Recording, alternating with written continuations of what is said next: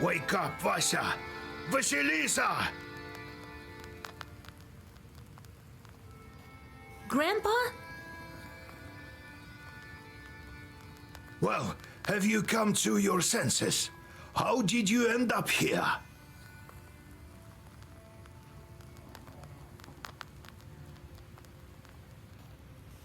A minute ago, no one was here.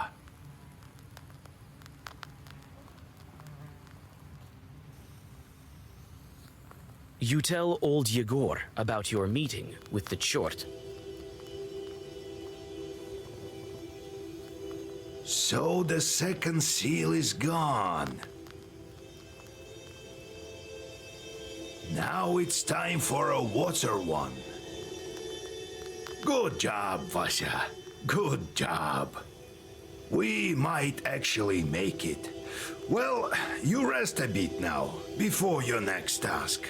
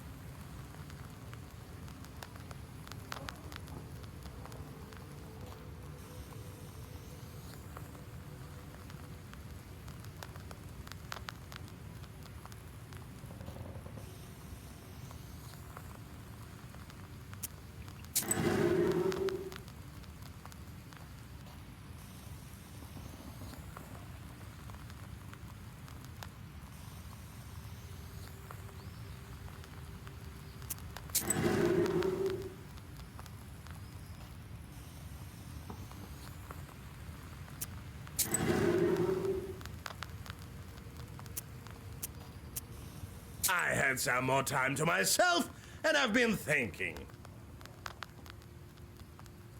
Is it that great a thing to be an Eurytnik?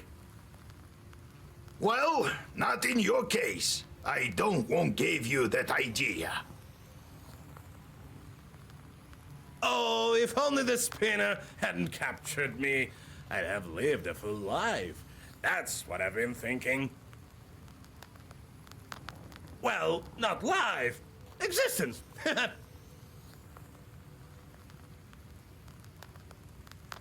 You think it's bad being undead? I think being Khaldun is much worse.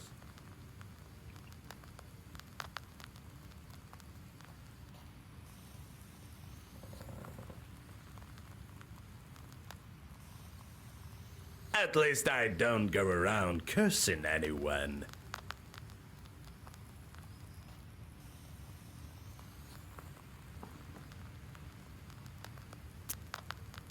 How did you get on that pole anyway?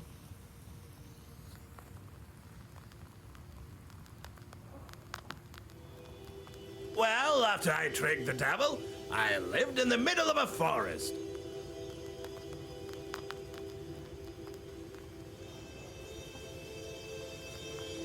Scaring people from time to time. A quiet life, all in all.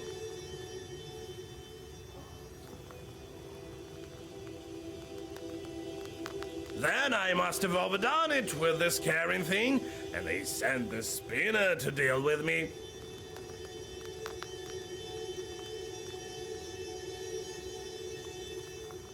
She doesn't like demons, not one bit, and we Eurytniks are in the same class. And so, she overpowered me, but she didn't totally finish me off.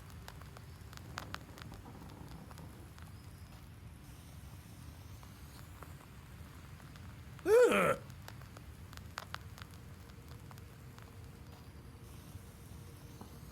wicked woman! Good thing I don't feel any pain, and thus I found myself on a pole.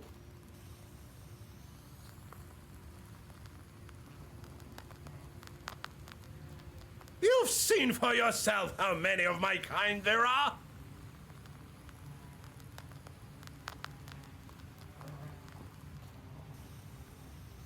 Most of them are crazy by now.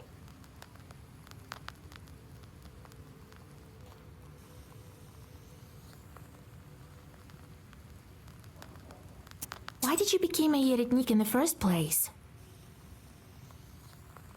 Wanted to trick the bone old crone, and it worked.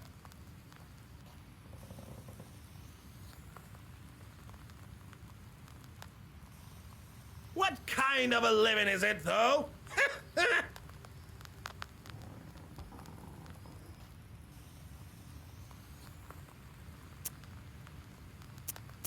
Curses aren't the only things we Khalduns use to earn a living.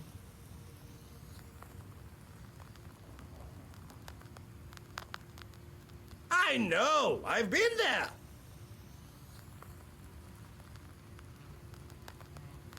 So you can quiet down about it. I've paid for my chores, but I still have my soul. What if I gave them up? I'd wind up in hell.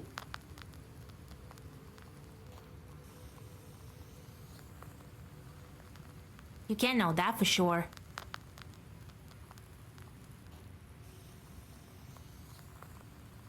Can't I? We're all gonna end up frying on a spit, you'll see. Nothing else to it. Better to sit on a pole in your izba than to sit on the devil's frying pan.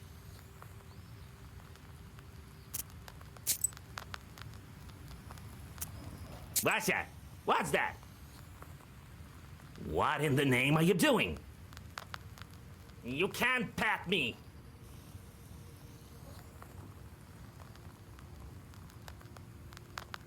I'm not your cat. I'm a demon, all right? Can't bet you. Let me tame him with a good poker hit. Wait, what poker? Are you mad, Gramps? Maybe that will make you a better Susetko. I have to feed you for that out of my canned heart? Yesterday, some bird flew in. I had to chase it off. Where were you then? Huh? Not a sign, you furry short. Why, stop. Come on. You'll hate me, damn it. Be careful, Igor. All right, I get it. I will do a better job as a Susetka from now on. That's better. Next time my heat will find its mark. He is not the kind to spoil his children. I know, right?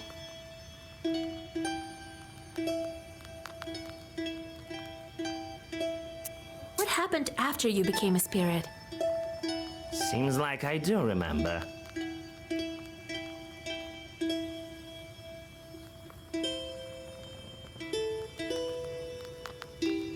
We Susetkas can see future quite well. The past we forget after a century or so. I was from Chut's tribe, I think. You're one of the Chut? They say Chut are small and wide-eyed. And you're cats!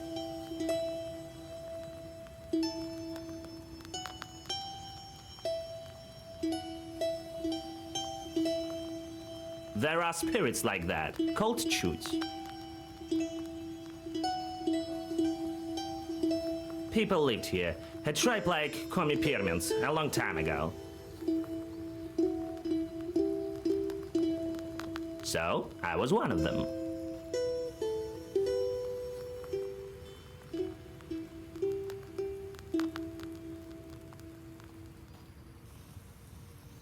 There was my hut, at the same place where the church was built. Or a dugout it was? I remember exactly that I lived at the same spot. They must have buried me under the threshold, so I became a house spirit. And when Isba was gone and the church appeared, then I must have moved there.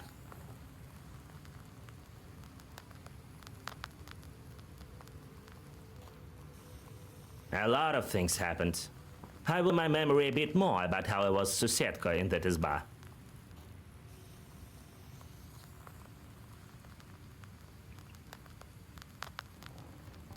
Tell you later.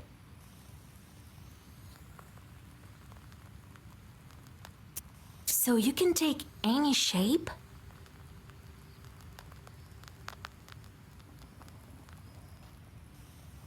I can. A wolf or a man, take your pick.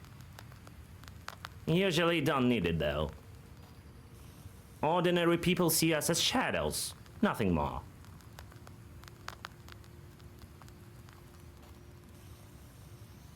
The rest they imagine themselves.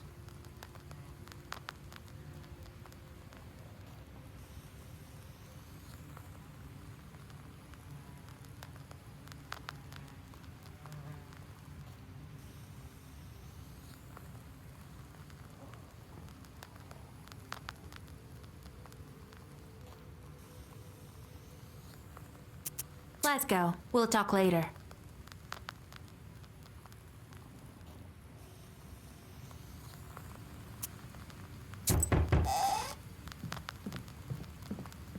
Well met. Is this the house of old Igor? That's right. What brings you here? Here, I brought a gift for you. Salt. Hear me out, please. I'm from Ust-Barovsk. I have a salt factory there.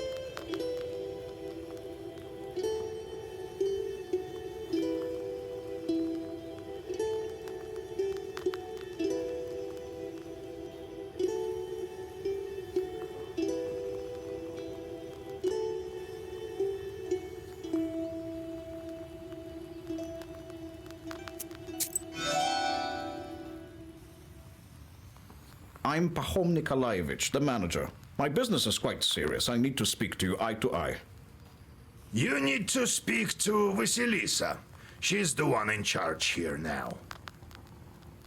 A knower girl? That's a dangerous job. No such thing as a safe job. Everything is as God wills it. It is as you say. God abandoned our salt works. One day there's some noise in the salt oven. Another, some shadows near the salt boxes.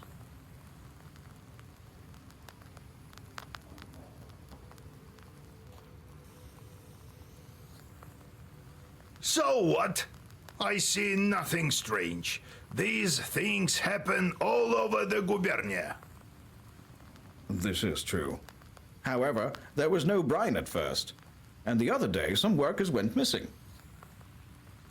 It's been several days. The police don't care. They say they'll be back. I've already organized my own guards. I myself saw a kind of shadow near the barns. It disappeared the moment I saw it. I was told you can help me deal with spirits, and so I came here.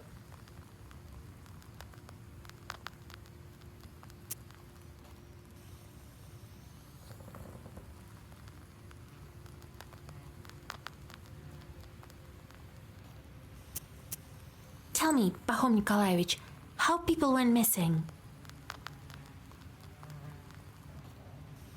A week ago we hit brine. It just started gushing out. So we started working it, day and night, filled all the salt boxes. I put Alexei from Gorodishevo on the night shift. He went missing. People said he went on a binge.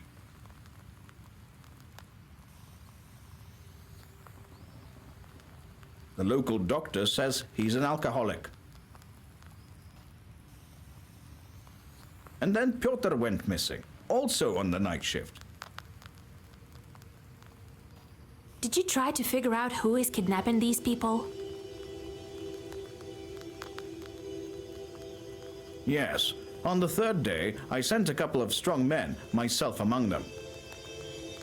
All was quiet at first, and then, at night, some sort of shadow appeared. Trishka called out to it, but it started thrashing about. I still get chills thinking about it. I crossed myself, and the shadow ran to the barn, or to the oven, or to the salt box. I couldn't tell which. Come morning, I saddled the horses.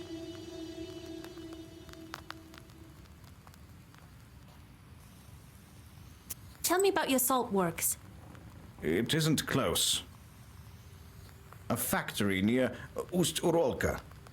We do everything there. Extract the brine and load the permianko onto the barges. Permianka is what we call our salt. Accidents happen, can't avoid them. But we never had to deal with demons. You said the salt started to disappear. For half a year we had little to no salt. Disasters, one after the other. But we held on. Now we struck brine. Workers have gone missing. I won't leave you hanging. But if we help you, don't forget about our reward. Perhaps you have some ancient or consecrated item? Don't worry about that. We won't forget.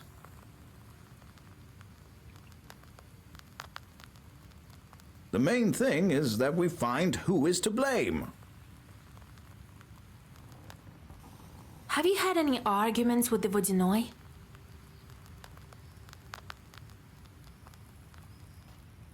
With the Vodinoi? He doesn't give us any trouble in the factory.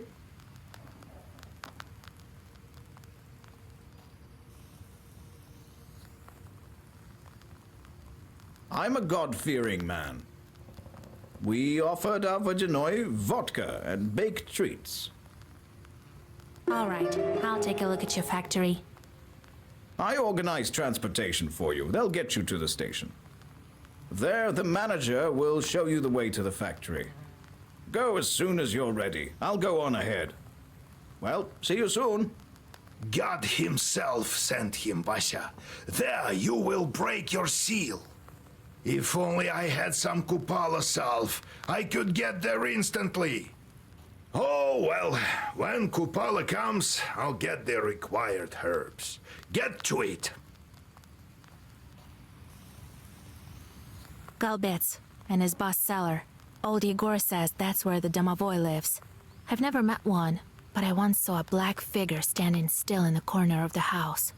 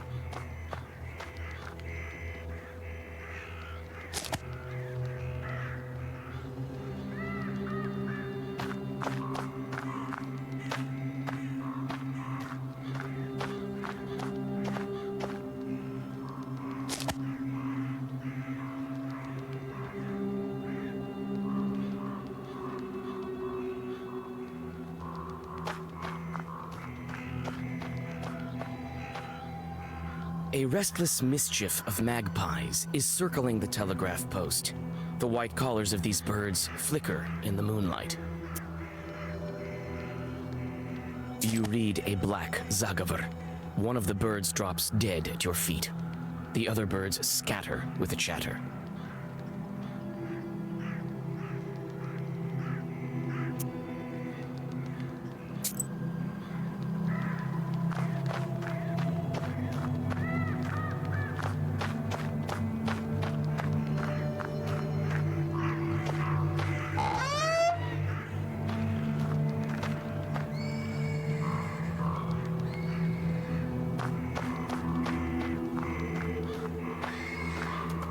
This cart has seen better days. Fedka, go shoot some magpies on the street. I'm sick of their cawing.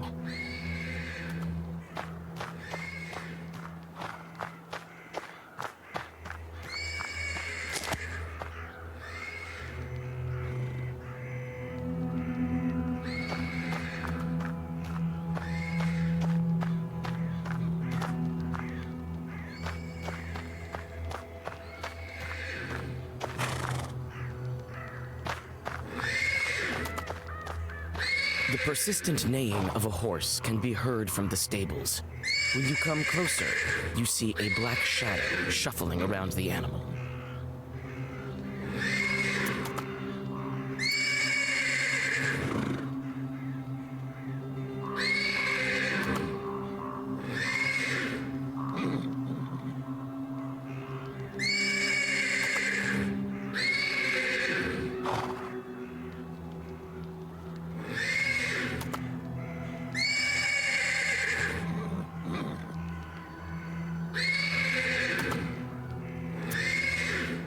You take a closer look and recollect your grandfather's lessons. This is a Susiedka. You're sure of it.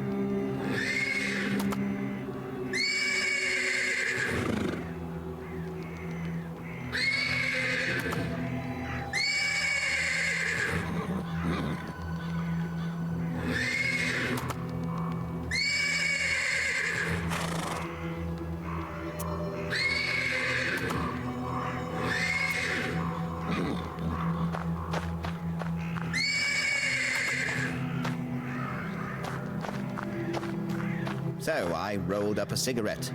And then I tell him, spicing it up with curses.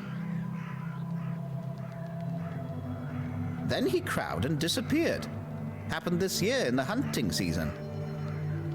Was he also asking about your daughter? Come on, Your Excellence. Every knowledgeable passerby thinks he has to pull my leg. God bless. God bless. The nobleman glances at you, flushes red, and nods in a restrained manner. There aren't any horses at the station. Really? And what about your Sivka? The Susetko's been riding that one for 7 nights straight. She doesn't let anybody near. You have to wait for fresh post horses. They're due in the morning. And listen to Samson's tall stories. My name is Alexander. My companion is none other than the station caretaker. My name is Vasilisa. I'm going to the Uzbarovsk factory. You won't make it far without a carriage at this hour. We can play some cards while we wait. Where are you from? From Vilgard. I have business at the factory. The horses could bring me only as far as this station. The locals perhaps are afraid of riding in the direction of the factory. Well, what do you expect? The factory is haunted, and now demons have snipped the telegraph lines. What a mess. At this rate, we'll be left without a Tsar.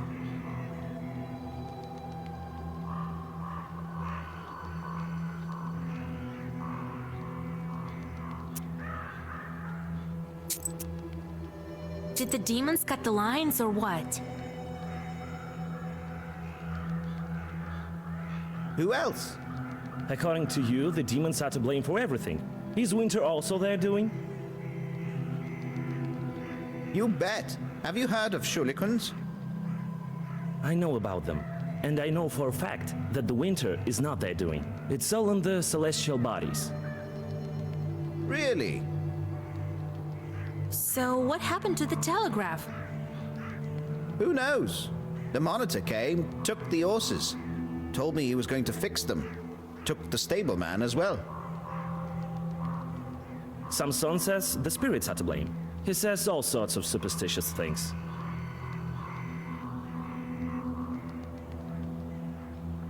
Try living by the forest as long as I have. You'd see stranger things.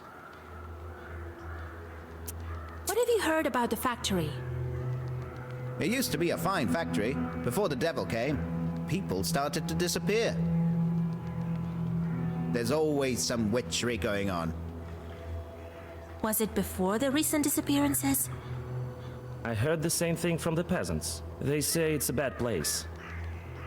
That's right. Everyone knows the mills are all haunted. Why would the factory be any different? Just don't go in the water if you can't swim. He told me about other cases. Well, there's no lack of misfortune. Pahom sure had it tough. Then all these problems with the brine started. Now they tell me more salt workers are disappearing. God is punishing them. Or the devil.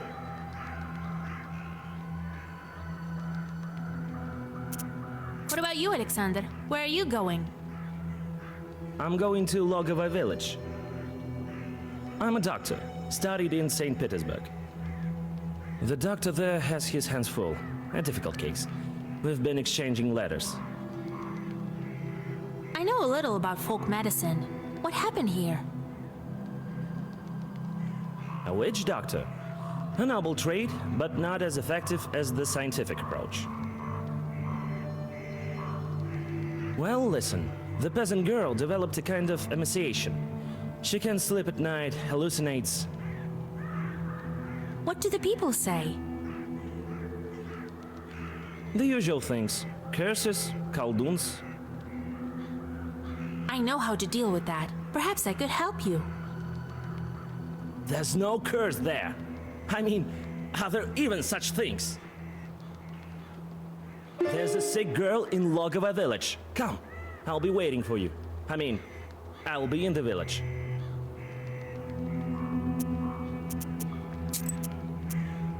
Will we get to Urolka with this horse? Sure. If Sivka comes to its senses. Doesn't look like it, though. I want to ask about something else. I'll go check on your livestock.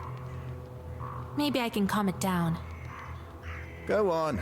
His Excellence also has places to go. He's been waiting.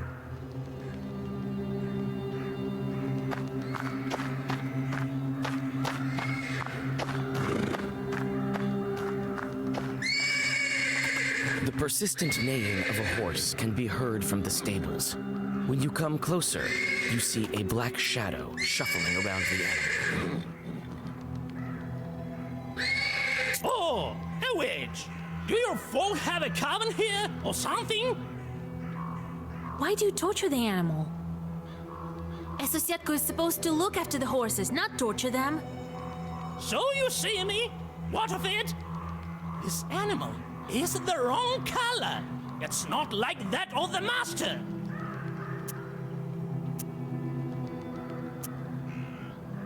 The color is wrong.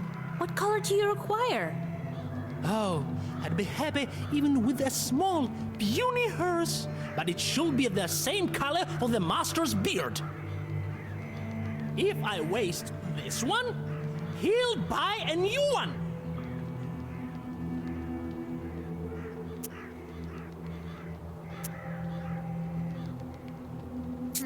I can arrange something with Samson.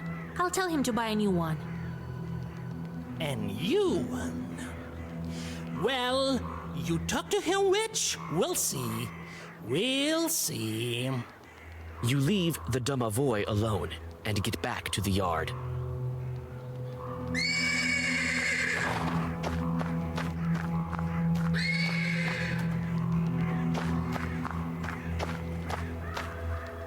Oh, Vasilisa. So, how's the horse?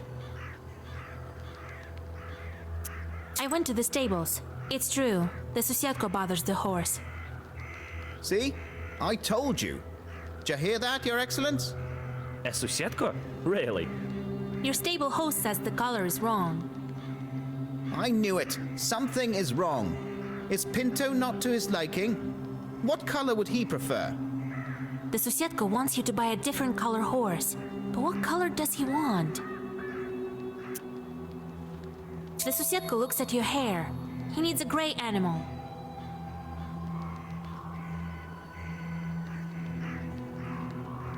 Oh, so that's what's wrong. I knew it. All right, I'll buy a new horse. Tell that to our dear Susetko.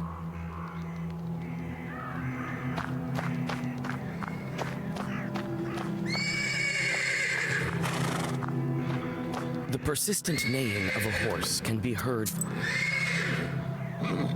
The persistent neighing of a horse can be heard. You again!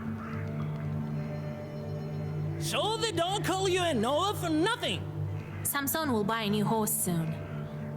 I know you settle things. Well, I leave this horse be.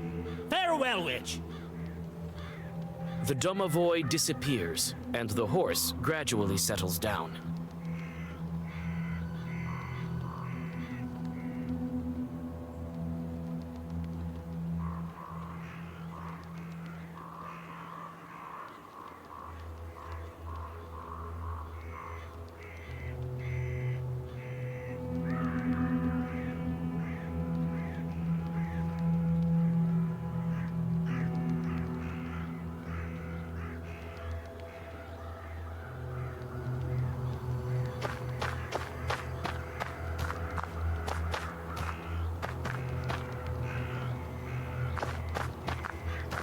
Oh, Vasilisa.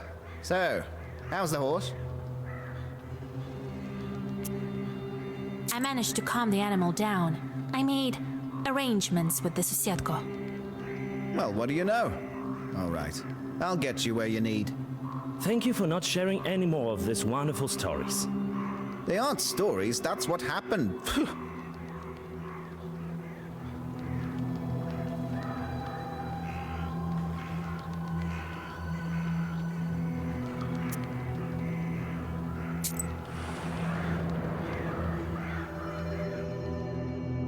The caretaker points in the direction of Ust-Urolka. and the cart with Alexander in it departs to Logova village.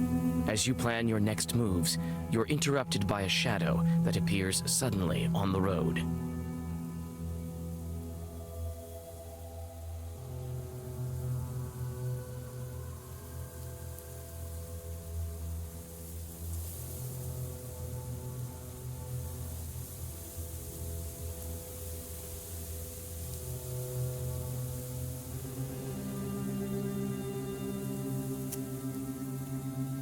For a moment, the shadow stops, but then quickly approaches you.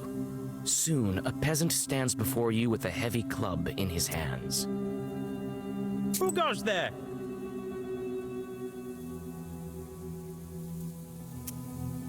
I'm from Vilgard. I'm headed to the salt works.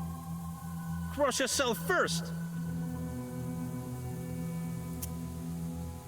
You make the sign of the cross over yourself. Phew. I thought I'd run into a demon. That kind wouldn't be willing to bless itself. I was sent for a night watch from Ust-Barovsk village. Shorts are bothering folk at the factory. You're heading there? Well, yes. I'm an Or from Cherdyn. I'd like to help. A witch? I'd better get going. Did you hear about the missing people? Gone without a trace. At first, we thought they'd gone on a drinking binge, but no. They went missing during their night watch. I heard there was a thick fog on those nights. Looked like a river overflowing. What have you heard about the missing salt? I heard it went missing long ago. Must be some thieves. Could it be Chorts? Could be. Oh, kingdom of the Lord. I used to be a salt walker once. See? Ears are all eaten away. Better ears than the immortal soul, though. Well, God bless you.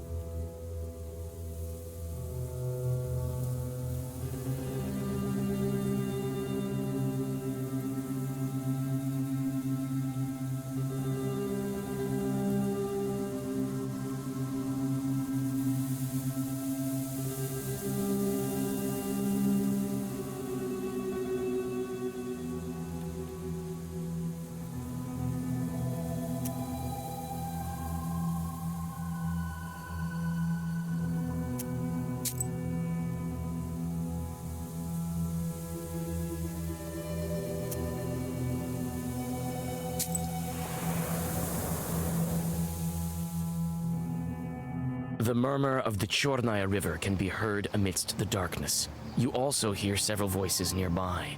A prickly sensation on your back tells you they belong to the spirits. Having heard your voice and the holy words, the spirits disappear. The only thing you hear is a water splash. On a stone by the water, you notice a wet comb. You leave the river behind and go back on the road to Ust-Barovsk.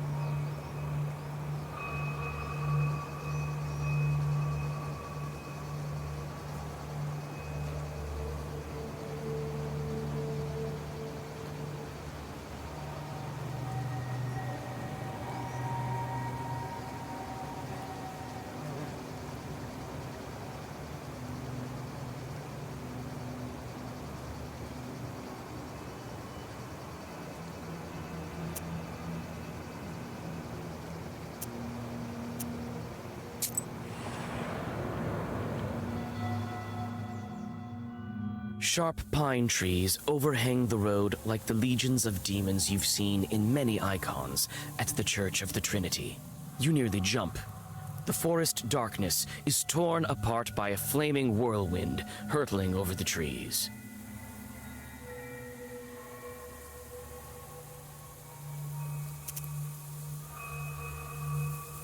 Proshka advises you to follow the demon. Could he be the one to blame for Logova's misfortunes? You run after the fiery whirlwind. You think that you've lost it, but then see it above the trees again. The chase leads you to Logova village. The fiery omen circles the chimney of one of the houses, and then vanishes.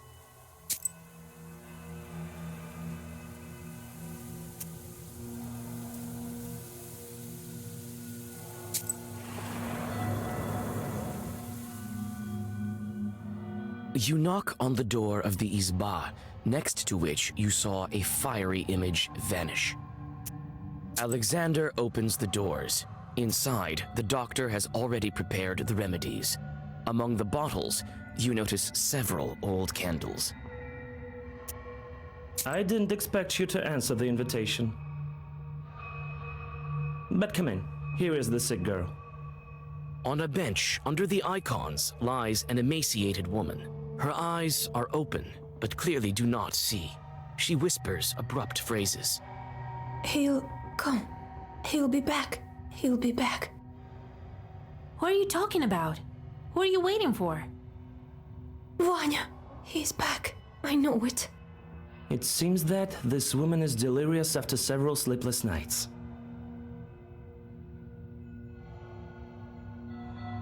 This Vanya, is he presumed dead? He's alive. Alive. I've seen him. He's well except for his missing spine. Her husband was killed in action. The news came not so long ago, they say. I saw a demon near the village. That's the tales of Samson. They make you see things. No, I think evil spirits has a hand in this. Of course they did. Don't believe me? I know for sure a demon's at fault. The demon comes to the girl in the image of her dead husband. It drains her of her life force and can lead to her death. What spirit is to blame for her sickness?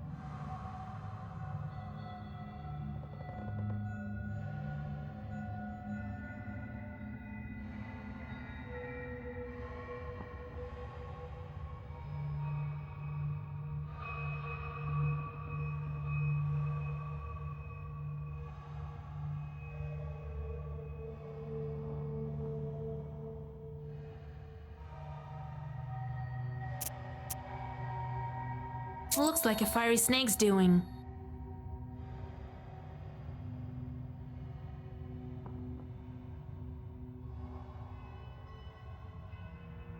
It all fits.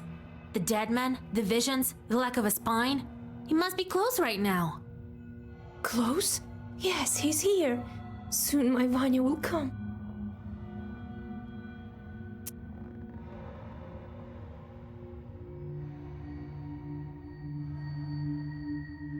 When did she fall ill? The local doctor first wrote to me about her several months ago. A long time. We won't cure her with words at this point. There's this type of chort. They take the form of the dead and visit the living. They can also look like their husbands.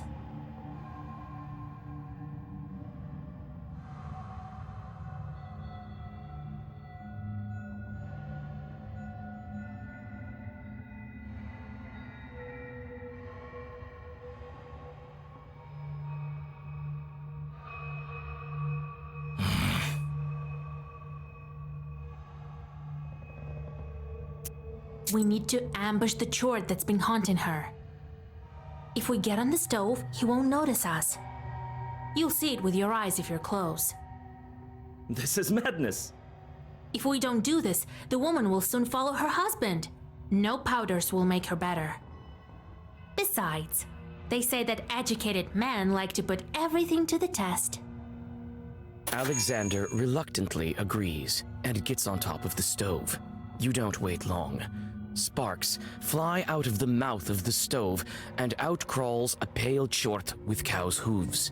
For a moment, you think you hear Alexander whispering protective zagavers. However, you have no time to think. You need to decide what to do next.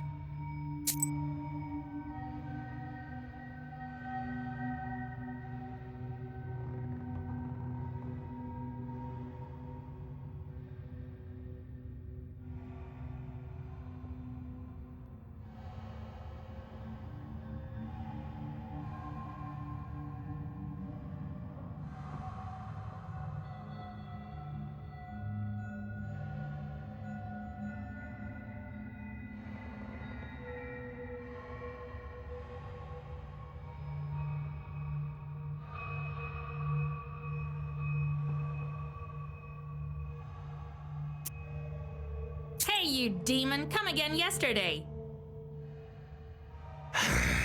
All the streak in the book. I was there on the stove.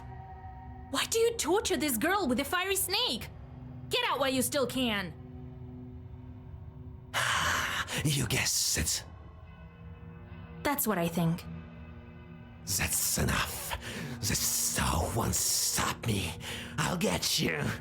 The chort turns into a sheaf of sparks. You jump off the stove and draw a circle.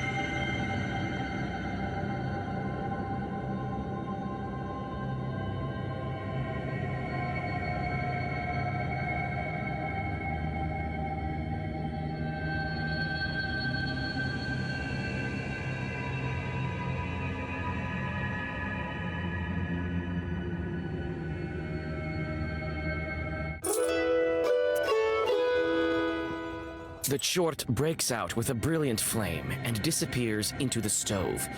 It won't return to this Izba, but it's better for you to prepare for your next encounter with it. You inspect the sick girl. She looks a bit less pale.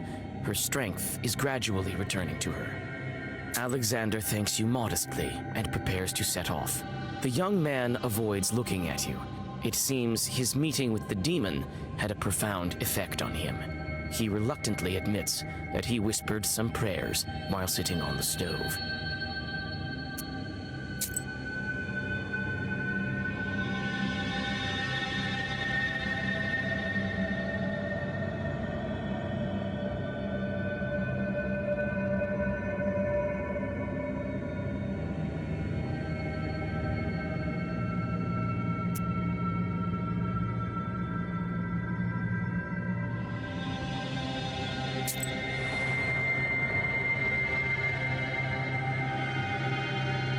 You have goosebumps, a sign of a devilish presence. You look around. Your only companion is humming among the silence. Suddenly, a dark figure steps out from the shade.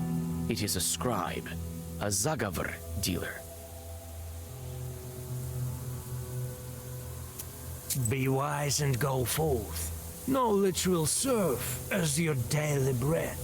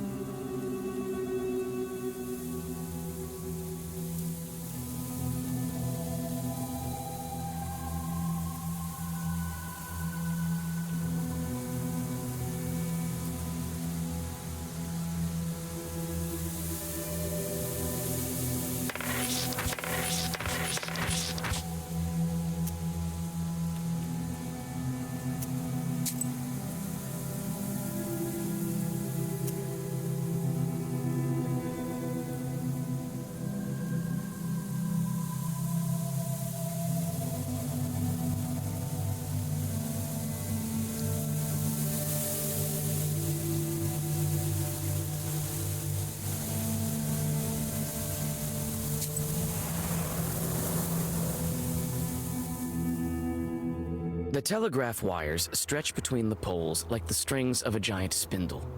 The wooden structures look alien, and the grim trees around them seem to glare at them reproachfully. By the road, you notice a couple arguing in a lively manner. Oh, Lord! How do I even begin my journey there? My lord, I'm scared. Did you hear what they were saying on the station? I'll show you, Scared. Good evening. Let God arise and his foes vanish. Oh, damn you. Who goes there? My name is Vasilisa. I'm going to the Usturolsk factory. Good lord. Why are you roaming around at night?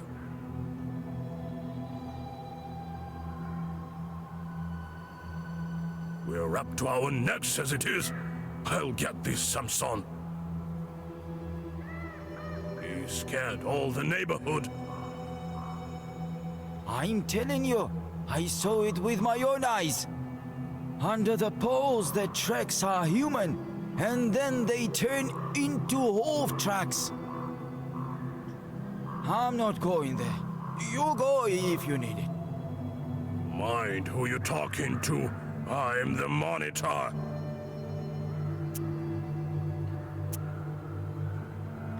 What were those tracks? Perhaps it was some animal.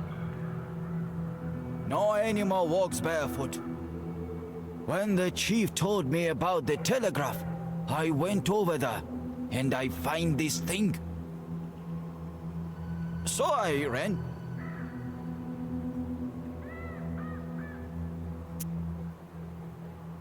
Come here tomorrow. I'm sure it won't be as haunted in the morning. I can't. The supervisors will skin me alive. I've been told to find the source of the problem and fix it. I'm not afraid of Chorts. I can go there and check. Well, if my worker doesn't want to, I leave it to you. As a reward, you'll receive his daily wage. Fine by me. I'll wait here. Keep the money. All right. I'll be back soon as I deal with the Chorts.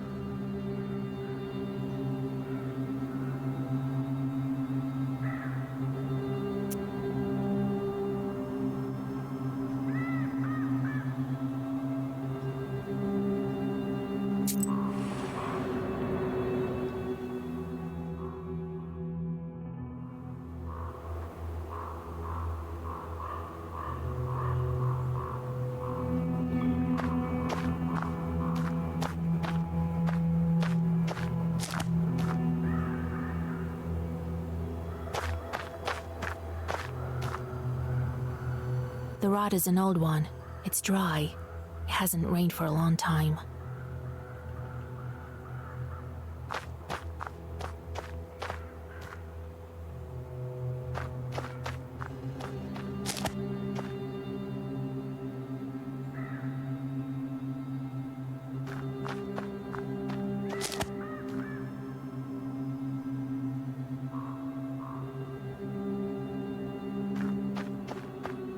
Here's the torn cable.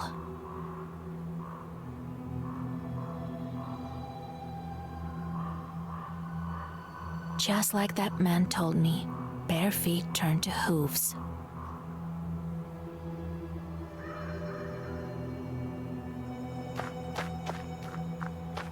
The road leads to the village. In the distance, you seem to discern the settlement lights.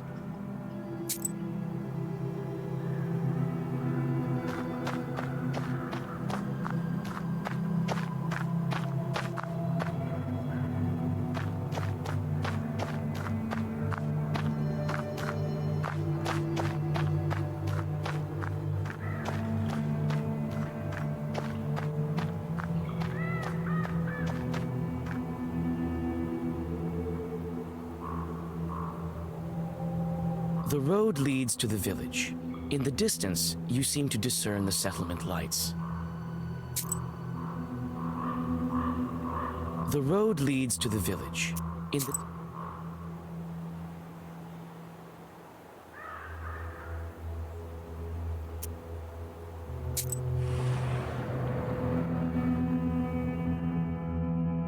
Despite the late hour, the peasants aren't sleeping. Almost all of the residents of this small village have gathered on the street. The discussion quiets down once they notice your figure on the road. Good evening. Where are you heading? Good evening to you, good people. The telegraph manager sent me to inspect. Oh, the demon stole it down. Did you see that? Yes, I'd... Well, if you saw it, off you go. It's dangerous here. The place is haunted. Who knows what else? I saw the torn wire. I haven't seen any demons, though. There was some strange tracks near the pole. Well, what do you expect from a demon? Strange that they stayed there in this dry weather. Well, it's a Chort we're talking about. He leaves his tracks where he wants. There's another thing I wanted to ask you. There's nothing more to ask. I'm telling you, go on your way. The peasants see you off with heavy gazes. You understand you won't get anything from these people, and return to the road. Having noticed your approach, the monitor comes to meet you. So, did you figure out what's wrong? Looks like a demon's doings. People in the village are also scared senseless. See, that's what I was talking about. This is bad. What should we do? We'll call Father. He'll bless the telegraph. We'll see about it. And thank you. Here is part of your reward for your courage. Well, goodbye.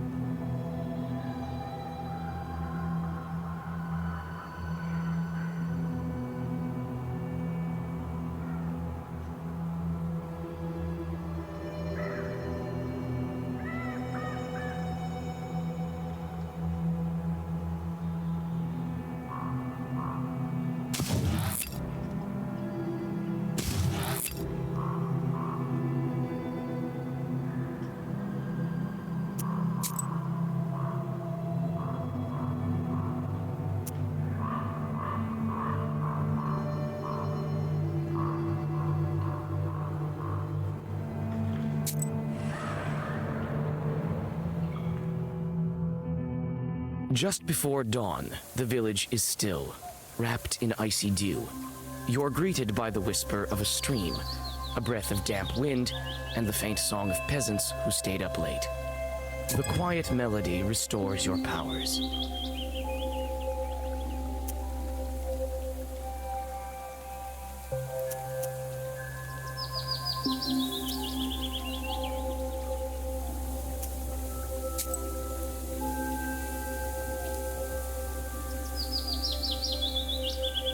Сидел и ворон на белой березе, а мой милый на сером коне. Ох, и не жури.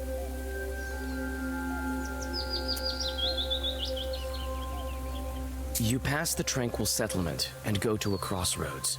Looks like some chorts are hiding here.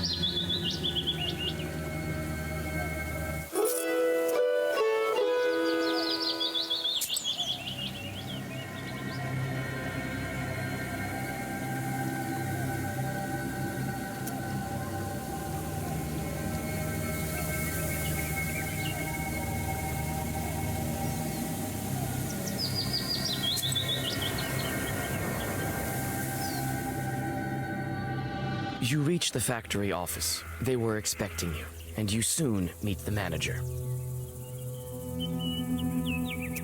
Ah, Vasilisa, you're here? Good. Yes, the Lord surely helped me to get here. Could at least have sent some horses to get me. It's not that far away. You really don't know what's been going on? In one village, I had to defeat a fiery snake. In the other village, God knows what's been going on. Demons are cutting the wires. That's all bad news. If I knew beforehand, I would give the coachman some money for vodka. They also get scared in the dark. Well, I'm sure it will work out. The main thing right now is to figure out what's been going on here at the factory. What's most important is to go on making salt. I've heard that even before the disappearances, there was something strange going on. People talk. Can you tell me more about it? Ah, let bygones be bygones. There was nothing of this sort. No hauntings. The brine went away, so they started talking. It was a long time ago. Nothing to do with the missing men. Besides, the brine is here again.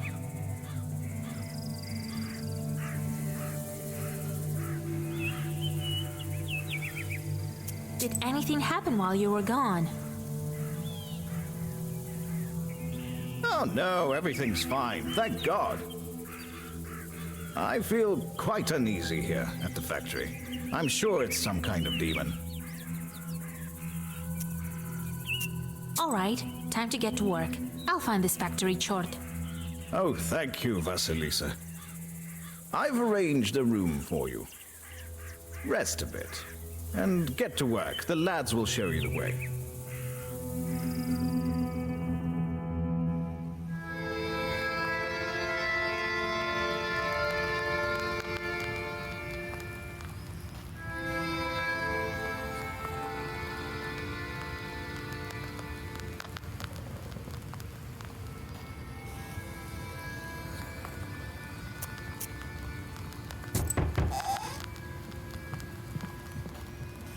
Wake up, it's done already. Pahom wants you in his office. Are you a new salt carrier? All right, I don't have much time. Don't forget to close the door.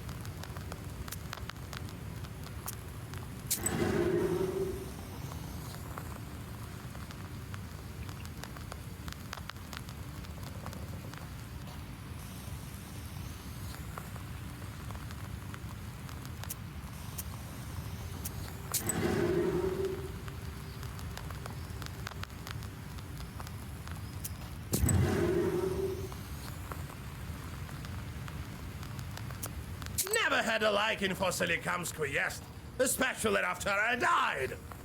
Salt is bad for spirits, and those factories, yeah, don't they have anything better to do? Plow a field of something. Stop grumbling. We're here anyway. Why don't we try finding who's at fault? It's always a local Khaldun's fault. You'll see. We'll see.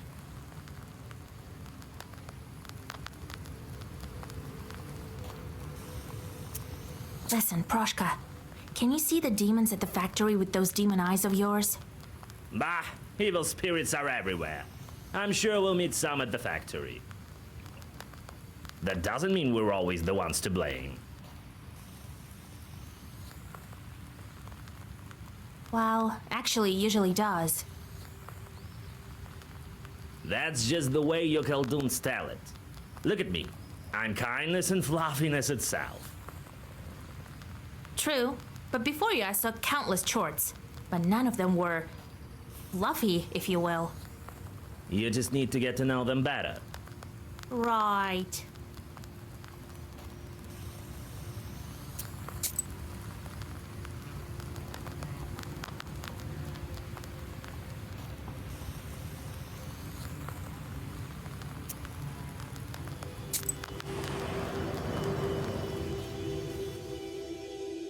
The workers that you meet seem to be scared, even in these early hours. You try to start a conversation, but as soon as you mention the disappearances, they cross themselves and quickly scurry away. In the factory office, you meet Pahom.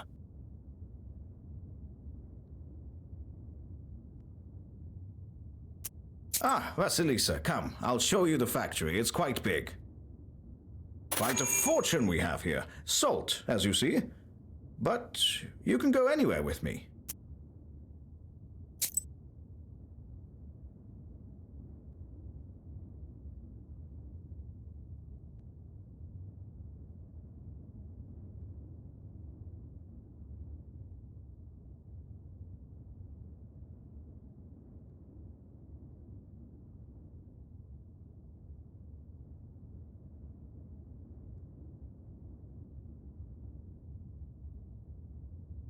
First, we will visit the pump. Alexei used to work there. Then we will visit the salt oven. Pyotr went missing there. We can go to the storehouse. A demon was seen there that night. Are you ready to go, or do you want to ask something?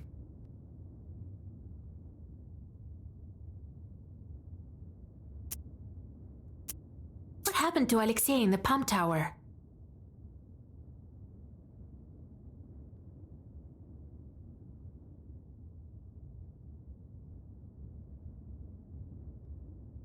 He was the first to disappear. Happened on the first night we struck Brian. He was working then. Haven't heard of him since. Maybe they will tell you something new in the tower. Are you ready to go, or do you want to ask something?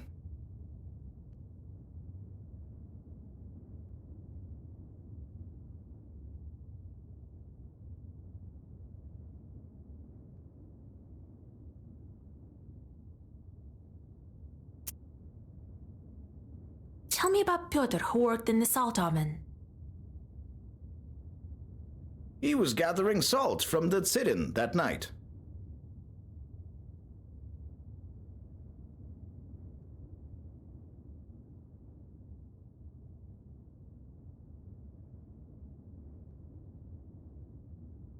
There wasn't any brine at first, so we started cooking later.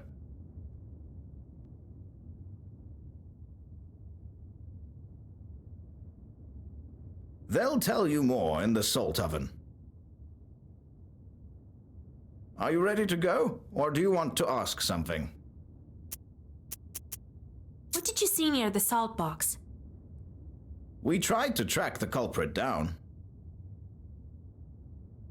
We saw a shadow, but it was foggy that night. Trishka called out to it, and this shadow started thrashing about like a fish. No man moves that way. It was here, by the salt box. We load the salt onto barges here. Are you ready to go, or do you want to ask something?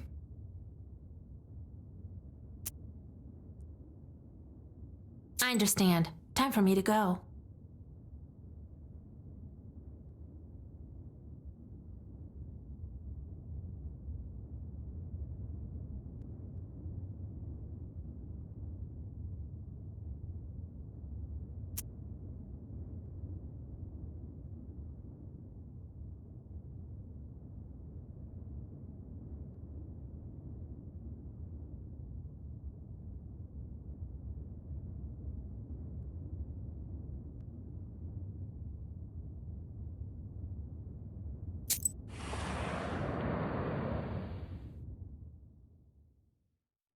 A tall silhouette of a brine pump tower appears before you.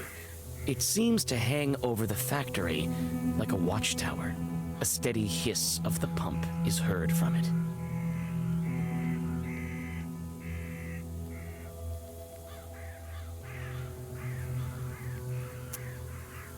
Hey, Ivan, come over here.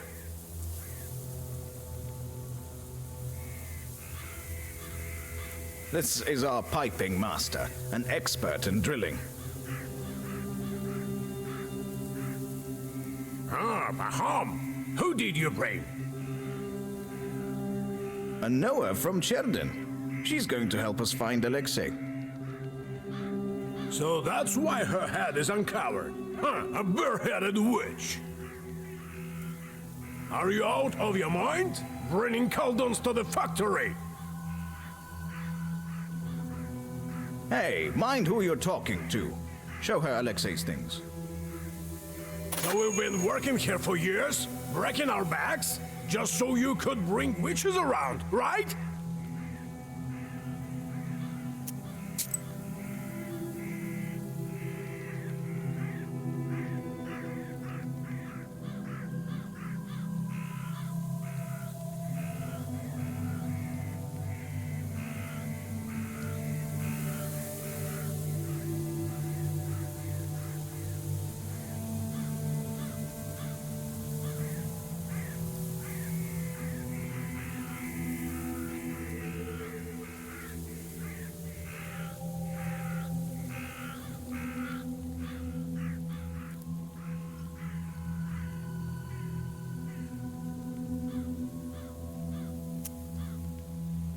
What are you listening to her for? She probably doesn't know anything. Listen, pretty girl. Do you at least know what do we do on this tower? What is this wooden tower used for?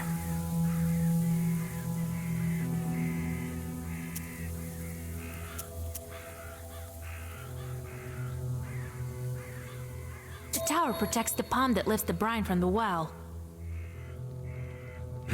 It may be not such a bad idea, Pahom. The girl is smart. I'll bring Alexei's things now. The worker brings a bundle in which you find a piece of paper with a clumsy poem written on it. Your fingers are like salt, your eyes deep as water, your hair is black as tar. Look at him go. Who could he have written this about? Maybe he fell for a salt worker girl. Huh, I doubt it. He'd write something about salty years then. I don't know, he never told me anything of this sort. Well, I need to work. You need anything else? What can you tell me about the missing guy? What can I tell? A proper lad. And a smart one. Knows his way around the mechanism. Likes to have a drink, the rascal. Must be drinking with Peter in some pot house. Oh, if I only catch him doing that. They say a demon is carrying off workers. Seen anything odd? Yeah, a witch walking around the factory. That's what's hot. Now you tell her what she wants. I haven't seen anything, all right? You'll learn for yourself that there aren't no demons here. What was Alexei doing in the pump tower the night he disappeared? I put him there to look after the pump once the brine started flowing. There's nothing else to do there. He must have grown bored and went to the poorhouse.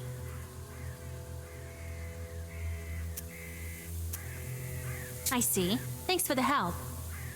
So, what do you think happened to Alexei? For now, it's unclear. If it had been Chorts, they would have killed him on the spot. Maybe the girl from the poem knows something. So, where did he go missing? In the salt oven? Yes, it's right here, behind the salt box. We will visit it first.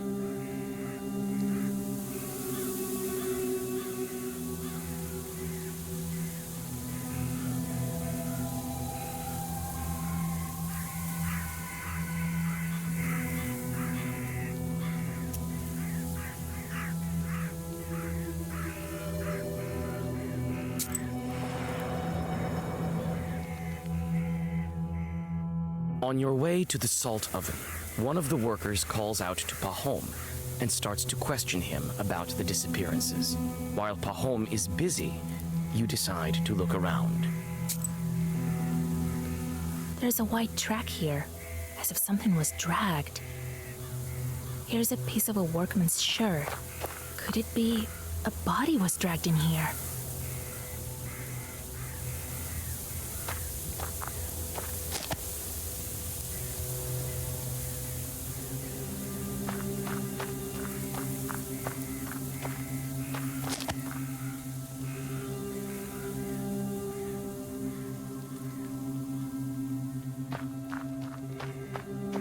This ball looks odd.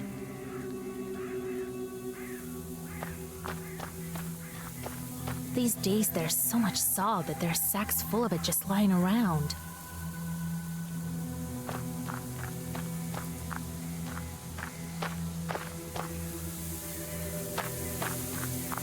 There's a white track here, as if something was dragged. Here's a piece of a workman's shirt. Could it be a body was dragged in here?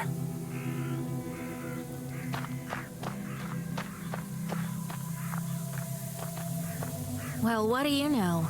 There are huge claw marks on the salty log.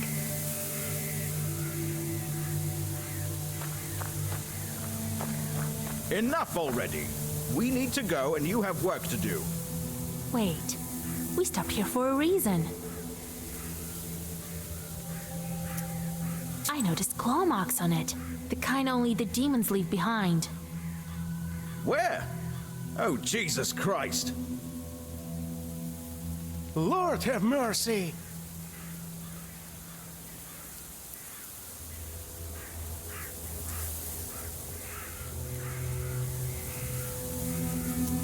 I found this piece of shirt by the barrels. Only Alexei had this sword on a button on his clothes. I need to look inside. Well, what are you waiting for? Open it! Listen, Pahom, don't be angry. We've lost the keys. Well, take some logs away then. They've salted through heavily. We need to open it today, before demons kill anyone else. Do as you're told, while we go visit the salt oven.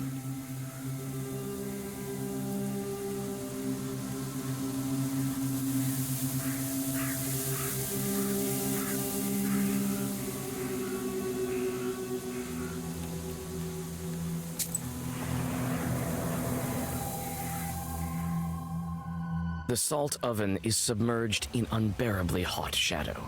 You remember your visit to the underworld during your initiation. You shudder when you take a peek at the red-hot Tsiren. Hey you! Drop that sack! We want to ask you about Pyotr. Good day, master. Did you work with Pyotr? What can you tell me about him?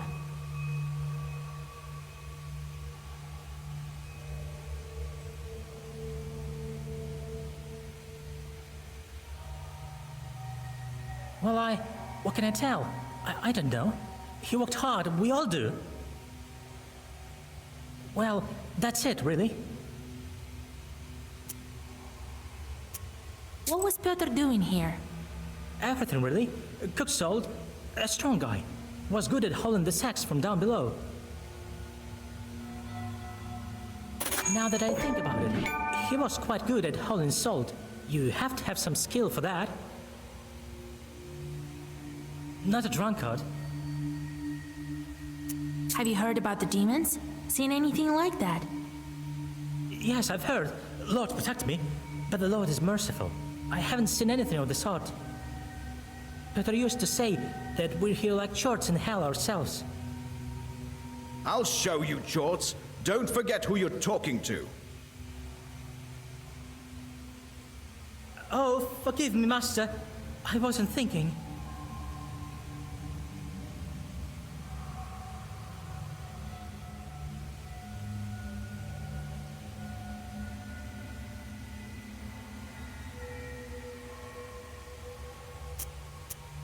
Have you seen anything unusual? Nothing of the sort. We're too busy working.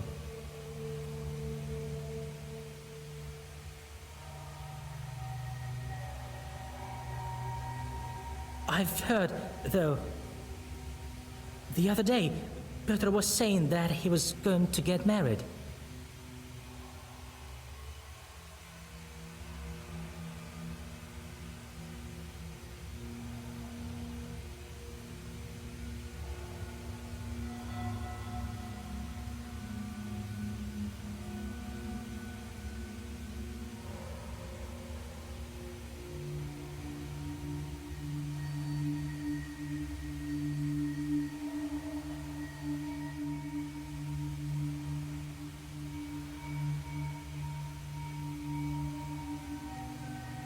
How's that? To whom? Yeah, I thought it strange too. I didn't know anything about him proposing, and here he tells us about this beauty. Black hair, white skin, that's the way he tells it. I think maybe he eloped with her. It doesn't look like there are any demons here. I need to search other places. Well, go on. I'll check up on the salt box. You, lad, come with me. Give me a hand.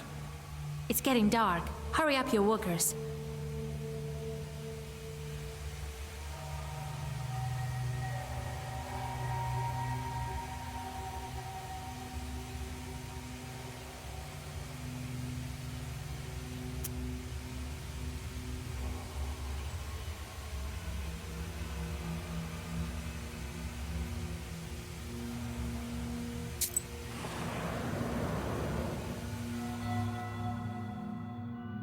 The barn stands like a grim giant. The processed salt is stored here before it is loaded onto barges.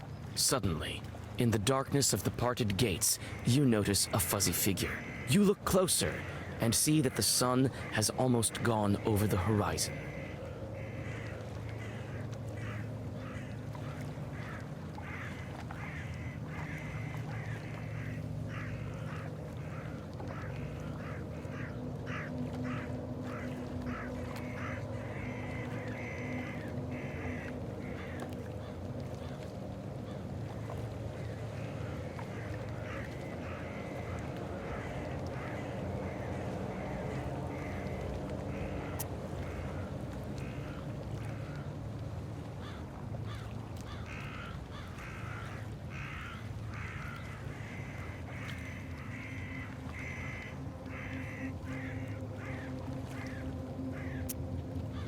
You draw a circle just in time. A demon emerges from the darkness.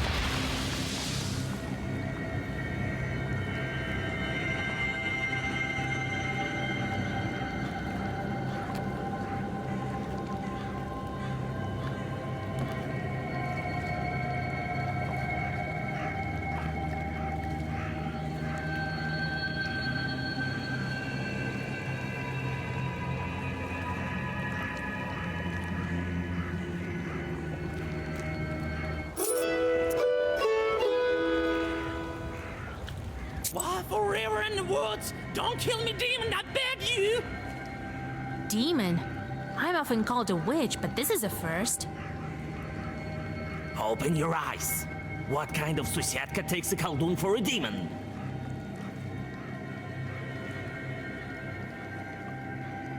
So you know the demon that's settled in the box? Oh, what alive. So you're saying there's a chort in the salt box. Have you seen it? I haven't, but we all can feel it here. It emerged along with the salt. Now it start to eat people. Oh, what alive.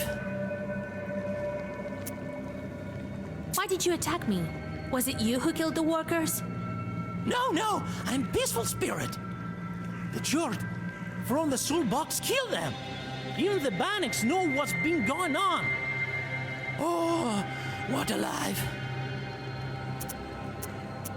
You look like a Susietko. What kind of spirit are you? I'm a Susetko. There used to be an izba here. Its house forgot to bring me along. Then I started living in the barn when it was built. And the things that have been going on lately. Oh, what alive. I need to go. It's midnight soon. What should I do with you?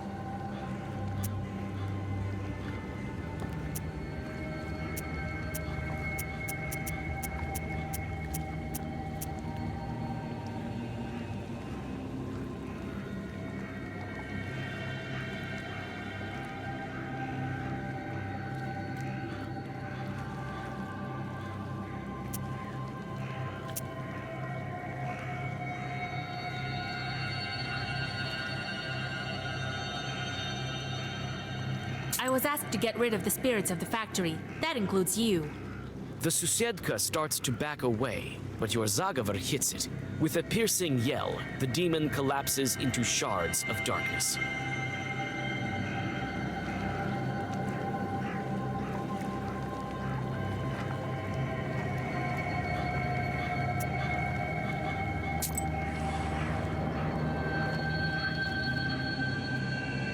You open a door to the factory bathhouse. Inside the old gray building, you feel the presence of evil spirits.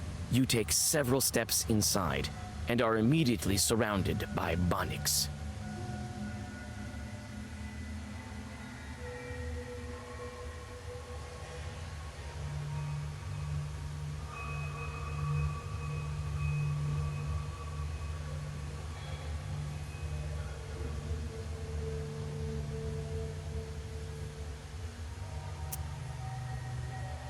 Not a step closer, demons. Don't be mad, mistress. Stay with us, fellow Bannik. We'll live happily and scare the workers now and then. What? You think I'm an Abdiriha of some kind? What else? We all sensed a new spirit and saw you the other night walking here in the dark. As if looking for your home.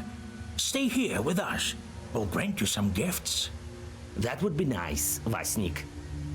Gifts, you say?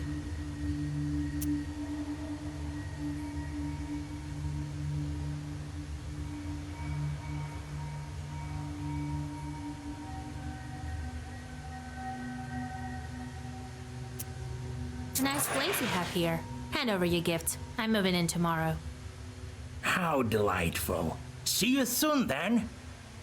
The spirits disappear and leave you in solitude. All you can do is to go on your way.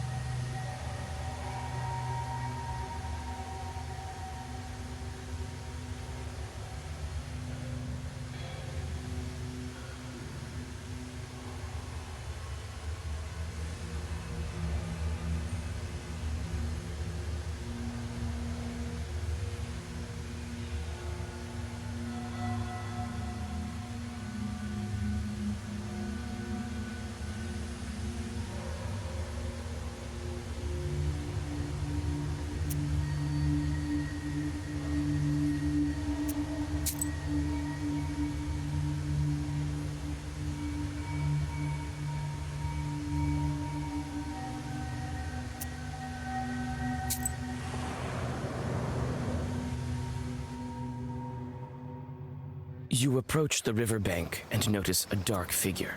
You freeze, thinking of what to do next.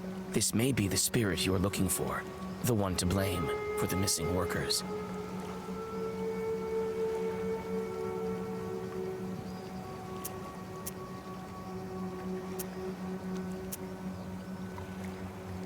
The figure jumps at the sound of your voice.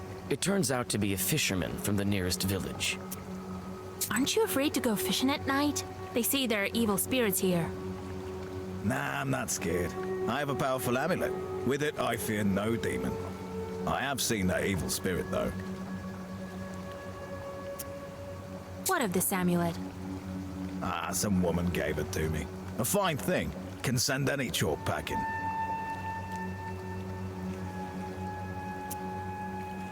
Can we agree on the price? I could use an amulet to ward off evil spirits. So, you're afraid of chorts too? Well, why not? Here it is. Have a look.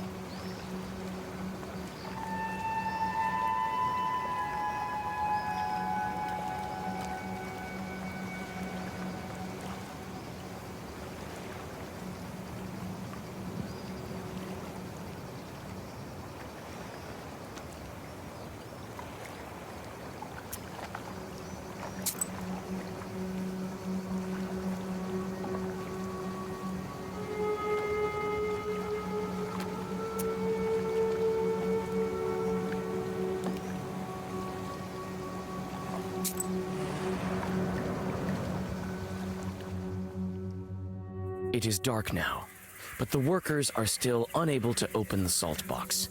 You see the anxiety in their eyes. Pahom paces around, giving out orders. Seems like he is worried more than the others.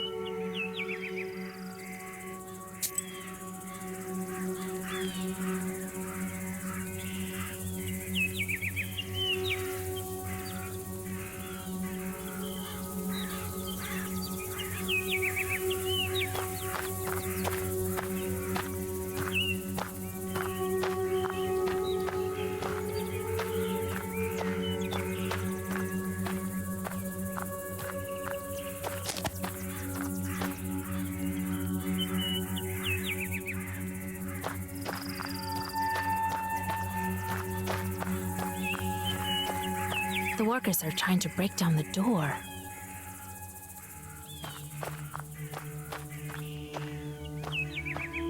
I sense demonic sorcery. Break herb can help open it. Hold us here. Come on. Heave! Heave! I think I know how to open this door. And I think I know what kind of demon haunts you. What evil spirits are to blame for the Salt Walker's disappearances?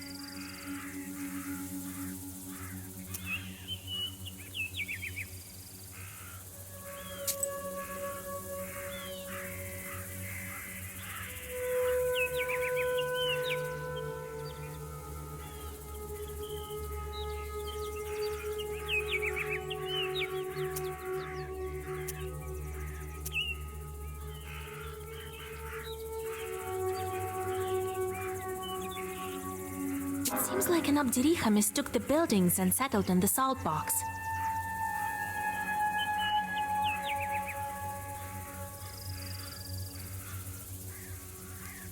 Oh, Jesus Christ! As soon as we break down this door, I'll show that evil spirit Russian strength. Wait, I will whisper over the door. Step aside. Let the witch do her business. You mouth the words of a Zagaver and apply the break herb. The door to the salt box opens.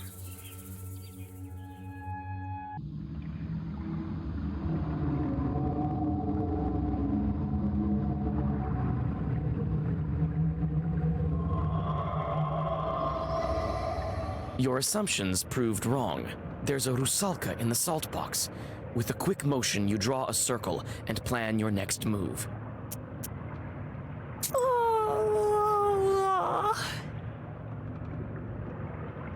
What's this, Ruckus? The moon isn't up yet. God, so many dead. Dead? Girl, they just sleeping. Because the moon isn't up yet. What kind of sleep is she talking about? I smell death all the way from here.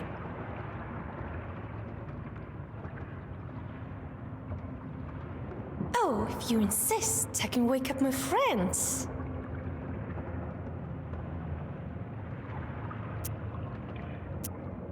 No, wait. Tell me first. Why are you here, demon? I was sent by my father, the Vodinoy. I think he wanted me to find new friends. We'll be very close, forever and ever. Just like a fir and its little branches. Am I right, boys? The corpses steadily sway in the brine. Why? What for? Why did you kill all of these workers? Killed?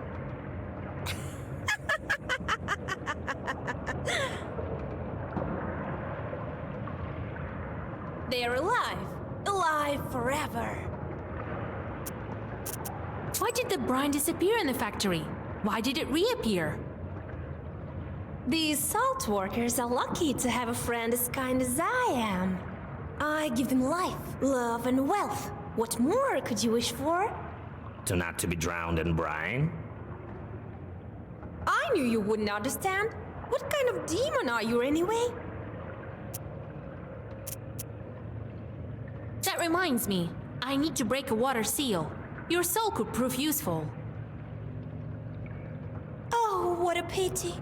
And I wanted to propose eternal life to you. You are very sweet. I think you and I are quite alike. You pull out a comb that you found by the river on your way to the factory. That's right. We are alike. Even our combs are identical. Where did you get that, witch? I'll pry this comb from your dead hands!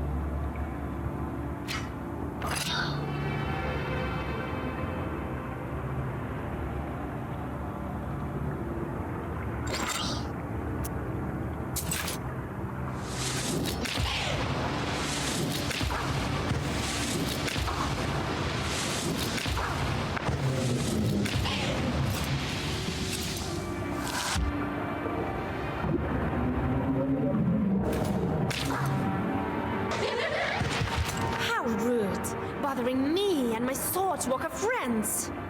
Don't fret. This won't take long.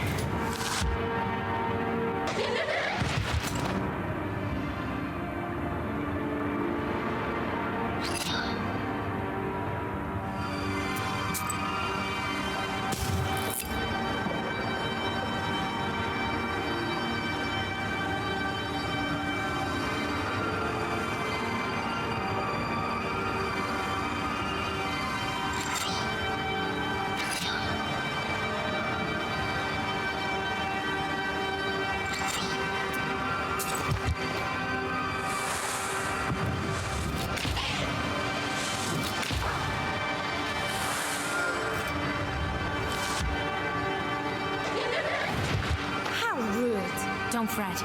This...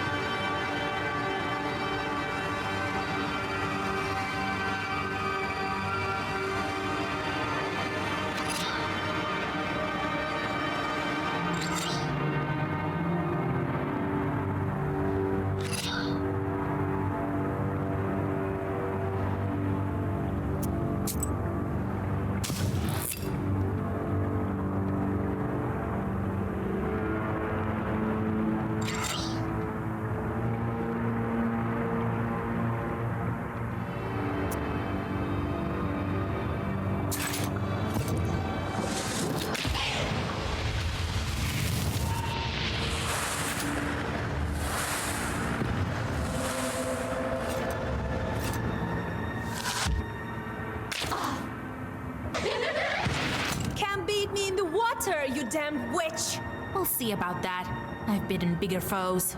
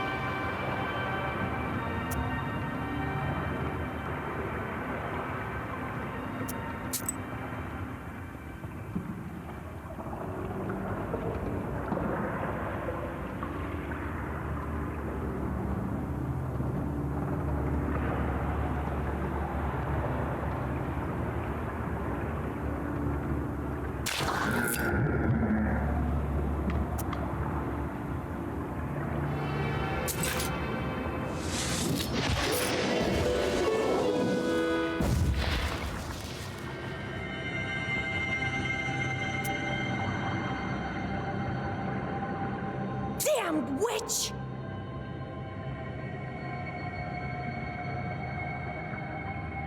You won't get me with your foul sorcery. My father protects me. And without me, there won't be salt or eternal life.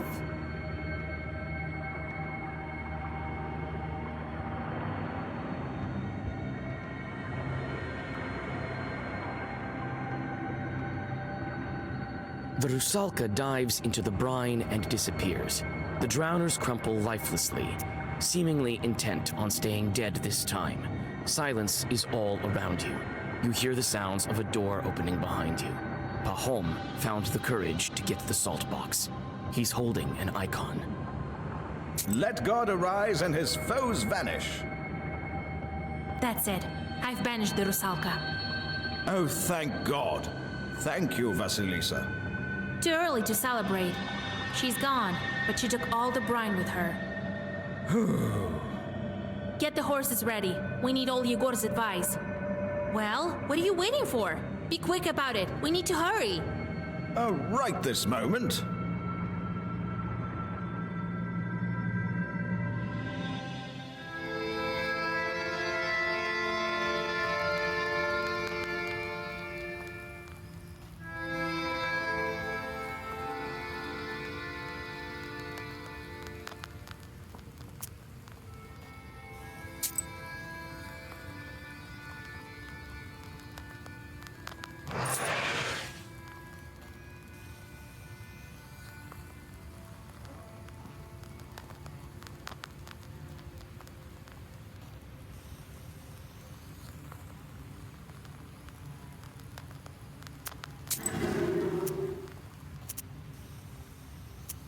The other day, I met that woman who sells sweets. Remember her? She got a hernia this big, half the size of her face.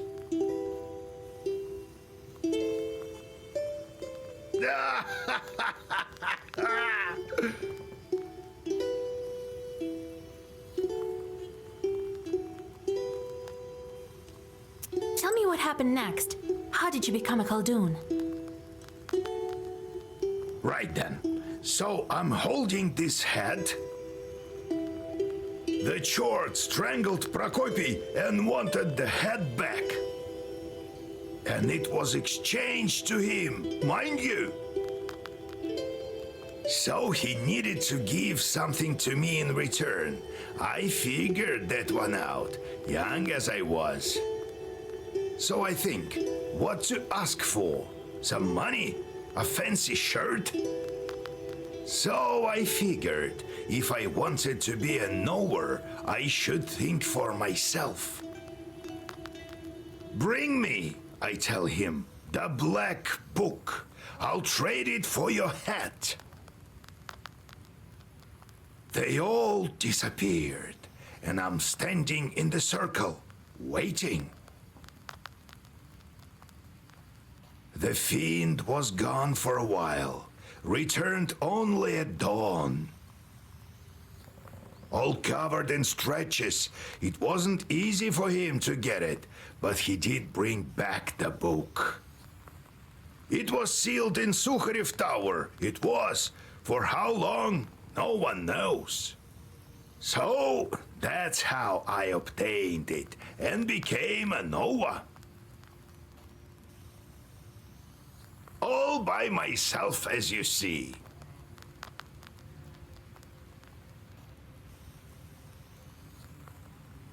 Why can people see demons? Who knows? That's for God to decide. Only the knowers see demons. I'm still thinking about this old noggin of mine. Maybe it wasn't worth it. So I decided it was time for me to end it all. Aha! So you finally decided on setting off to hell. Oh no, Yegorka. That place is reserved for you. I'm thinking of figuring out how to move on my own. Really? Well, well. So, how are you going to move with no body? That's what I need to wrap my head around. That's the one thing that I can do.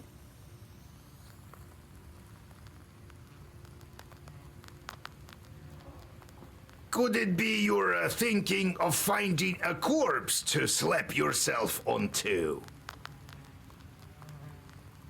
Yeah, I'm thinking of trying on yours.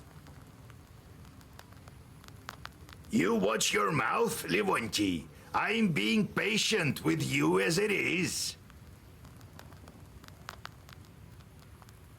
Come on, I'm only joking.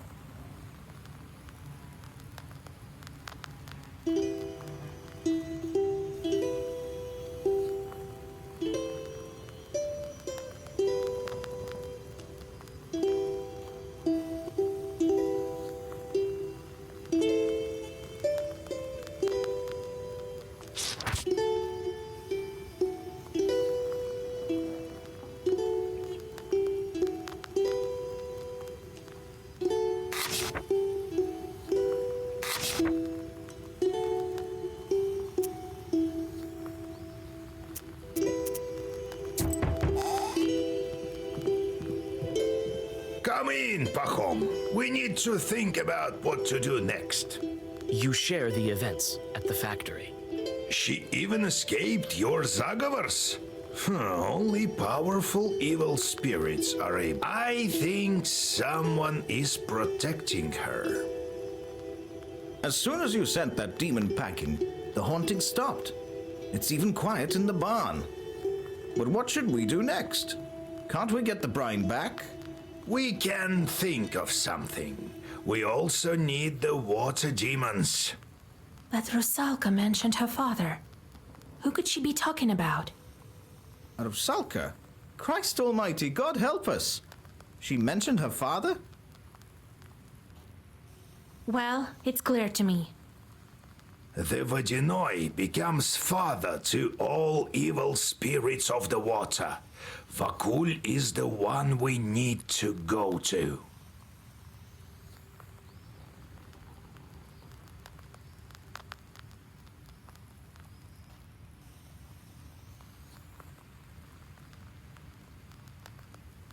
The salt worker grows pale. Vakul? So the Vodyanoi has something to do with it. What did you think? You may not have dealt with him with your factory, but maybe you should have. Millers, for instance, all deal with him. At the factory, I was doing fine with the Vodyanoi that I had. Whether you were or not, the small Vodyanois are gone. This one has outsmarted them and now rules everywhere. The small ones all went into hiding, and you can't find them now. You can meet him in Hell's Lake. Pahom, go back. You can't do anything now. And you, Vasilisa, get going. Got it? What do you know about the Vodyanoi? A powerful chort and an old one. People say he was here before Christ and remembers the old times. He has an underwater palace, but he may speak to you on the lake. Will you break the seal for me? Try to convince him. I told you, you won't find any other Vodyanois here. He's hard to convince, though, and I don't know if you'll be able to take him into battle. You're still weak. What kind of lake is that? The Permians call it Vatti. It means swampy lake. It's deep. One chort tried to measure it and lost a rope. The Russians renamed it after the hunting started. If you ask me, Hell's Lake is quite a fitting name. I see. I'll get ready. Well, be careful out there with him. If you strike a bargain with him, stick to it. If something goes wrong, don't panic. You have your black book.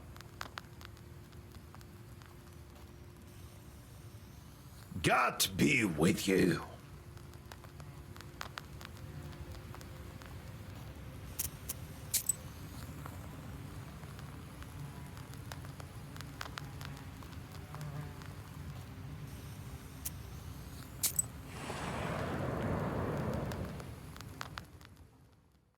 You have goosebumps, a sign of a devilish presence. You look around.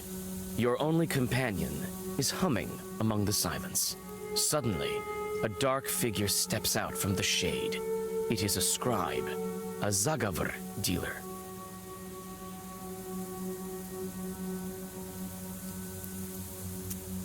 What kind of wisdom do you possess? That which comes from above, or that of snakes and demons?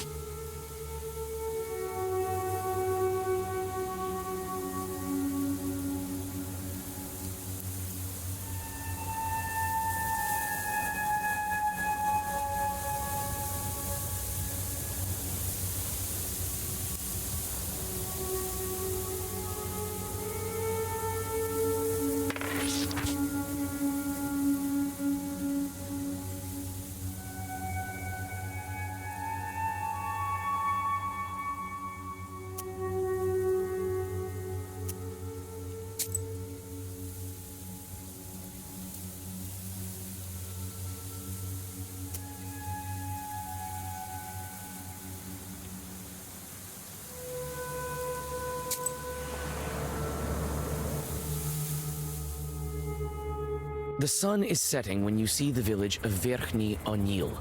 You pick up the pace. You need to get to Hell's Lake before dawn.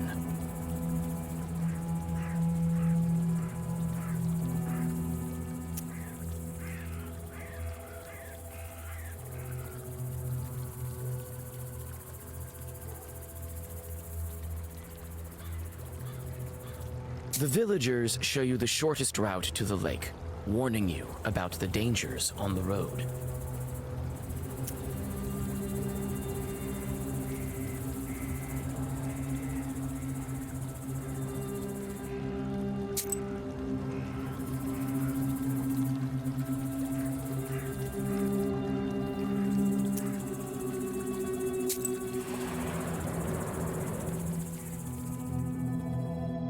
Pale moonlight falls on rotten and broken trees. You feel the presence of leshis, or some other evil spirits.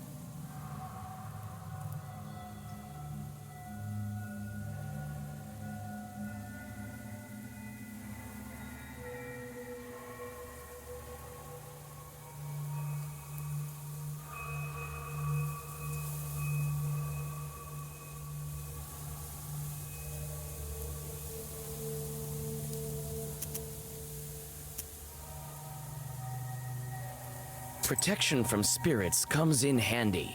Suddenly, chorts fly from all over. The detritus seems to be their doing.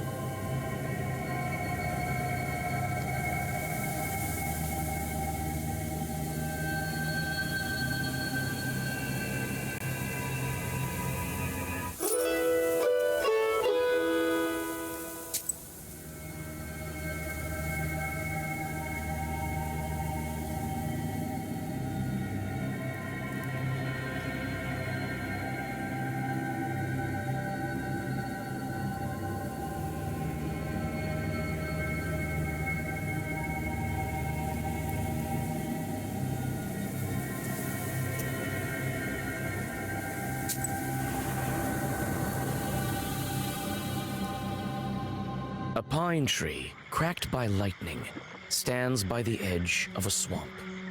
You know that lightning can be useful, and come closer. The tree is blackened and split in two. Strangely, the air is still filled with the smell of a thunderstorm. Your search soon bears fruit. You find a thunderstone.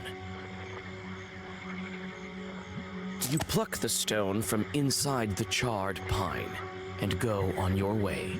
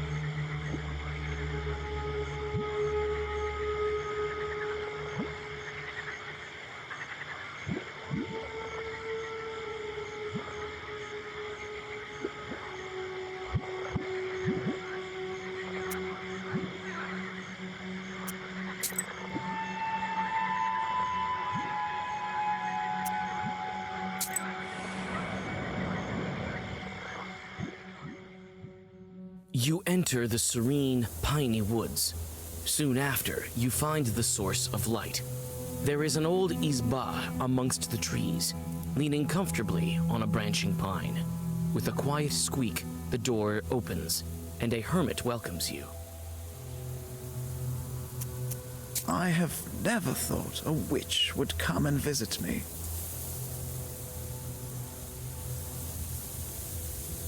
Why do you think I'm a witch? I feel evil spirits a mile away. You're calling me an evil spirit? Come on, don't be mad. Could Providence bring you here? Have a rest. I've put the samovar on and lit it with juniper branches. I have a request to you.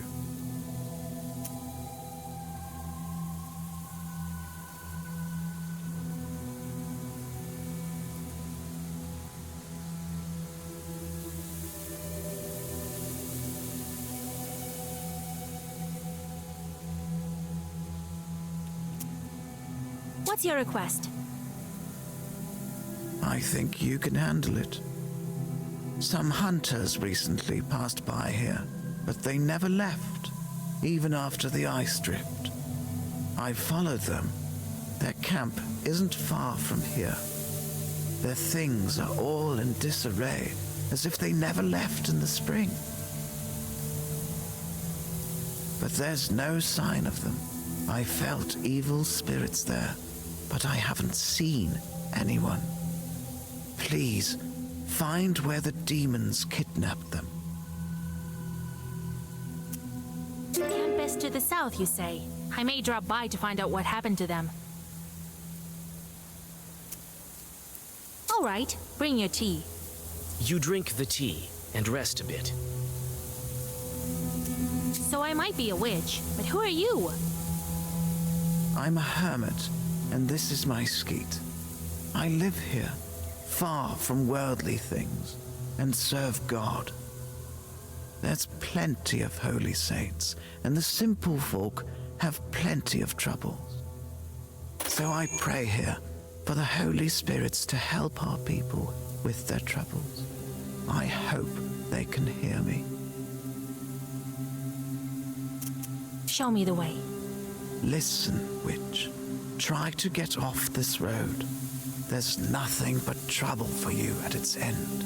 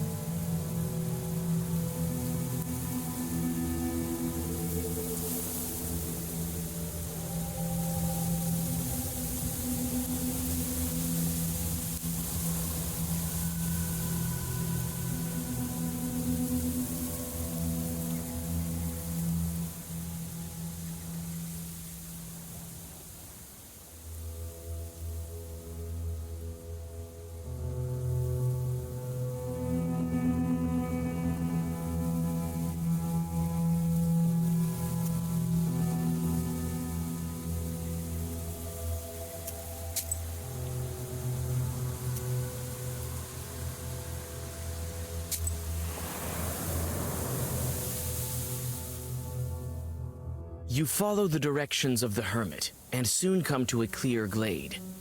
You notice fir branches and a gap fire. It's clear that the hunters camped here.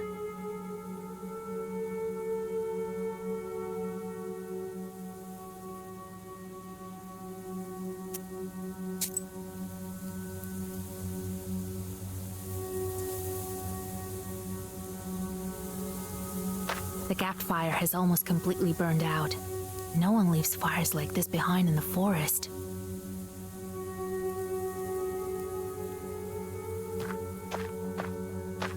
It's unclear where the hunters have gone off to. There's nothing you can do but continue on your way to the lake.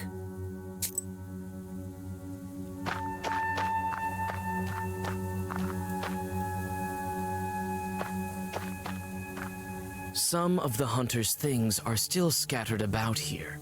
You manage to find one of their clumsily written diaries and a small pouch with silver rubles. It's difficult to make out anything from the illiterate scrawlings of a peasant. They consist mainly of hunting observations and notes. Your attention is drawn to a strange passage. February. Old man knocked on the door. Frozen. Started dying during the night. Suffered long. Maybe a Khaldun. Died only in the morning. Would be better if I took down the main beam. February later. Going home soon. Bad sleep at night. Something makes noise in the dark. Scary. February later. Yvonne disappeared at night. Going home. Everyone scared. This is the last entry. You take the old pouch.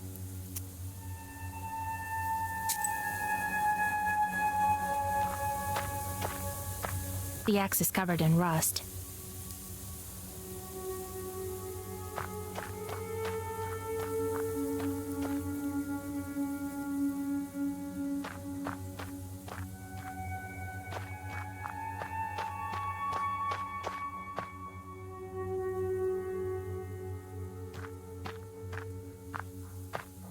Tracks.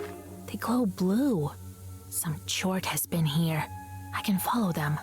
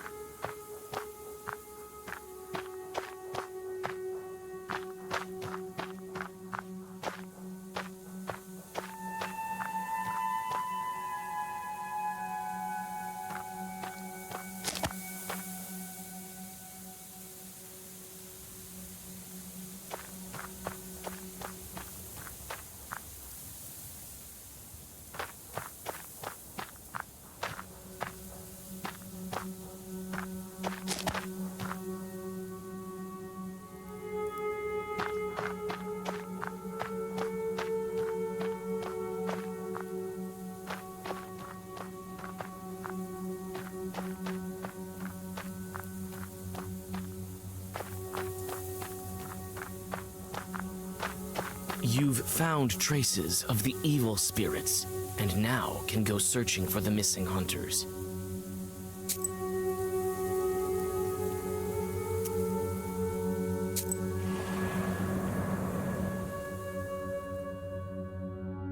A foul silence hovers over the shed. You take a step and wince. A dry branch under your foot breaks with a loud crack, like a dry bone.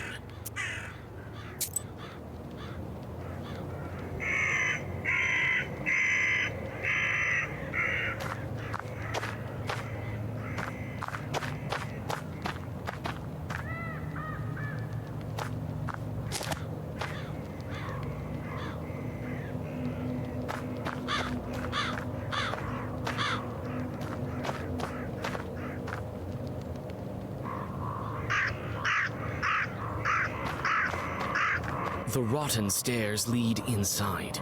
You notice a sweet stench.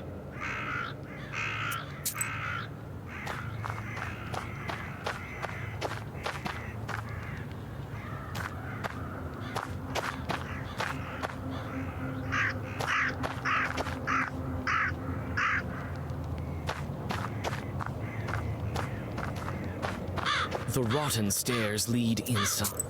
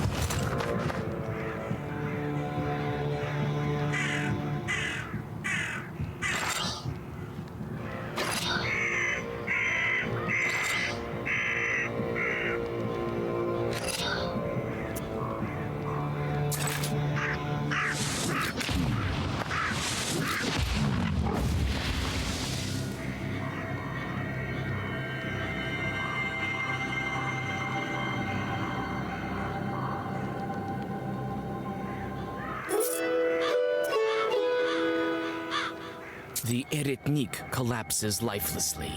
It seems to be a Khaldun that's been buried improperly. With a heavy heart, you cut the tendons on his feet and leave him for the crows to feast. He won't be able to walk among the living now. You remember the hunter's notes. It seems like the dead man took vengeance on the peasants for his violent death. No one inherited his knowledge or tried to relieve his suffering by dismantling the Izba's ceiling. You sigh and hope that when your time comes, you will not meet the same fate.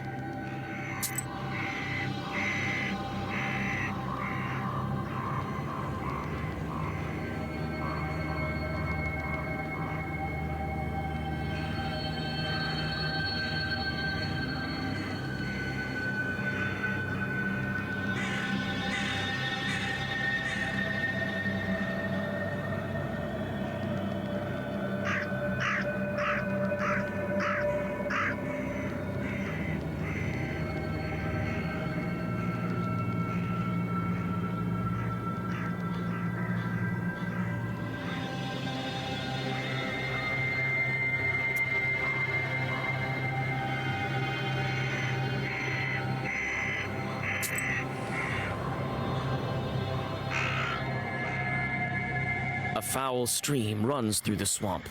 You notice two figures sitting on a stone beside it. Through the silence of the night, you hear cold laughter and a muted conversation.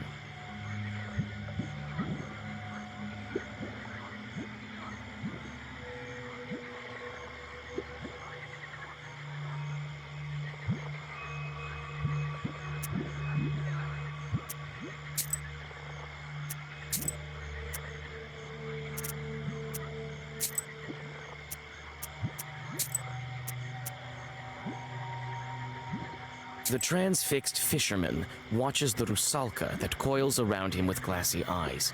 The claws of the spirit glisten in the moonlight. This is a recent acquaintance of yours. She jumps when she notices you. As soon as the demon looks away, the peasant comes to his senses. His eyes clear up and he flees in horror.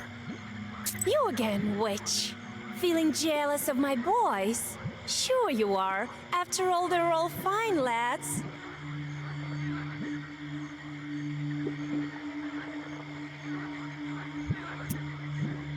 Tell me, where can I find a Vodinoi? Oh, witch. I have no time to answer your silly questions. But some of my old friends do.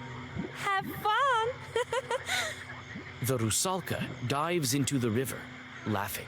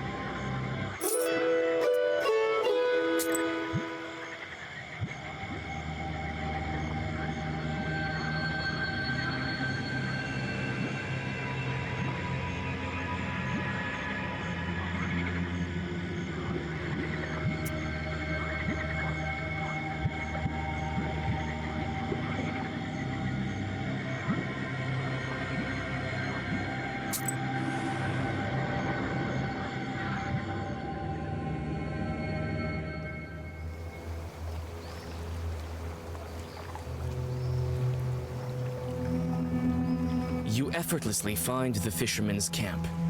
The peasants have already built a fire and are preparing for a night of fishing.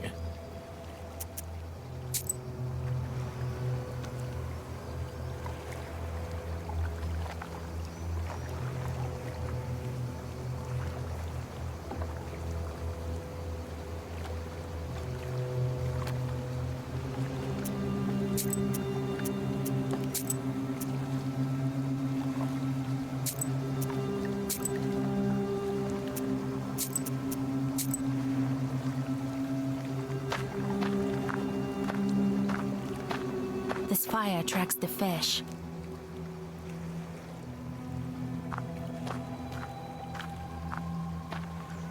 I wouldn't call this Hell's Lake.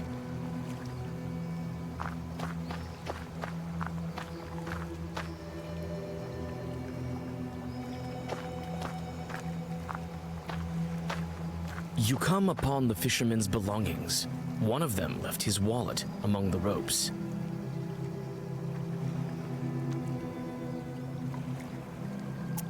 Unnoticed, you take the money and step away from the fisherman's things.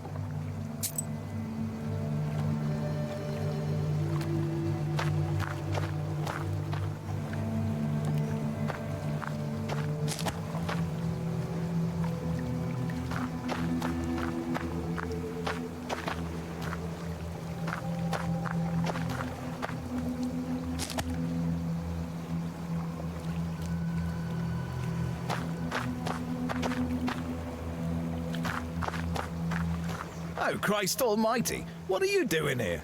I thought the Rusalka had returned to spoil our nets again. There's no water dripping from your dress, though. Good evening. I'm looking for a boat to get me to the lake. Are you out of your mind, girl? How did your Balshak let you out of the house in the first place? I am not out of my mind, actually. I need to get to the center of the lake to talk to the Vodyanoi. Vodyanoi? We've already caught some fish. Why don't you go on your own way? You don't have time to object. A fisherman that you saved from the Rusalka comes out of the forest and falls at your feet. Thank you, kind lady. After his tale, the rest of the fishermen agree to help you in any way they can. Oh, thanks, girl. Didn't know you were a knower. Step into that boat as soon as you're ready. We'll get you to where you need to be. Step into that boat as soon as...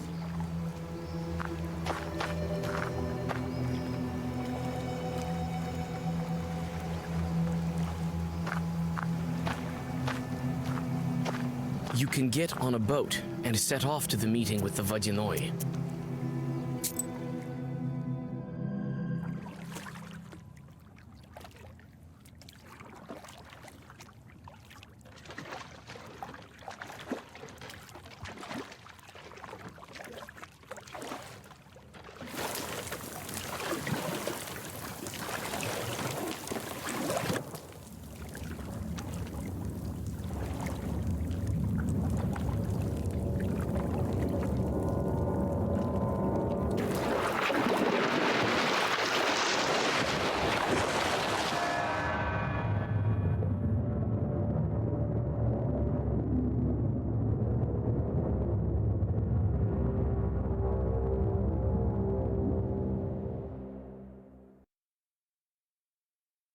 You come to your senses at the bottom of the lake and take a sharp, panicked breath.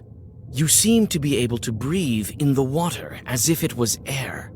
A cry of amazement echoes dully across the silty lake bed. A familiar Rusalka swims up to you from the inky depths.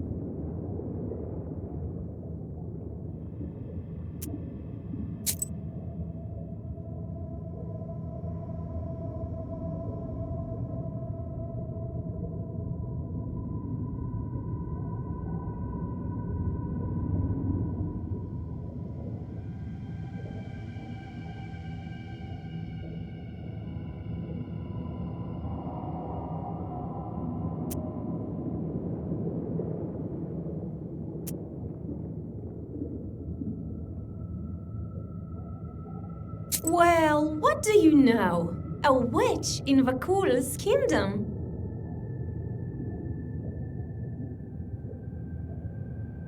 I haven't been underwater for a long time. You alive, Vasilisa?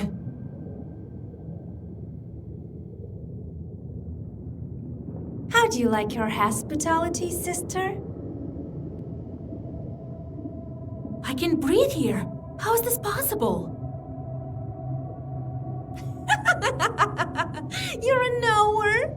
You need at least some knowledge for swimming, and the especially knowledgeable are able to walk underwater.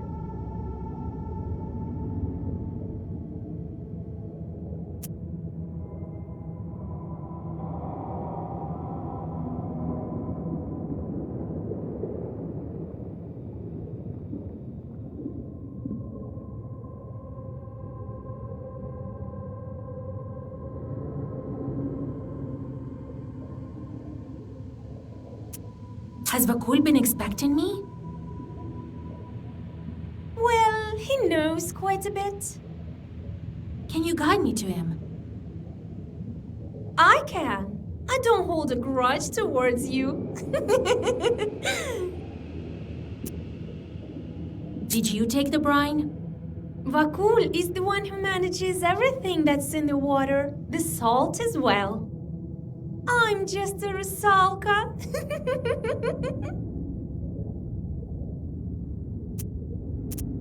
You again. Why don't I deal with you right now? Here? In my home? Besides, who would guide you to Vakul? You won't make it here without me. All right, let's go talk to your Vakul. You should be more polite. You're in his domain after all. Follow me. First, we'll go to the village through the forest, and then from the Drowners Circle, it won't take us long. Stop! Don't swim so fast! Keep up, witch!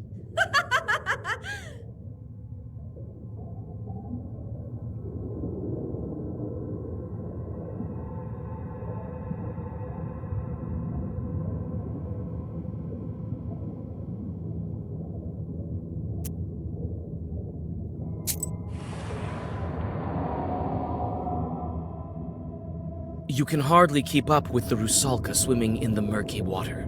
Soon, a wall of seaweed appears before you. Your guide dives into the thicket and disappears among the underwater trees. You hesitantly follow her.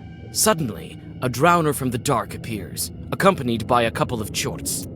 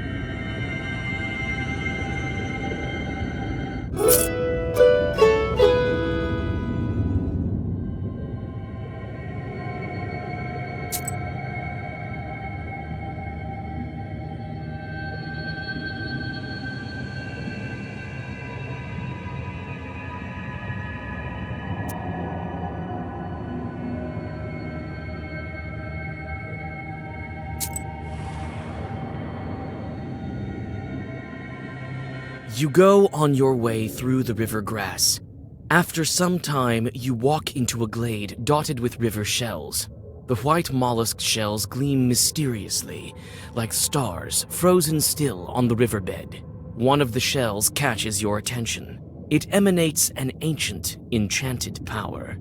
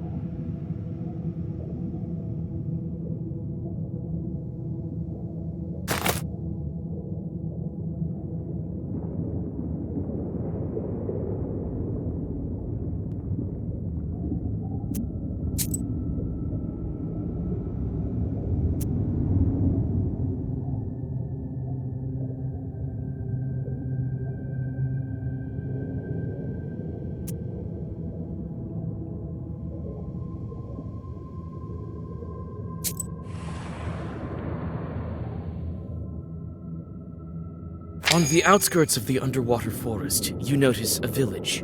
You witness a strange, weird semblance of life. The chimneys are emitting silt, and drowners go about their business. The dead don't seem to care about you. Through the windows of one of the izbas, you notice the silhouettes of household spirits.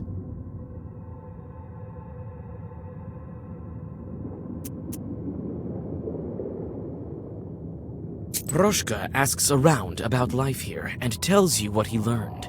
As it turns out, the Vodyanoi keeps serfs, just like a real nobleman. The Vodyanoi's peasants are all drowners, though.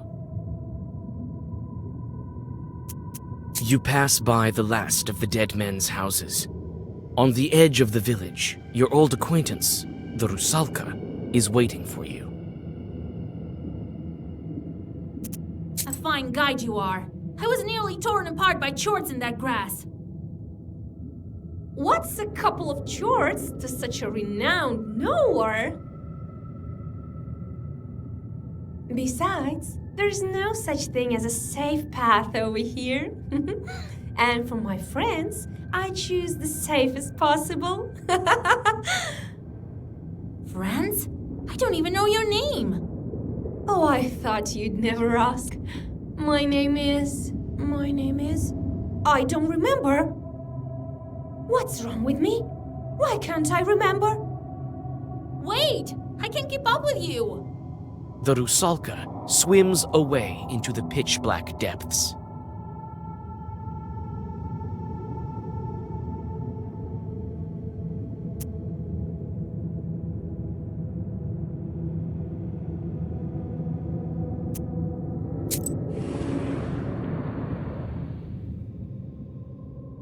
You find a cemetery next to the sunken village. The crosses are broken, eaten away by worms. You carefully step on the dead grass that covers the cemetery soil. Your skin starts to crawl. The Chorts are near. You bravely venture into the middle of the cemetery and draw a circle. The demons appear soon after. Black figures step out from the darkness around you.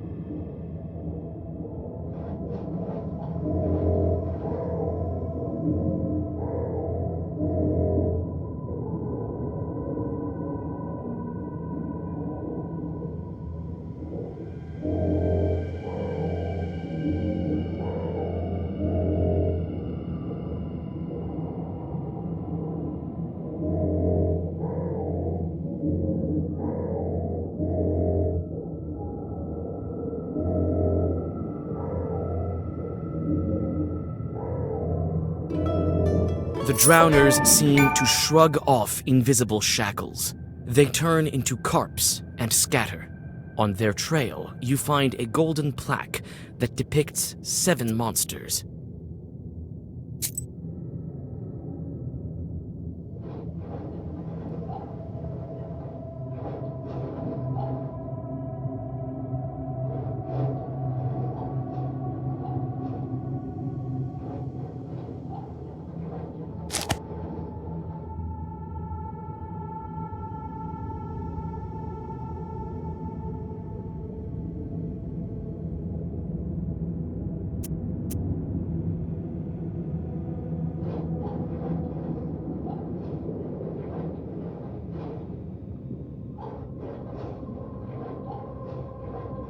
Get out of here, witch! Go search for your Vodinoi on your own! So this is how you keep your promises. What were you expecting? I'm a demon. I don't care. I don't even remember my own name. You don't? Well, it figures. You became a demon, so you lost your human name. Became a demon? Sure. Vakul didn't tell you? Well, why would he? I used to be the same as you. Well, if you'd been a knower, you wouldn't have drowned. I want to remember the past me. Before all of this. I can help. Is there anywhere you're afraid to swim? There is something that sunk beyond the fishing nets. Let's go there. Vakul can wait. Yes, let's hurry. What's your name, witch? Vasilisa. Why do the dead walk in circles here? The Vodinoi told me he put these 7 here to walk clockwise. As a testament to the old times.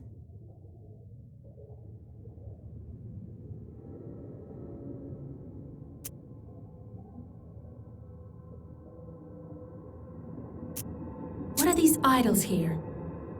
Sorcery of some kind. Who's the witch here, anyway? It's time to go. Lead on. Yes, let's hurry for the slave, Isa. It's not as scary with you.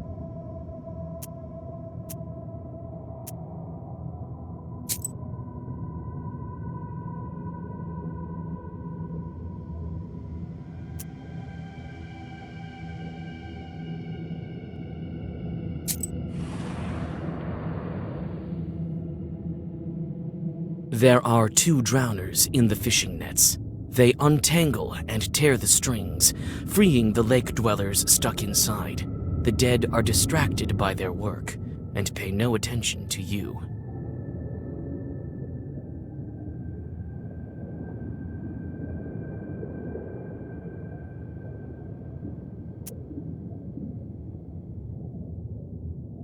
Who's there? Who?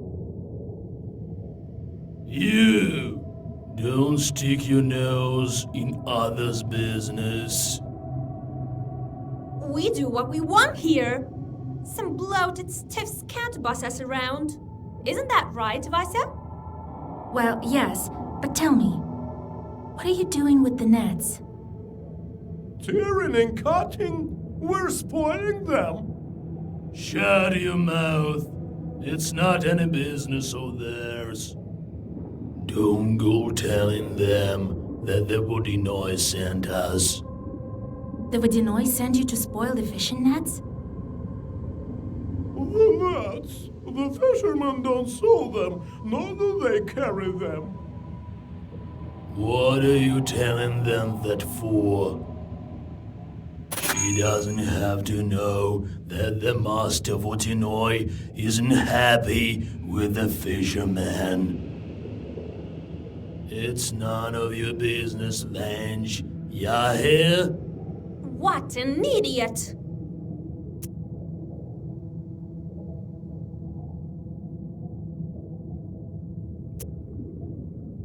That's great. The Vodinoi sent us to relieve you. Oh yeah, right. You can go back. Oh, wonderful! Wait a minute.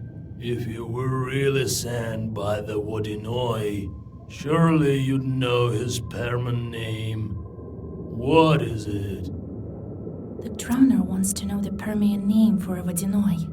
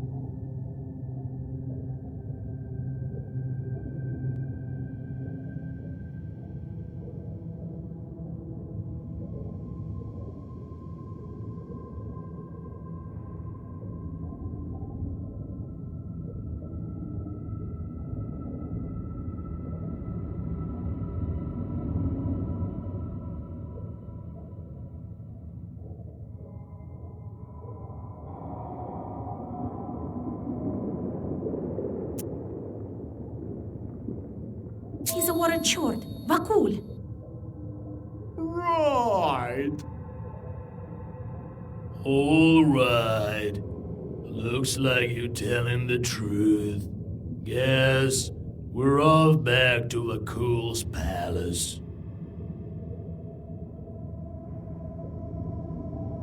The dead men swim into the dark. In the tangled nets they discarded, you find a couple of gold coins, which you pocket.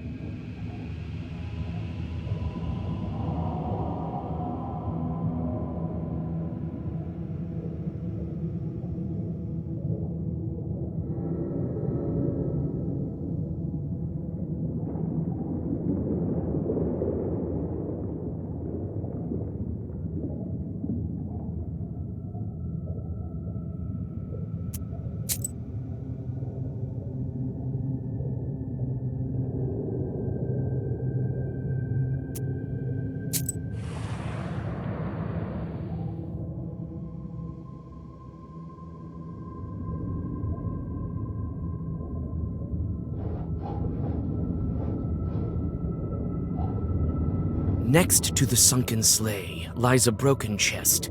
You search its contents, and amid the rotten fabrics, you find a well-preserved photo and a pendant.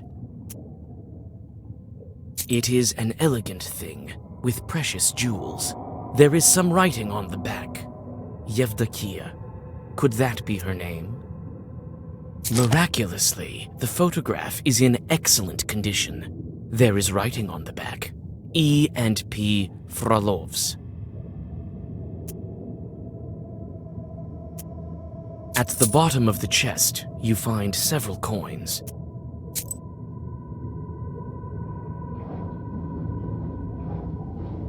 The sleighs are used in wintertime.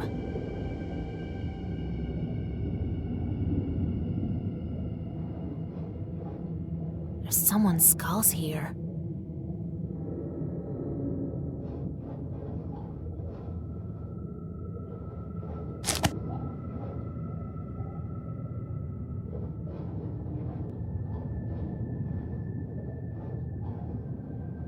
It looks like a cemetery for boats, logs, and the like.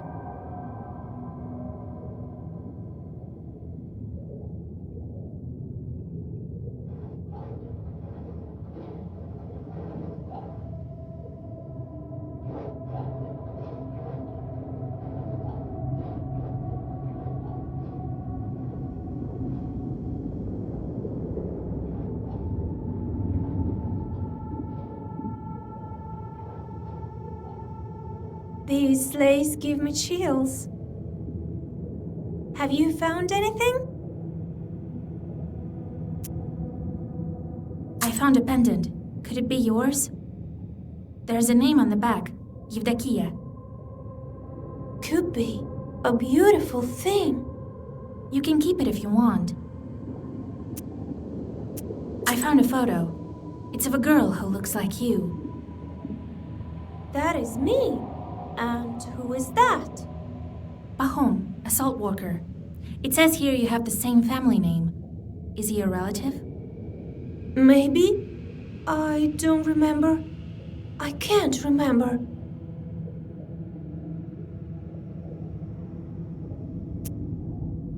There's your portrait on the photo, and the first letter of the name on the pendant, Yevdakia.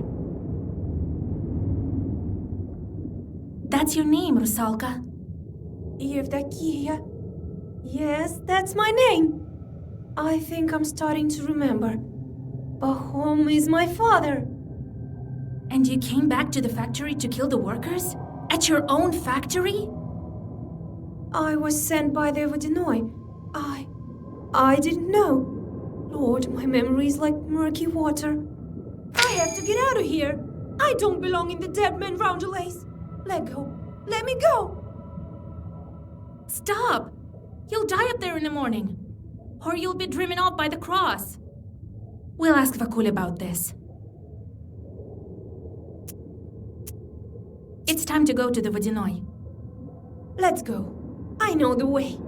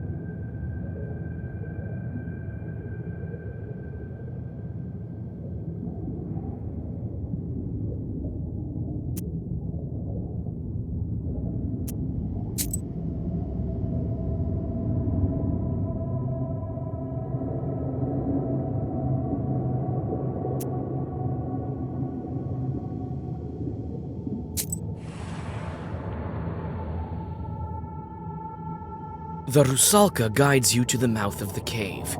Before you take another step, she stops you with a slight touch of her icy hand.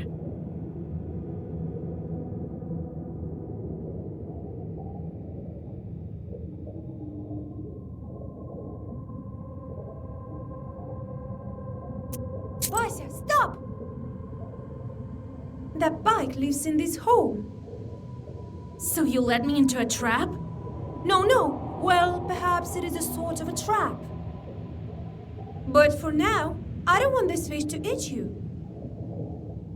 Can't we go around it? The way to the Vakul palace is through this hole.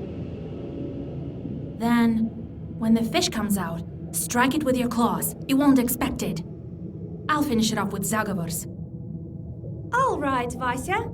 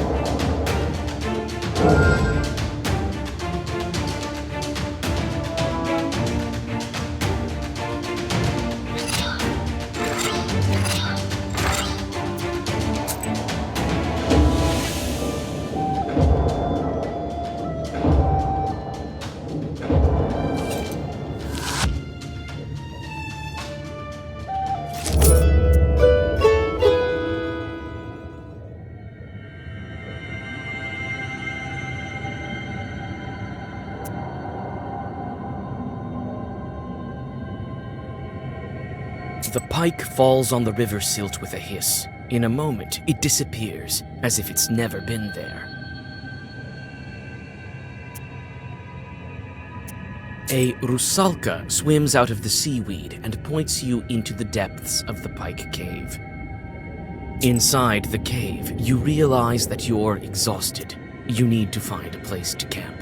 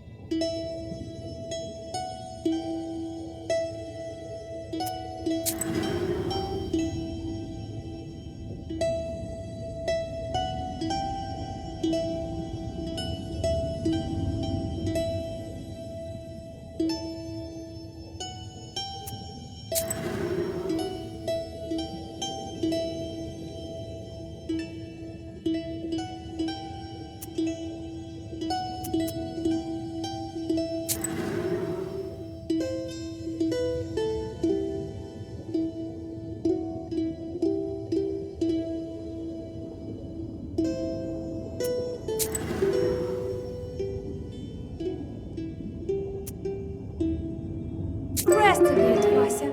We still have 1 day of travel. Why do you think the Vodyanoi sent you as my guide?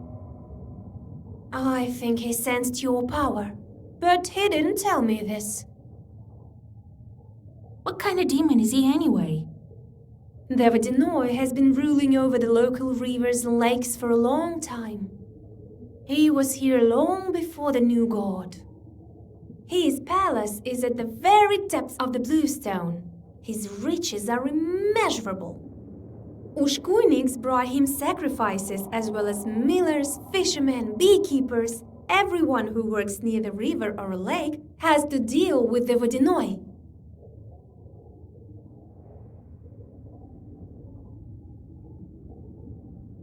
Us two drowners.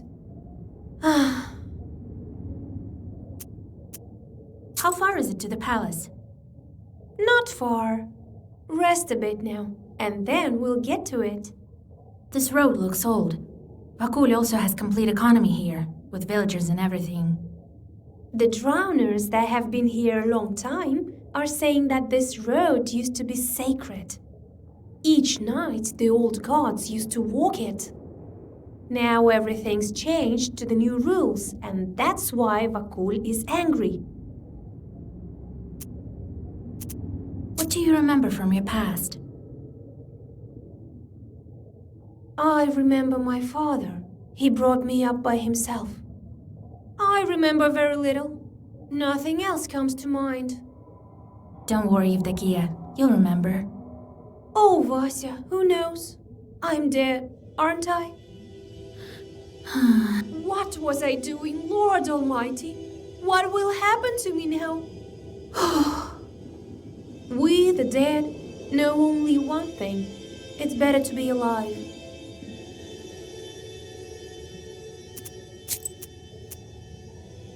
Well, thank you, Vasilisa. Now what? I don't know if I'll ever get out of Vakul's domain now. We will. We're not gonna stay here forever. We'll see about that, you amateur Satko.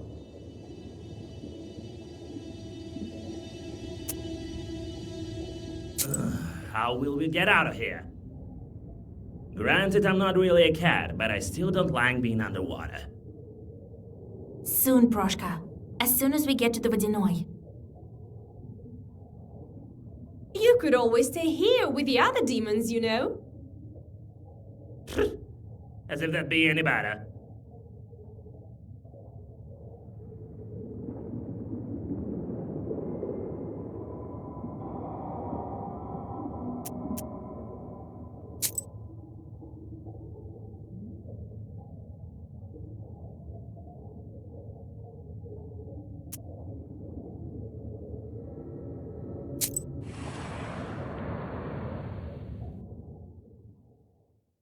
An eel emerges from the seaweed, followed by a burbot.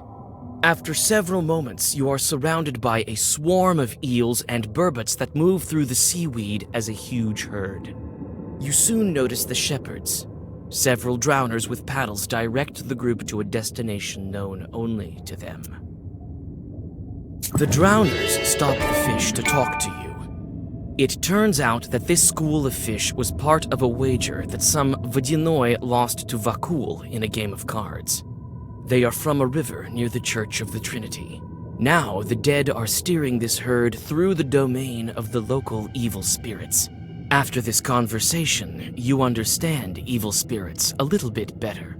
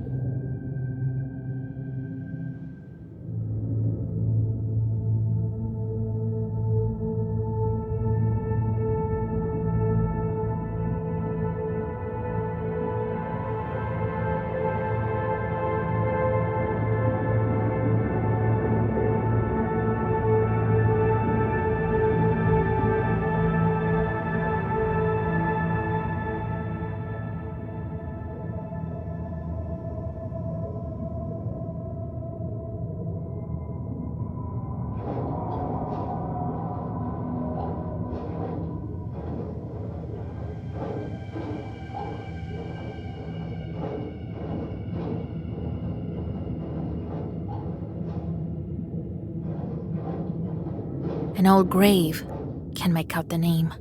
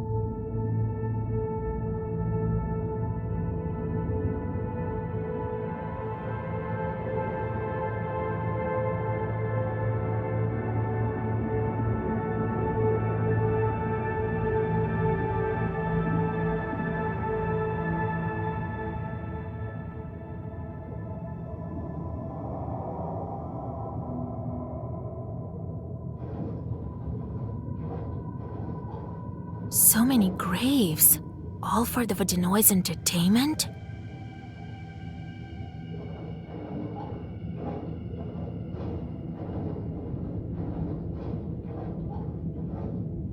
I heard this is where Vakul collects the graves of his victims. As soon as anyone drowns, a Gulbets grows here. We could perhaps find your name here. I didn't even think of looking here. I want to go home now, to the surface. The Vodinoi may agree to let you go. I'll have to think this through. I'll go take a look at the grave. I feel a kind of kinship with that Gulbets over there. No, I won't approach it. What's that cave over there? It belongs to the Vodinoi. Dead men are forbidden to go there. I can show it to you, though. You're not dead yet.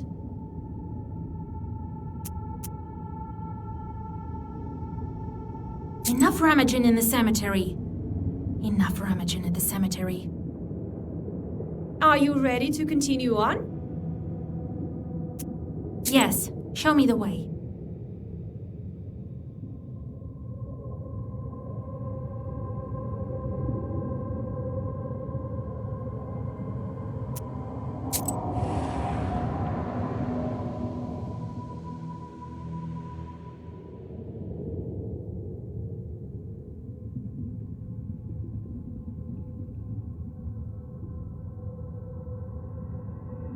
This cave feels old.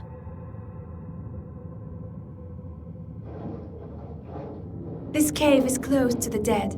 Vakul doesn't allow it. Will you go there with me? He'll let you out. I'm not sure about me. So no one's ever been in this cave? They say a drowner entered it, but Vakul punished him later. He ate him, I think. Why do you think he forbids entrance? Maybe he keeps treasure here. Maybe he puts some monster inside to keep an eye on it. Talk later.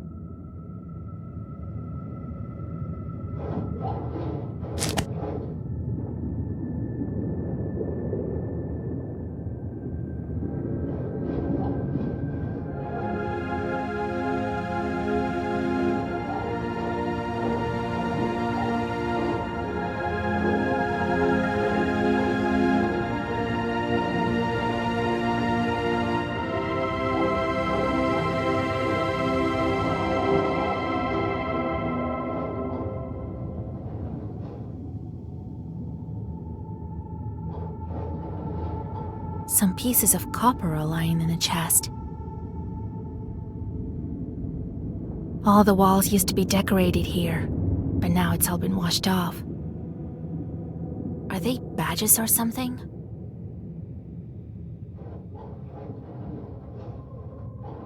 Rays of light lead the way into the depths of the cave.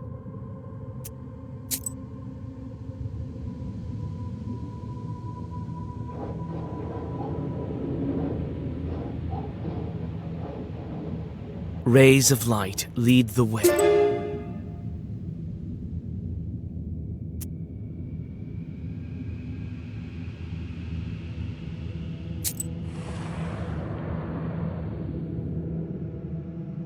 The winding paths lead you to a huge altar. Who and how performed services here? You stop in hesitation.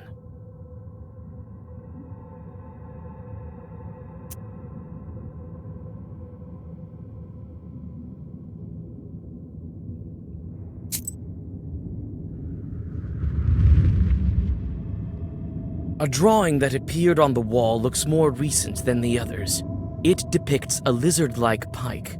You think you've seen an image like that, but wasn't it a bear?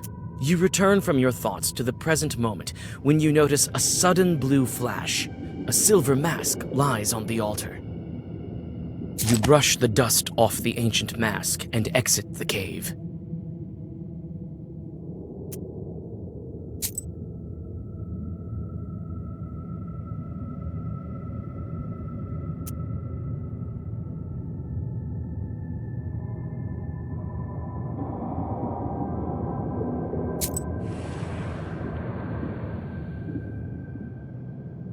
The Rusalka finally leads you to the Vodinoi's palace gates. They're guarded by two watchmen who, as it seems, are unable to find common ground in an argument. No, I cursed and cursed. It's you who didn't curse enough. You can't even talk straight, not to mention tear some nets. He's mad because of you. Oh, Rusalka. You again, my little friends. I'm leading the Nowhere to Vakul, as he told me to. Uh-huh. You're the ones who kept us from tearing the nets properly. Get out of here. Maybe we can just swim over them? We can't. There's sorcery here. There's only one entrance to the palace.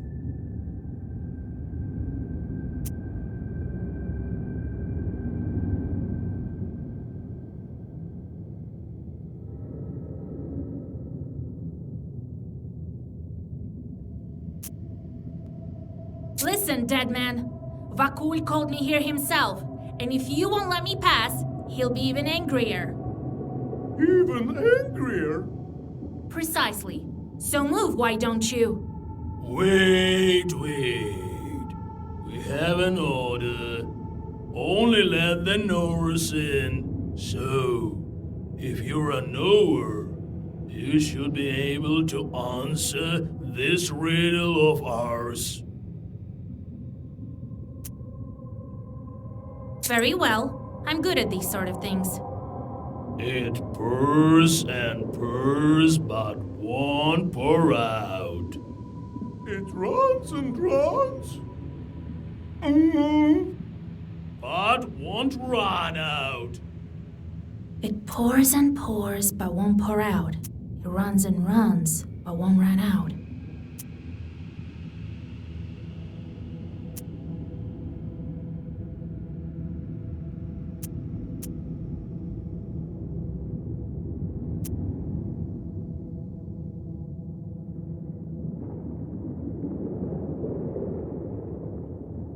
It's a river.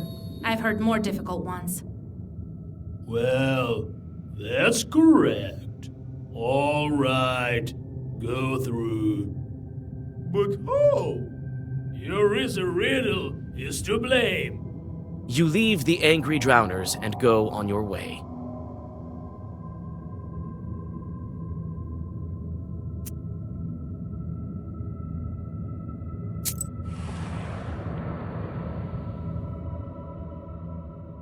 The interior of the Vodinoi's palace doesn't look like old fairy tales. There are old planks instead of the crystal walls. and the place is overgrown with river grasses. You open your book in anticipation. You never know what kind of pests might be hiding in the old palace. Your vigilance pays off. A couple of chorts step out from the darkness.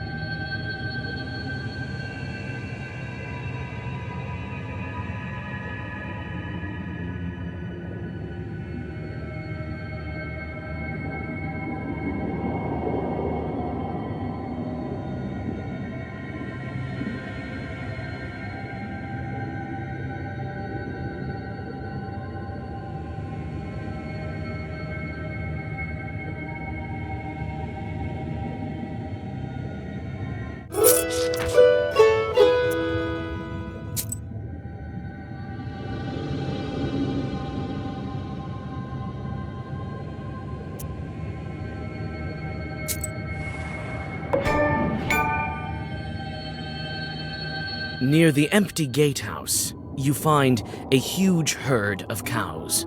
Among the animals walks an exhausted peasant. He notices you and rushes over to you. Christ almighty, immortal man! She's alive and not haunted! Be careful not to crush the witch! Oh, I will drag you even further! A witch? I should have known! There's no other Christian soul around here except for mine! This is where I die! Don't be so quick to write me off as a spirit. I can help you if you need me to. You can? Praise the Lord, thank you, thank you! But it won't be that easy to get you out. I think we should order a prayer. Then Vakul will let you go himself. Take it. Here's the money I've made here. I am from Nekrasova village. Find my wife there. They've been searching for me. They'll order a prayer, I'm sure of it. All right. I'll find your wife if I pass through there. Don't lose hope.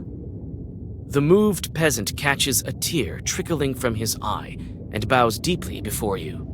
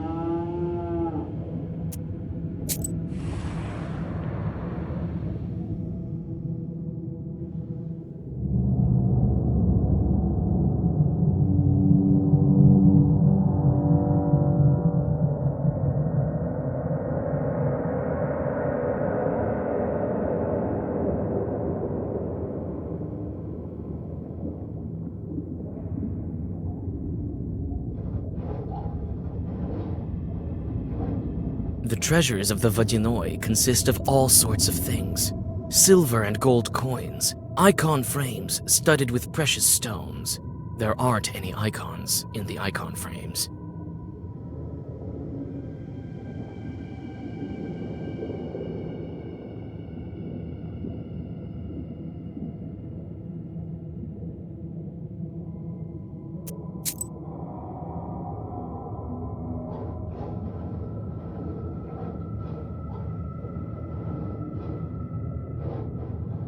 While looking at this corpse, Vakul sold it. You'd never know that this is how he makes new drowners. So that's how drowners come to be.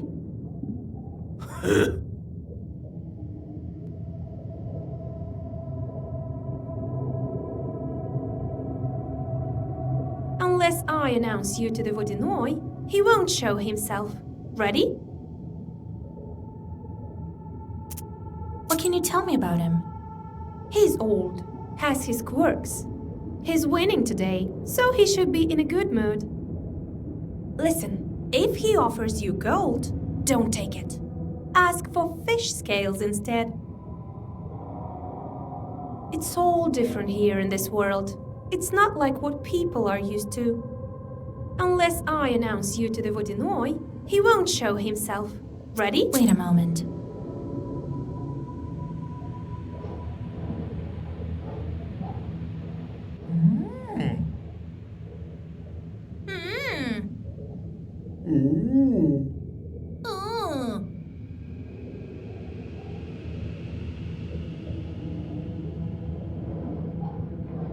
So, got what you were after, Witch. What else do you want?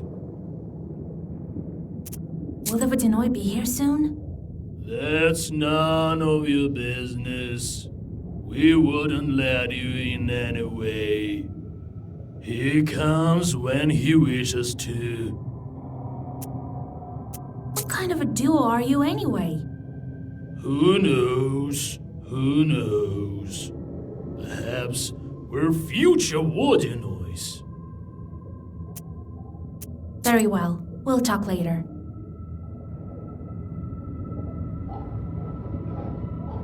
Unless I announce you to the Vodyanoi, he won't show himself. Ready? Yes, bring him in.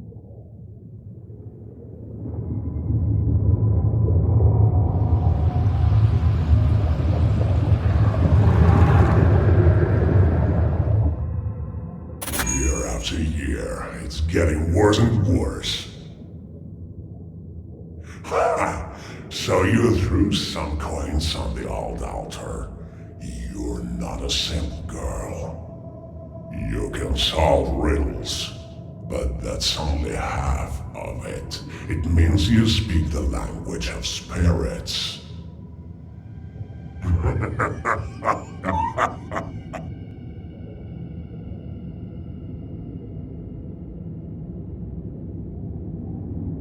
Greetings, Vodyanoi grandfather. My name is Vasilisa.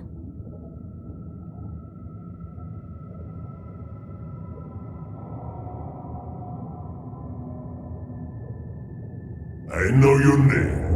I know of everything in my kingdom. Do you think I couldn't get you this very moment unless I really wanted to? I wanted to see what kind of a human you are.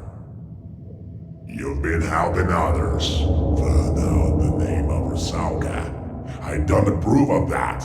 You have no business taking my servants away. Well, what brings you here?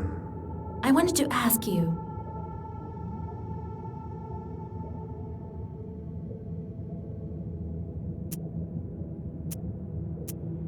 What's been going on at the salt factory? Did you send the Rusalka and take the brine? I have this acquaintance of mine. Demidov is his name. Do you know what he did when he built his factory? He threw a glove into the water. Then he took out the other glove, cut out 3 fingers of it, and threw it also into the water.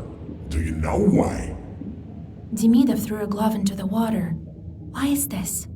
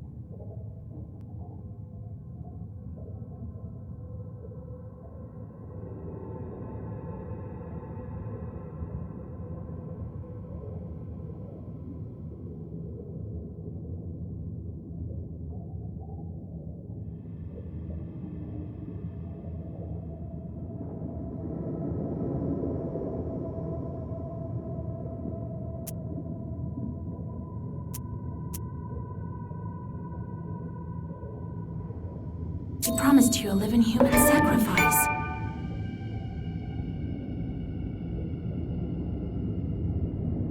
Good job.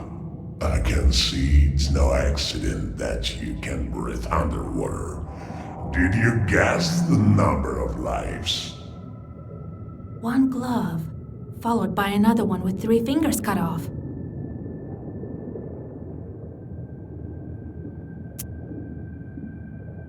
Five finger on one glove and 2 on the other. He promised you 7 offerings.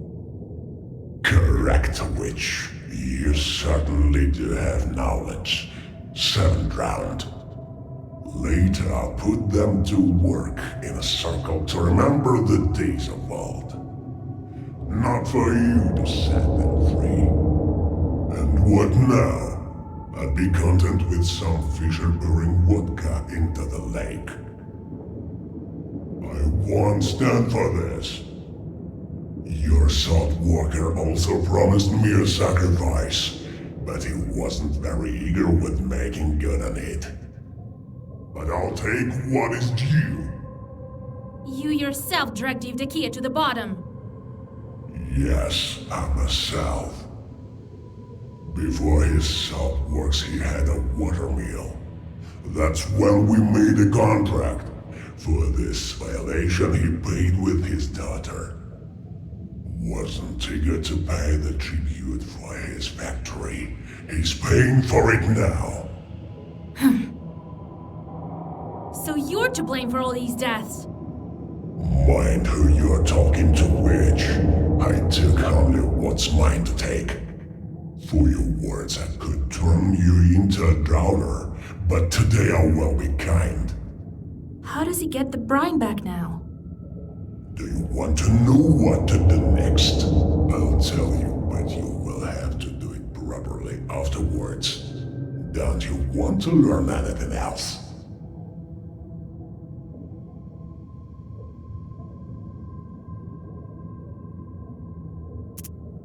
To begin with, I wanted to ask you. I know the name of the Rusalka. Let her go, now! Do I look like a bandit to you?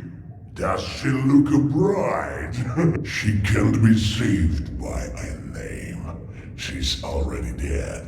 You can't bring anyone back from the afterlife.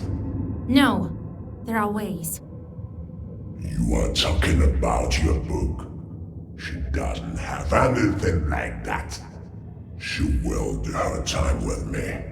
When it is her time to return to the surface, I will let her go, to heaven or hell. That is not for me to decide. And certainly not for you. I wanted to ask you. What's this cave with writings on the walls? I've been living here for a long time. Everything used to be different here.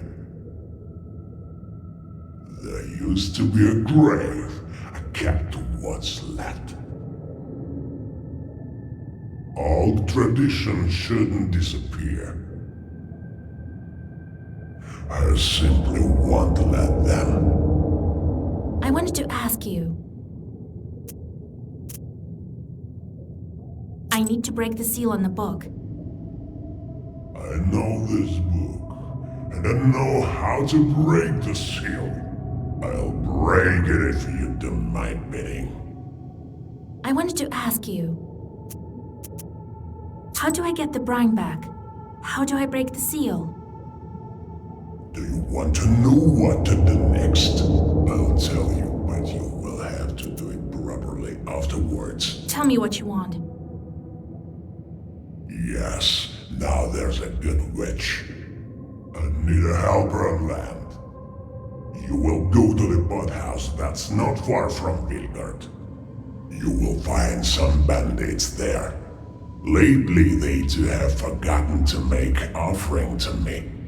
Make them restore this good tradition. All right, as you wish. I like you, Vasilisa. We can become friends after I break the seal. I choose a gift for you. A chest of golden coins or a handful of fish scales. I'll take the scales. You can't find any such things on the surface. As you wish, witch. Now return to the surface. Well, have a nice trip. Well, meet right after you fulfill my task. Perhaps at the old watermill of Bahom. I'll break your water seal. And the brine, it depends on Bahom. Surely I'll be able to find a couple of gloves.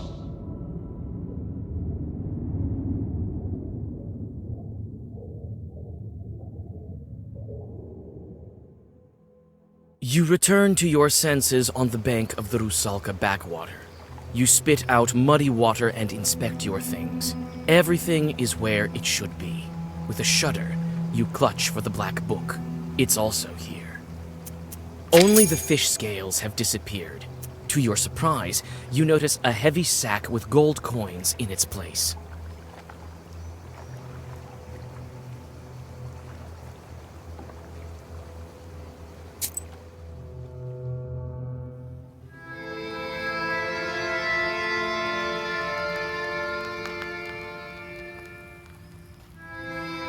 Grandpa, I'm back. Vasilisa, I did some divinations the other day. Learned that Vakul is holding you captive. And then I went to the Church of the Trinity, did what needed to be done. That's why the water demon let you go. The prayers may not be the reason. He had a task for me. You tell old Yegor about the events of recent days. So that Miller was Bahom. Interesting. A Vodinoy doesn't forget his subjects. Be on the lookout with this demon. He may try to pull one over on you. I don't trust demons, just as you taught me. And that's why you helped the Rusalka. That is not the same as a changeling girl. We need to be careful in our line of work, or you'll wind up beneath the earth. Anyway, we need to think about something else. Ask the bandits about Vakul. They might give you some advice. All right, Grandpa. What kind of bandits make offerings to him? I think river bandits. Not a rare sort nowadays. They may be escaped convicts or former factory workers. You're a powerful knower. They can't hurt you. Curse them if they try anything. Don't let them catch their breath.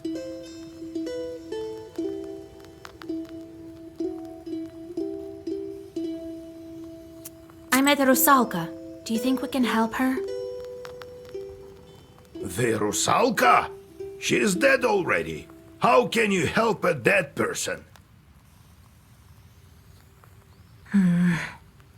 Well, I'm sorry, Vasilisa. I spoke without thinking. I don't think she has friend that can help her. But I found her name. It must mean something. You're saying she's Pahom's daughter? Let him think about it. Can I at least free her from the Vodinoi?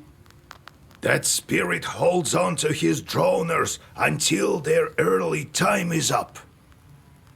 He might let them go sooner, for the right price.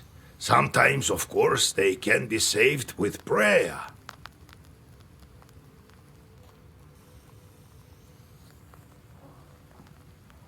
Vodinois who are weaker than ours have a lower price. What price will Vakul ask? No one knows.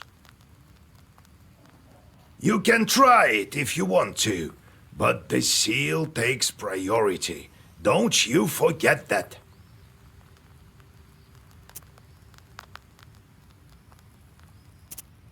Do you think he will keep his promise about the salt and the seal? I dealt with him once, also at a mill. Did everything he had to, but also took all that he could. A powerful shot. Now it's your turn. You'll beat him, never doubt that. I see. Time to go. All right. That pothouse of yours isn't far from Salatnova, to the west of Kusheva. Nekrasova isn't far. One drowner asked me to help him. I'll get Pahom in the meantime. God help you.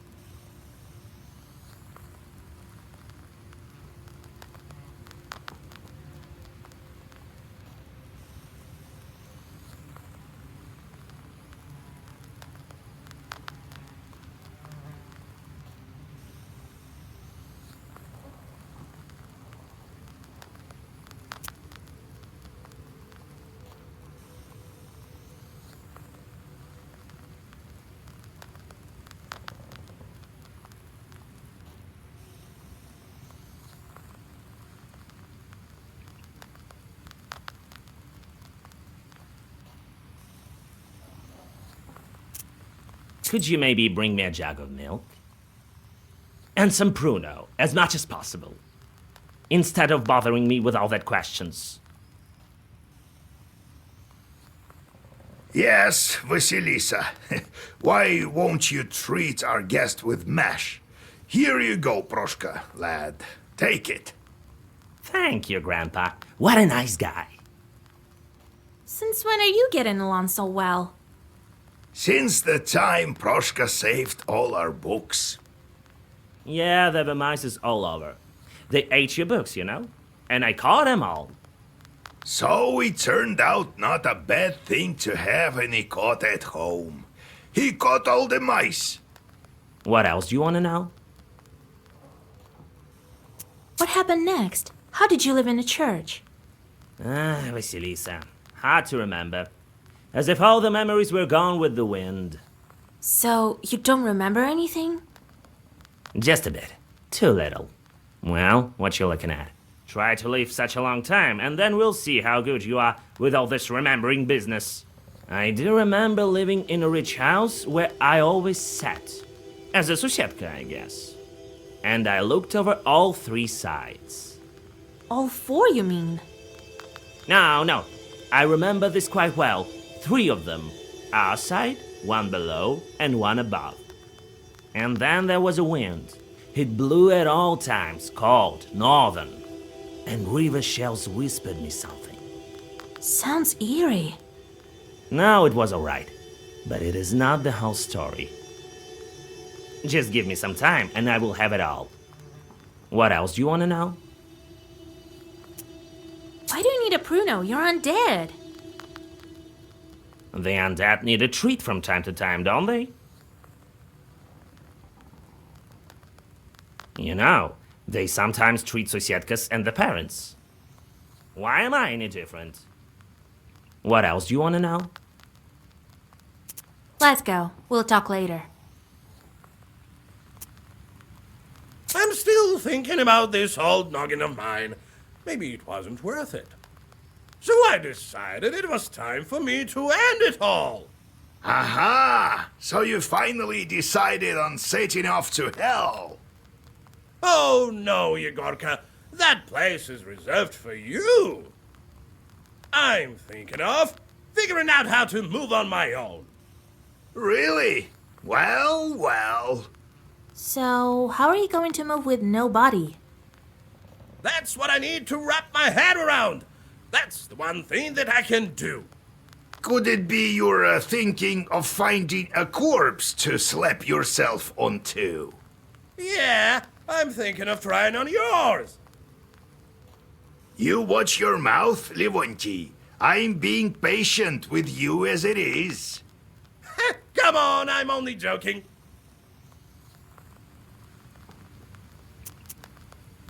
Listen, Vasya. Remember how I talked about learning on how to become mobile? I have an idea. I think I need to eat a spirit that knows how to do just that. I know of this one, Zagaver. I inherited it. It just might work. I doubt you can eat a spirit just like that. Why the devil not? What good are they otherwise? We need the kind that's both half spirit and half living, like a Kladnik.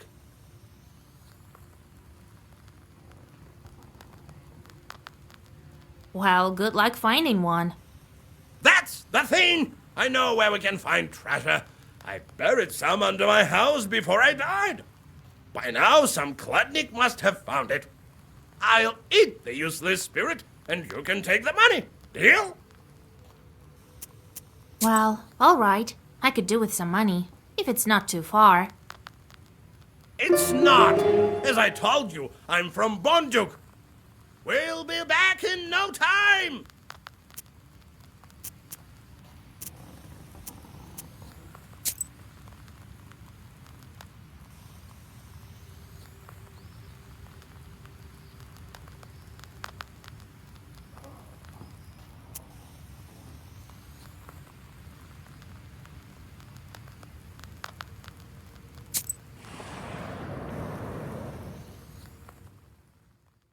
You quickly arrive at Big Ochga village.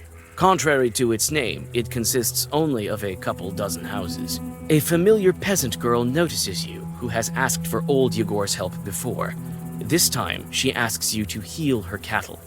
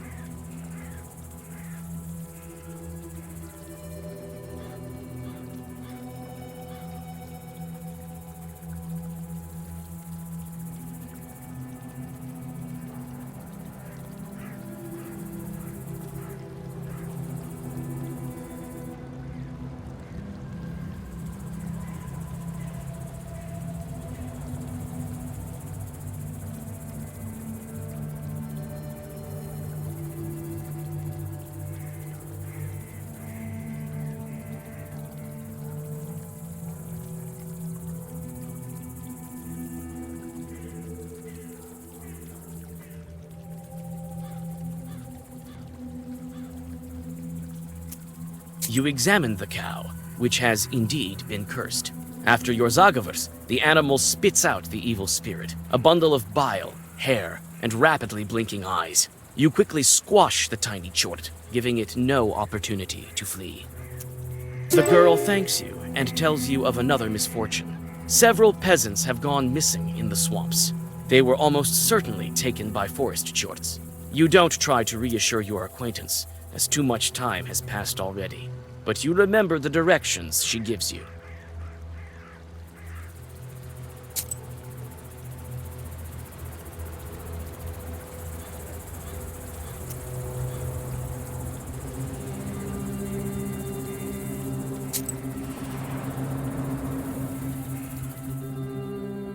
An old wooden trail creaks beneath your feet. You anxiously look around, feeling the presence of evil spirits. A quiet whisper by your left shoulder startles you, and you turn around. All you see is the emptiness of a swamp at night. You draw a circle with a familiar motion, and everything dies down. The only sound is the forest rustling with its thousands of branches.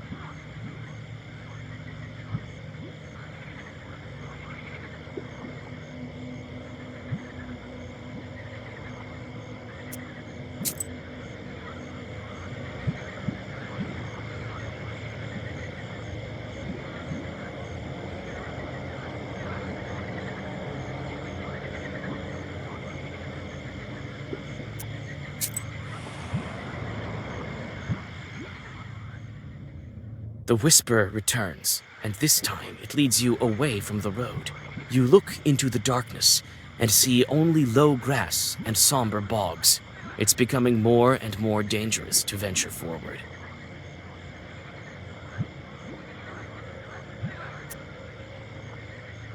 You whisper a swamp Zagaver and carefully follow your incorporeal companion. Luckily, your sorcery helps you to avoid dangerous quagmires that turn up along the way. You finally walk onto a dry clearing somewhere in the middle of the black quagmire. Your worst fears prove true.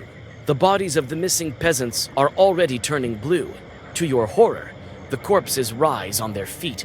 It looks like Jorts have had ample time to possess the bodies.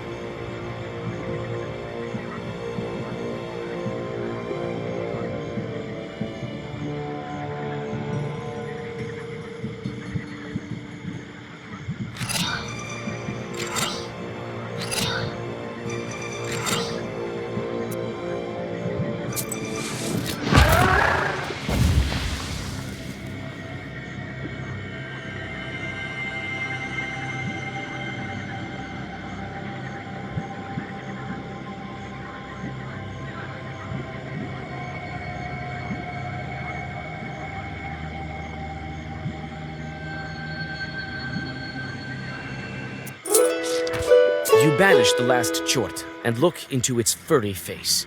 Could this Chort be one you've already met? The sickening sound of falling corpses wakes you from your confusion. On your return to Big Achga, you tell about what has happened and leave the village with a heavy heart.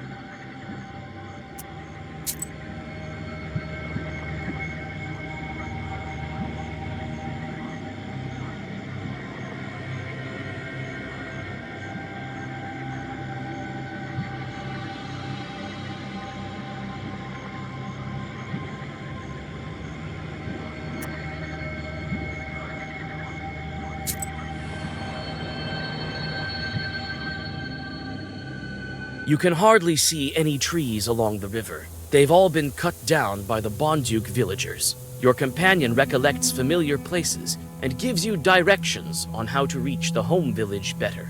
The inspired Levonti leads you right to the old Galbetses, where a couple of Chorts are immersed in a game of cards.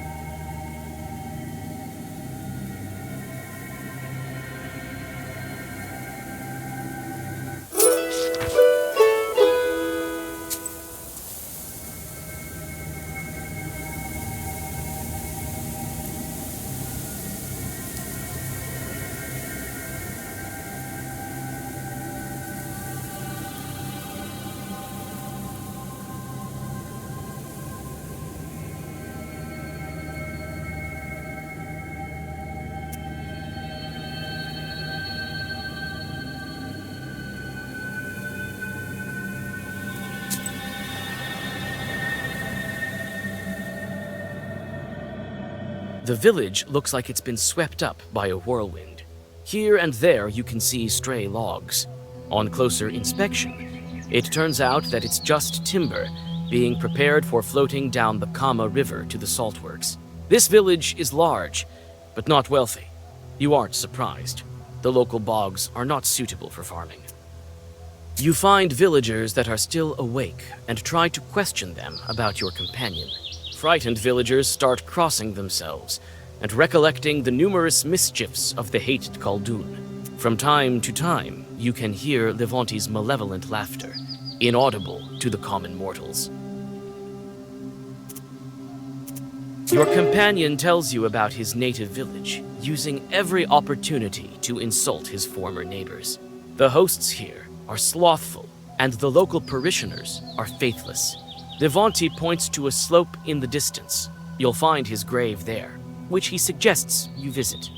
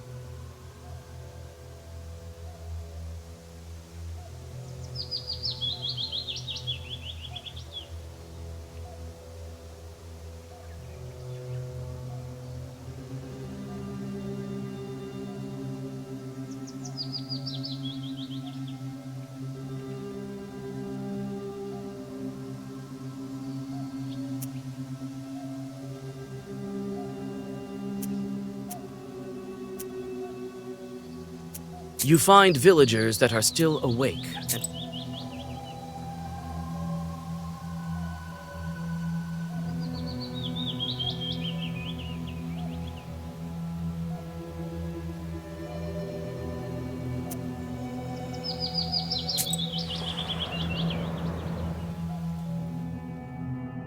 Your companion's grave is on a deserted slope near the mouth of the Turchanka River.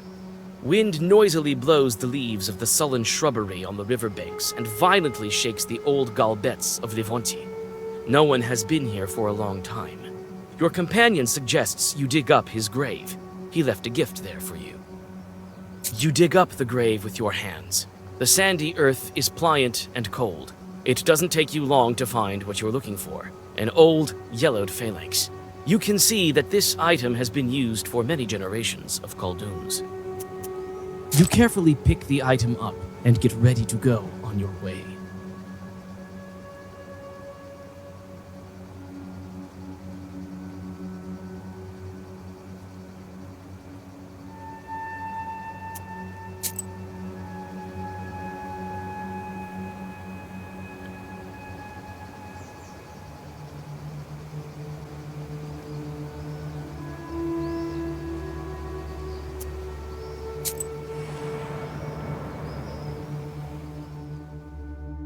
The villagers carved crosses on the doorposts of this burned-down Izba to protect themselves from Livonti's heritage. It's empty and gloomy inside. Even weeds seem to avoid the Khaldoon's old dwelling. You step inside and are filled with conflicting feelings. Is this the kind of emptiness that awaits the houses of each and every Khaldoon?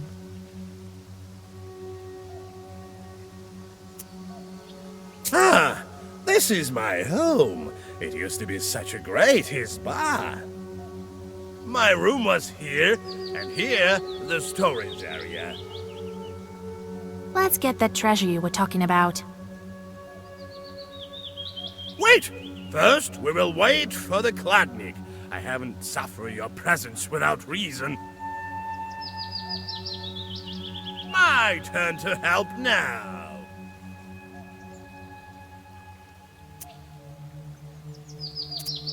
Who's suffering here? It's not you who's dragging me around. Listen, I'm helping you, right? Anyway, that's why you carrying me.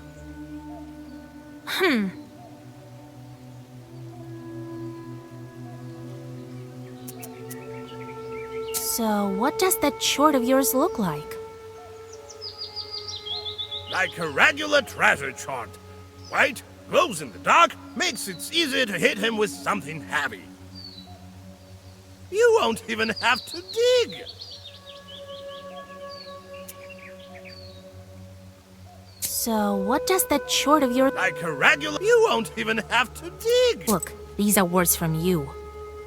Oh, peasants, what do you expect? Think they can stop me with their cute little prayers? Not quite. Get ready. It's almost midnight. Your Kladnik will appear soon. I'm ready. You better keep your book open.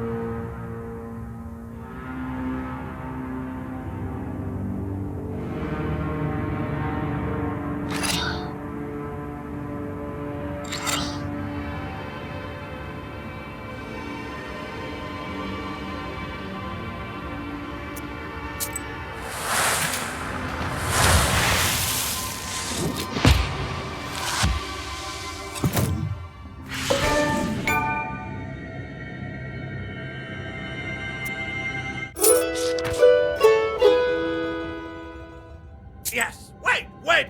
Grab him! I need him alive! I'll lead him and learn how to fly!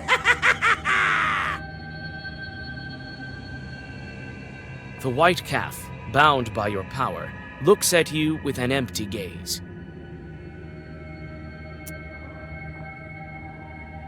You bind the Kladnik with Zagavers and bring Levonti to the immobilized spirit. With a disgusting crunch, the Eretnik chomps into it. With each bite, the agonized Chort becomes smaller and smaller, bleeding golden coins instead of actual blood.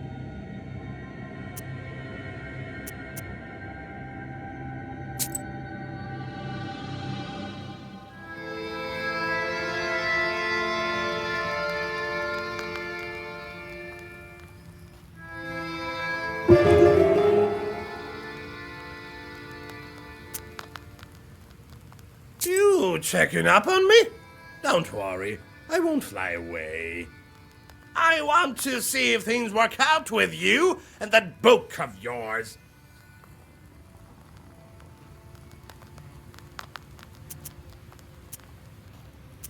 The other day, I met that woman who sells sweets. Remember her? She got a hernia this big, half the size of her face.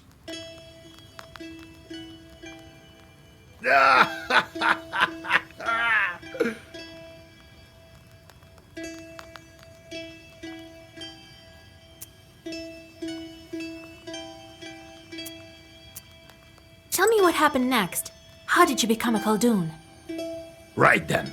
So I'm holding this head. The Chort strangled Prokopy and wanted the head back. And it was exchanged to him, mind you. So he needed to give something to me in return. I figured that one out, young as I was. So I think, what to ask for? Some money? A fancy shirt?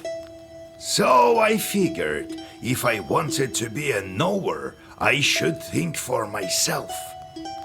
Bring me, I tell him, the black book. I'll trade it for your hat. They all disappeared, and I'm standing in the circle, waiting. The fiend was gone for a while, returned only at dawn. All covered in scratches. It wasn't easy for him to get it, but he did bring back the book. It was sealed in Sukharev Tower. It was. For how long? No one knows. So, that's how I obtained it and became a Nova. All by myself, as you see. Why can people see demons? Who knows? That's for God to decide.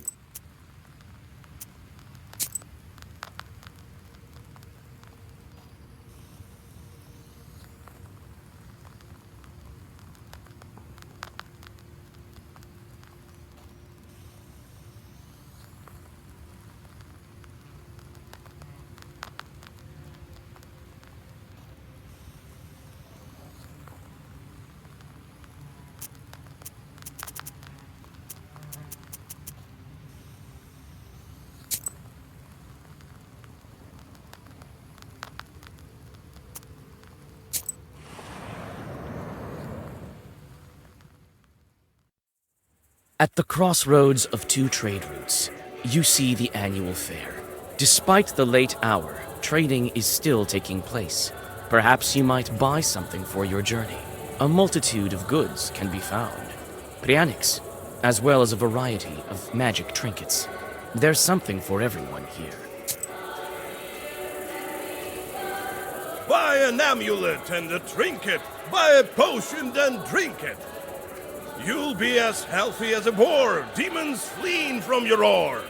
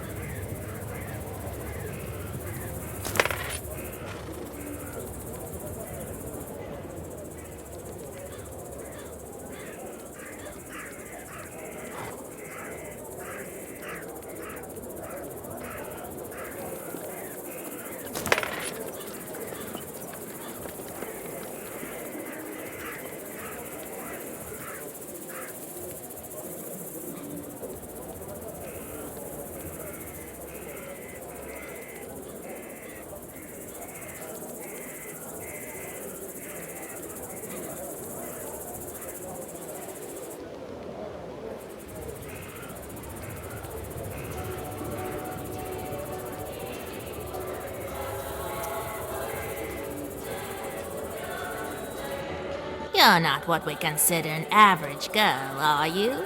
In that case, I'll show you some fine wares. Here, take a look.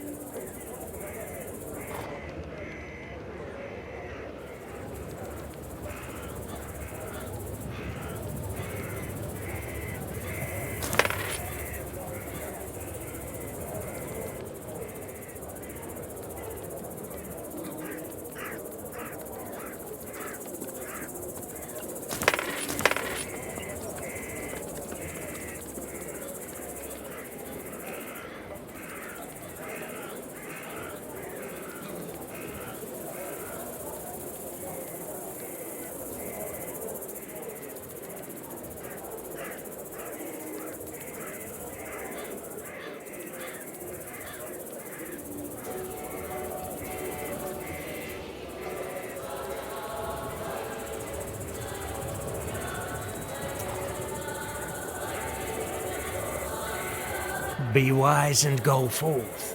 Knowledge will serve as your daily bread.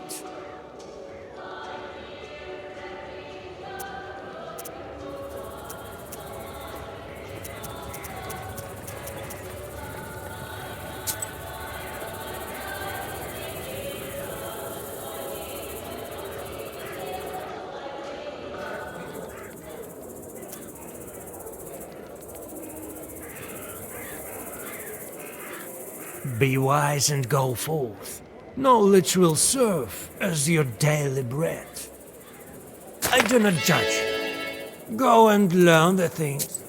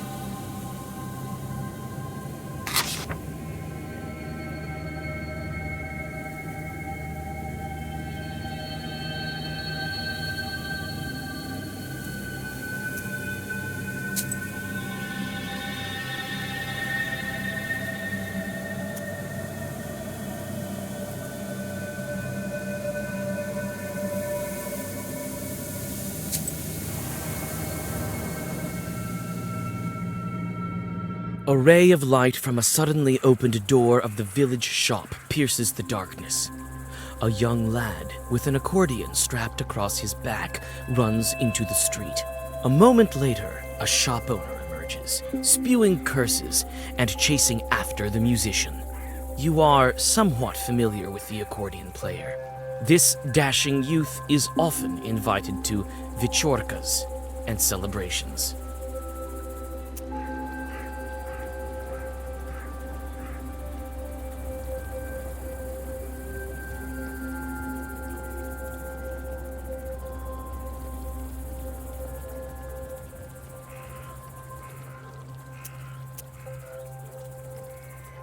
The merchant spits on a neighbor's hen in frustration, knowing he won't be able to catch the musician. That scoundrel! Sure, take him! He'll pay me back, he says. I know all about him paying back. I won't see half kopeck until Christmas. I know this man. Should I get him back for you? If only you could. I know him as well, but still. If only my boy was at the counter, I bet he's gone divinate into the omens again. Behind those barns? Yes? Is anything wrong? Do they have any idea how to perform divinations? I fear something might go wrong. Nothing bad will happen to them. Sure, take them. Youngster, have no patience. Can I help you? Get going. But what if I wanted to buy something? Yeah, right. The devil you roaming around at night. Get lost. The merchant shuts the door in front of you. You can only continue on your way.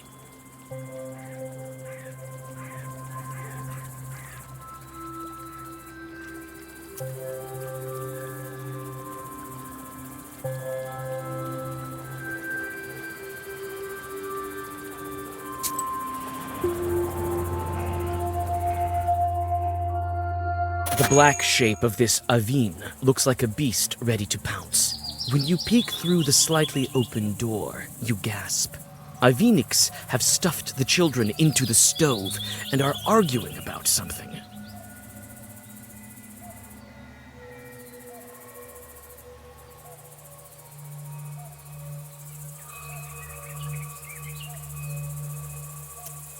Let us into your ravine, kind host. Witch! I can sense Khaldun's from a mile away. Well, come in. You've already invited yourself. Aha! Here here are the children. Who knows, maybe we'll also get a piece. What's with the children? Did you kill them? Not yet. We're deciding on who gets to do it. Well, what are you looking at? They came for divinations at wrong time, didn't ask for invitation, didn't circle themselves. And to top things off, their father cursed them. Or could it be you, who also came to grab a bite?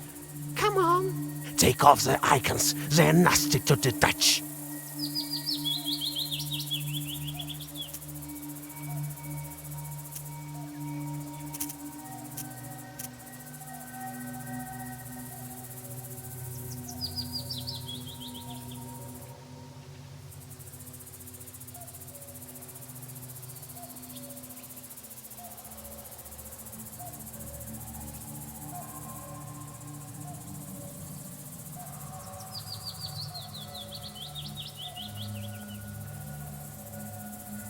I won't let you kill the children, you cursed spirits!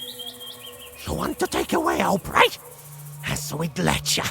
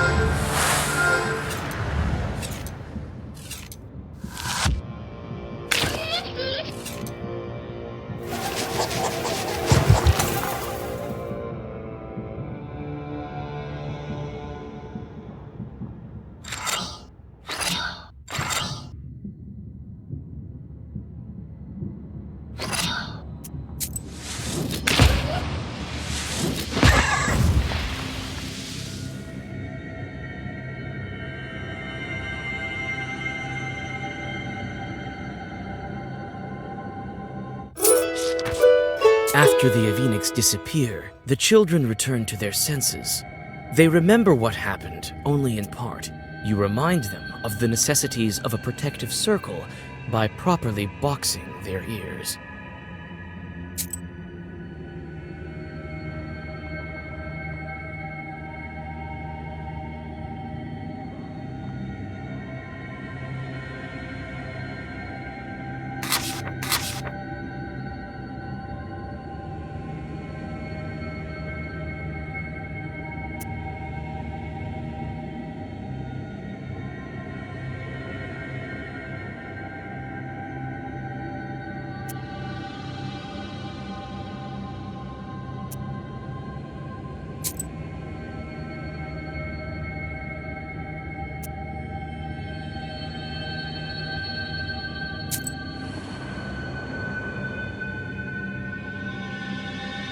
The narrow path leads you to a silent bee garden.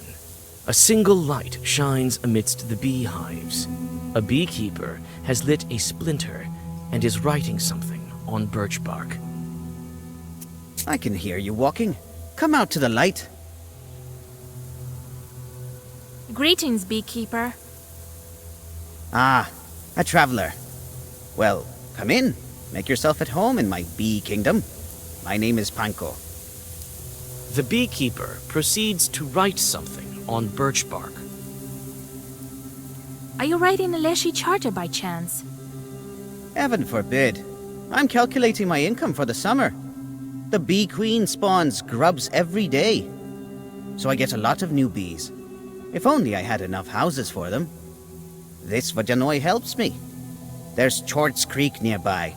The bees drink their water there. I threw something in the water recently. A bottle of vodka and a loaf of bread, so my bees wouldn't die off this winter. I see. If you're having a good year, maybe you have something to sell. Come and take a look. Are you interested in some healing herbs? Have you heard about the local Vodyanoi? Well, they say all sorts of things. I heard this one story from an old woman I know. Thing is, I can tell a mighty scary story. Might make your hair stand on end.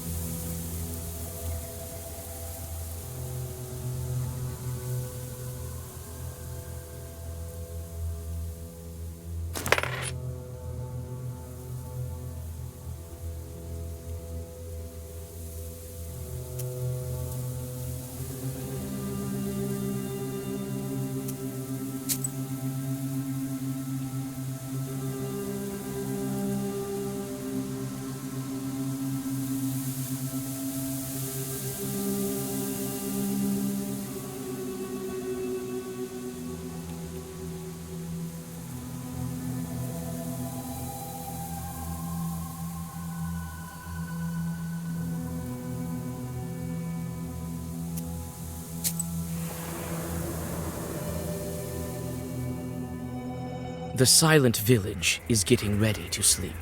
There are lights in some windows, and from time to time, you see peasants going about their business.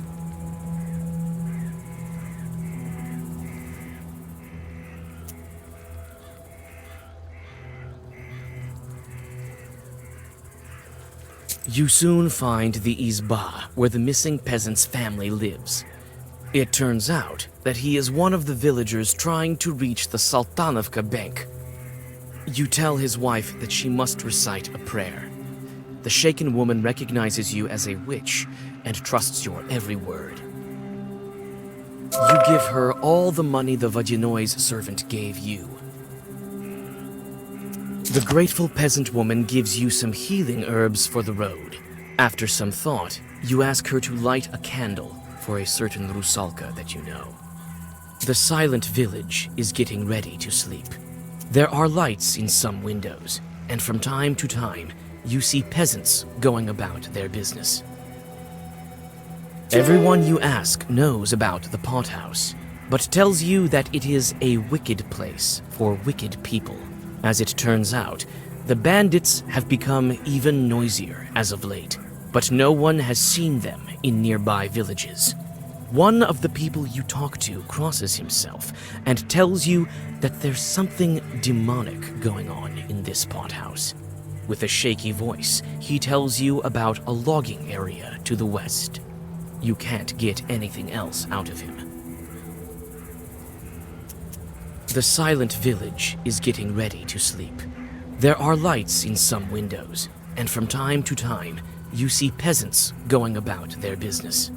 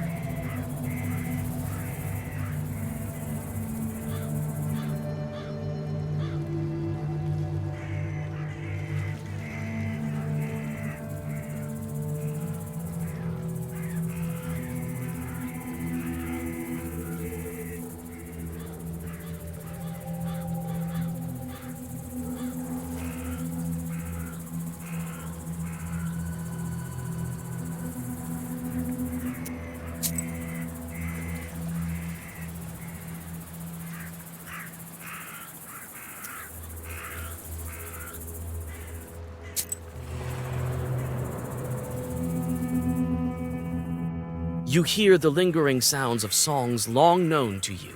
At one of the izbas, you see a late-running Vichorka. It may be worth stopping to listen for a while. You sit by a house and dissolve in a deep song.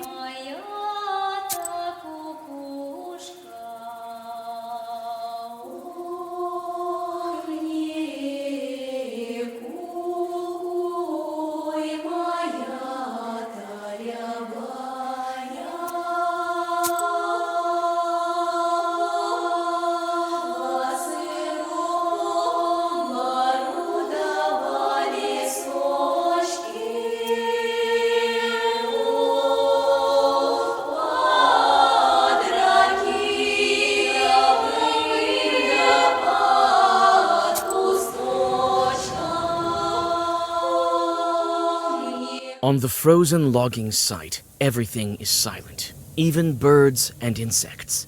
Knowing this to be a sign of evil spirits, you open your book. Several fat logs are lying on the glade ahead of you near an old fire, and some items are scattered about it. By the roots of a notably large fallen pine, you see the mouth of a hole. The closer you get to the logging site, the stronger the smell of decay. You recoil involuntarily when you spot the bodies, stuck into the rough holes in the trunks, as if into coffins. Overcoming your disgust, you inspect the corpses. Many of the dead have weapons. It would appear they used to be bandits. You find a purse with rubles on one of them and take it without remorse. You feel the stench of death in the air. It seems no one has been here for a long time. You find someone's ledger by the fire. Reading it, you find regular sacrifices to the Vodyanoi and other, more sinister expenses that you try not to think about. The last record is dated more than a week ago. The hole breathes with the dampness of a graveyard. At the bottom of it, among roots that look like paws of exotic beasts, you see an empty chest. Upon closer inspection, it proves to be quite old. It would seem that this small chest was buried a long time ago.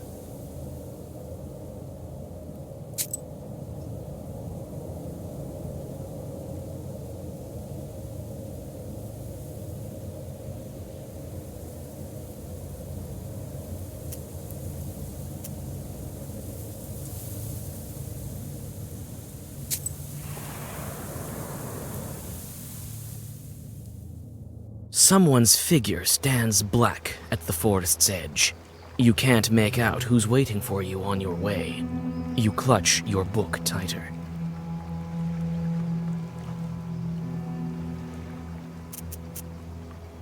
A human voice answers you. You come closer and recognize the accordion player you met from Saltanova village. Vasya, I knew it was you in the village. What do you need? You're on your way already. So I recognized you in the village. You got it all wrong.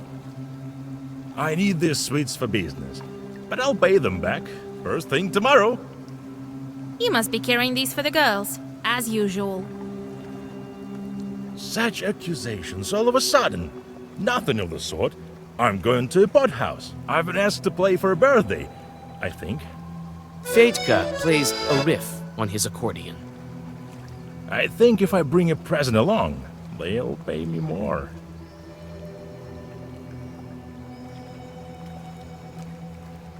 To a pot house, you say? Have you been there before? What kind of place is it? No, I haven't.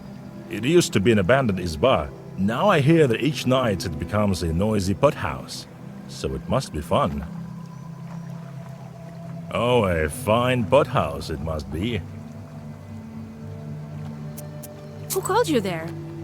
God knows. The other night I met some lad by my izba. Come to the pothouse, he says. Gave me some money in advance and promised more afterwards. Why couldn't you buy sweets with that money? I hid them away right after, just in case. Come on, don't fret. I'll pay it back later.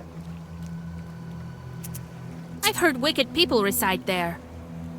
I don't care. Even church won't hurt an accordion player. Really, you haven't met Chorts. You wouldn't know if you did.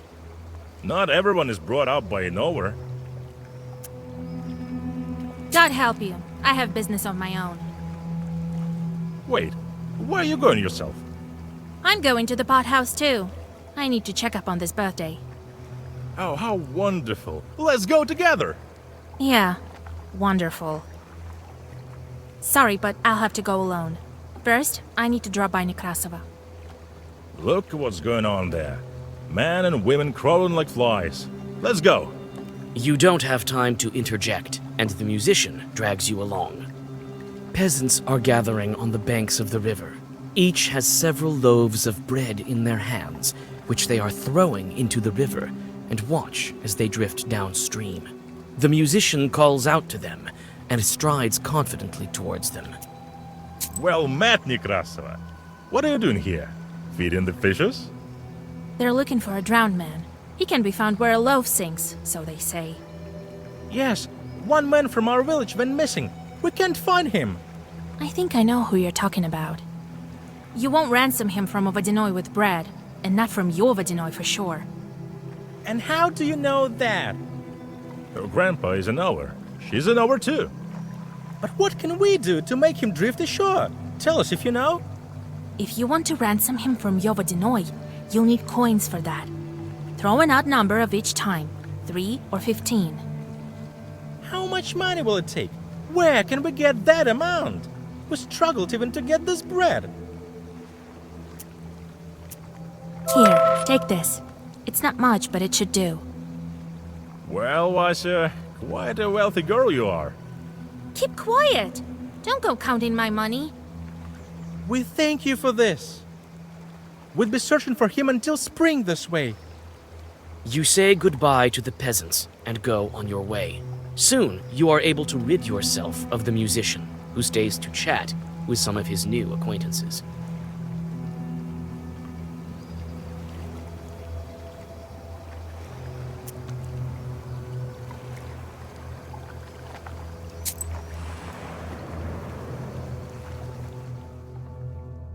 You pass a small settlement that has no name yet. On the village edge, you notice a fat barrel rolling to the west.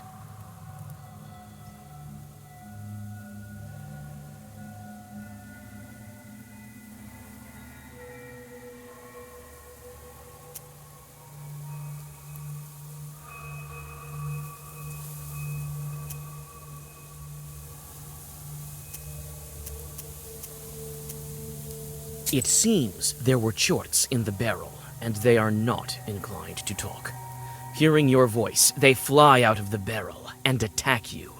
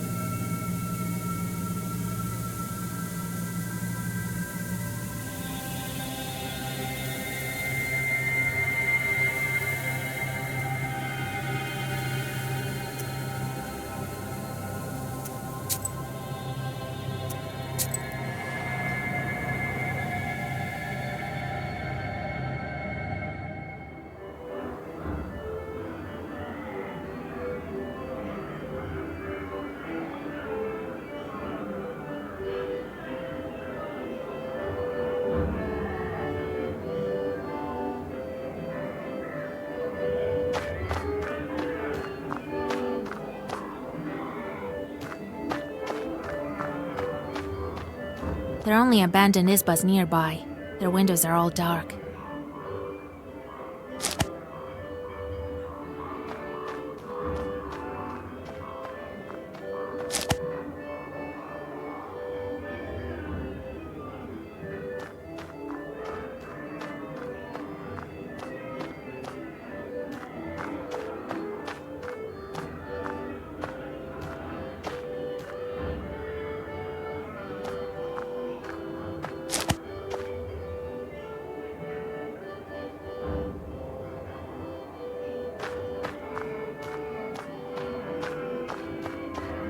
The peasant holds his head and wipes away a single tear from time to time. Are you alright? Oh, girl, what are you doing here? Get out of here while you still can. This is an evil place. I know it is. That's why I'm here. I found dead bandits in the forest, at the logging site. It would seem that demons killed them. That's what happened. Run while you yourself are still alive. If you're so scared, why aren't you running too?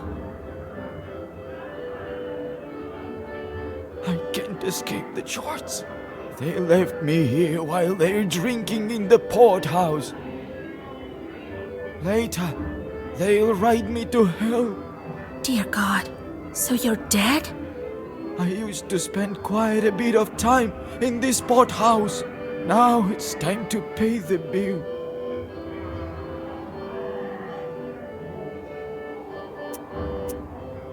I see. What can you tell me about the pothouse? A wicked place. Oh, wicked people. So it was. And it's worse now. Why are you crying? What? I'm not crying. I won't cry. No matter what fate befalls me. Do you hear? I know it is. It would seem that... That's what... If you're so scared... I can't escape later. Dear God. I used to spend quite a bit of time. Perhaps I can save you. I know how to deal with Chorts. I have a pastor full of my own. Just help me get inside. You can't help me. But you can pick on a Chort if you like. Here is the key from the back door. You can go in if you want to.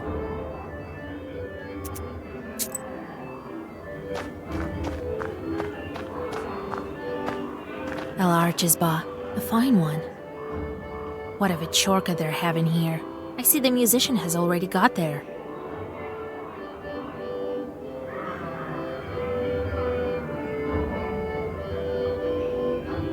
I have business with your chieftain. Ha! He has no business with you. Go, before Cassian has seen you.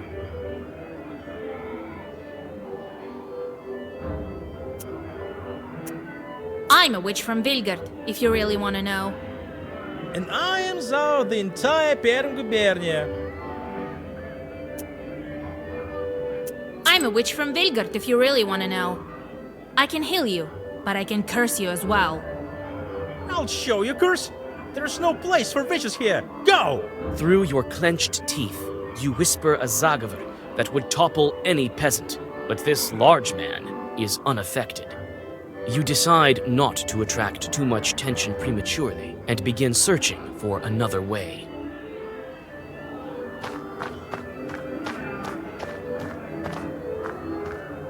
You can hear the sounds of an accordion and lively conversation. The door is locked. The lock falls to the floor with a thud. The door is open.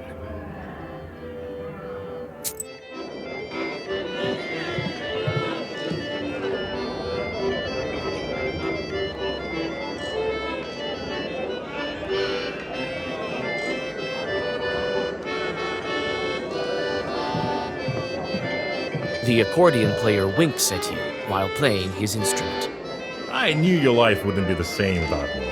You came to see me, Vasilisa, my dear. Don't tempt fate, Fyodor. I'm only kidding. The fun starts at night. Aren't you afraid of Wicked Man? What's there to be afraid of? Everyone likes a good accordion player. I tell you, the devil himself doesn't frighten me. I won't let anyone hurt you either. I found something. I think demons are to blame for it. Perhaps the bandits are all dead by now. The stories you tell, Vasilisa. You and your old man, always first-rate jokers.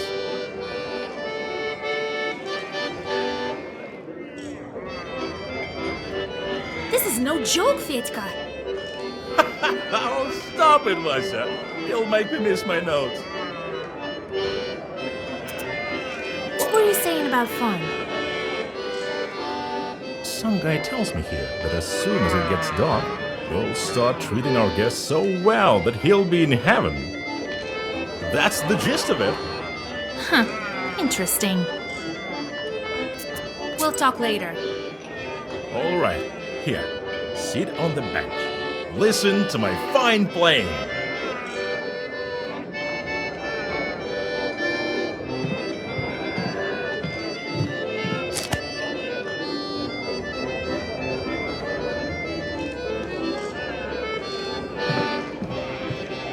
These ones don't even want to talk to me.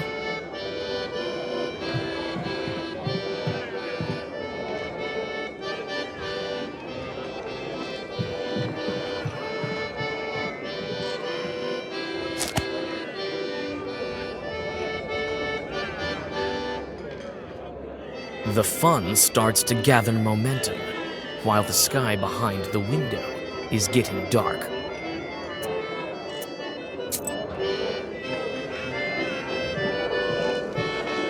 Pothouse's owner doesn't even look at me.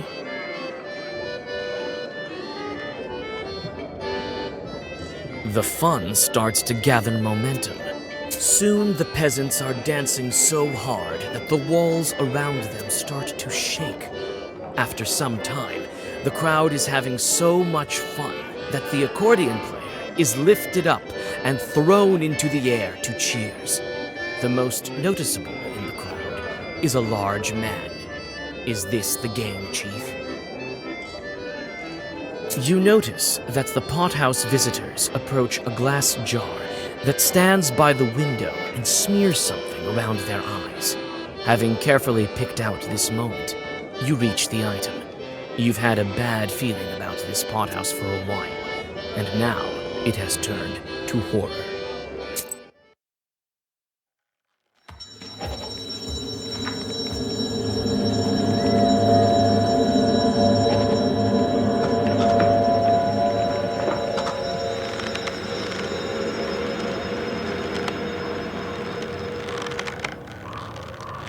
Your suspicions prove true. Everything around you was an illusion. The accordion player wasn't thrown into the air without malice. You take out the black book, but the chief of the short swarm calls you out. I think my stables will see another witch added to it. What a day. Whatever brought you here, madam? The musician is trying to get out of the noose with all his strength.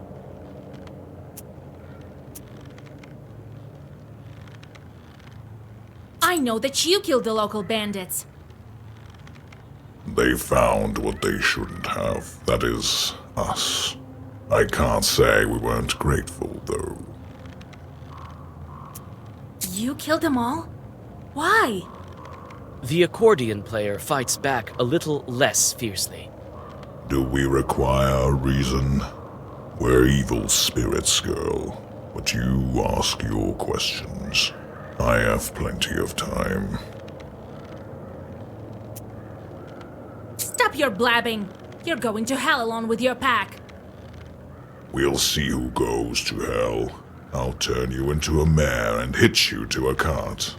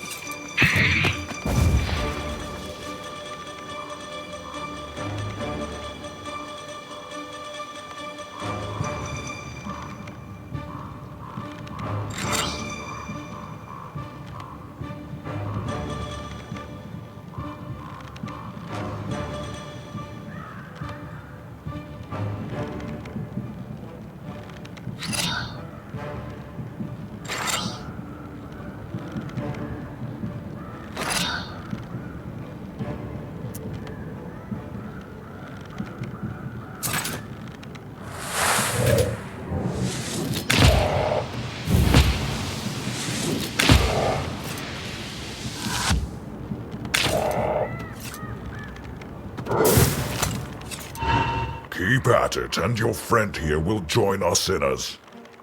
Don't count on it. You will follow right after.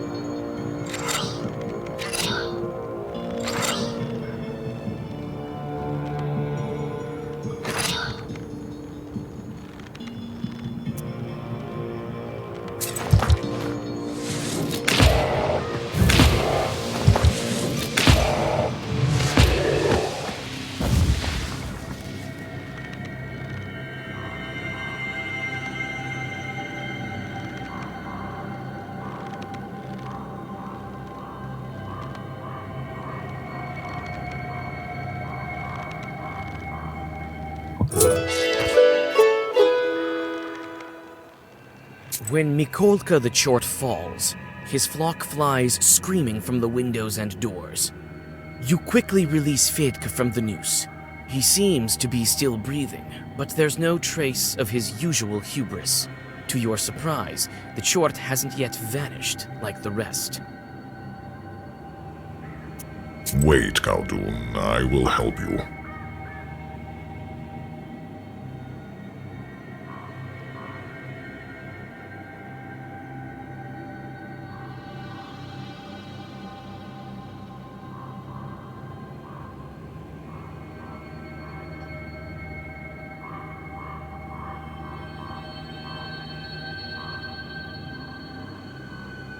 What?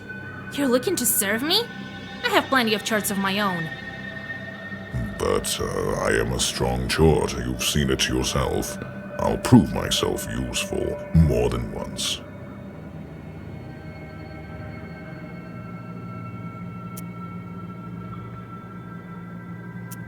First, tell me this. What happened to the bandits? They dug up an old treasure chest and was buried here a long time ago by Uskuinix. It was guarded by strong sorcery. Not strong enough to kill all the bandits, but still. I think something went wrong with the Zagavor, or maybe the place there is special. We were bound to guard it, regular Chorts we were. But with time, the magic grew stronger, and so did our power, like wine. When they opened the chest, we took what we were due. All of their heads. The residue of the sorcery created this phantom. I I don't think Vakul will be too happy. And after that, we started gathering the cursed ones around the area. I turned the sinners into horses and drive them into hell. Everything had been going so well until you came. The Zagavad was so strong even the evil spirits used herbs to counter it. Should I leave these chorts here to roam around instead of the bandits? Let them make offerings to the Vodinoi.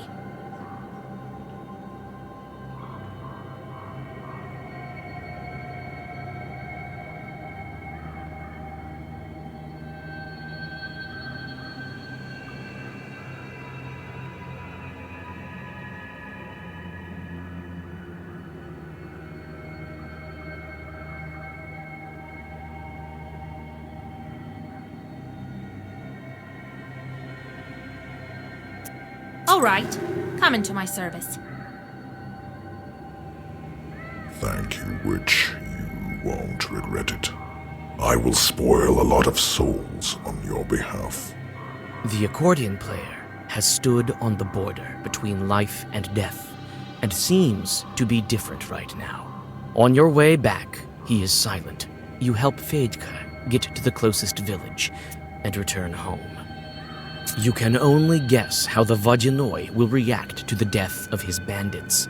They won't make him offerings anymore.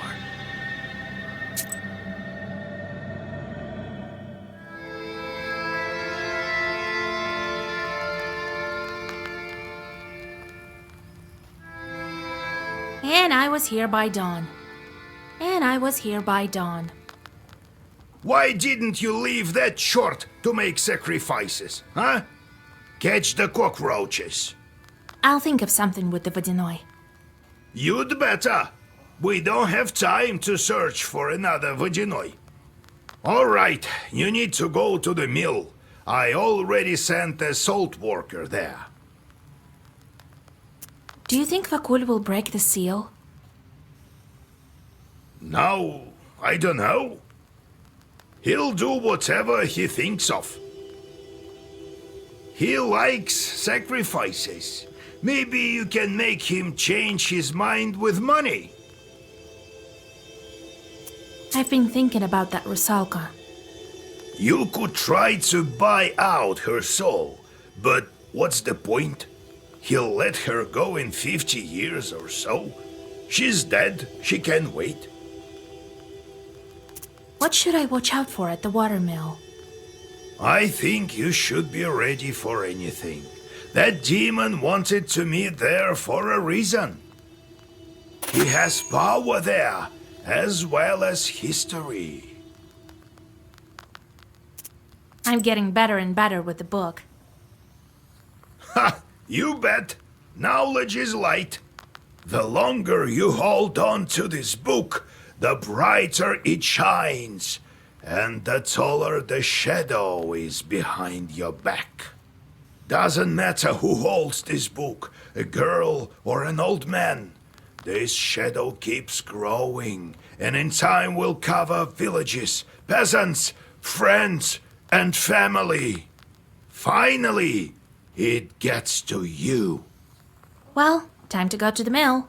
It's not far from Gaina village. You won't get lost there.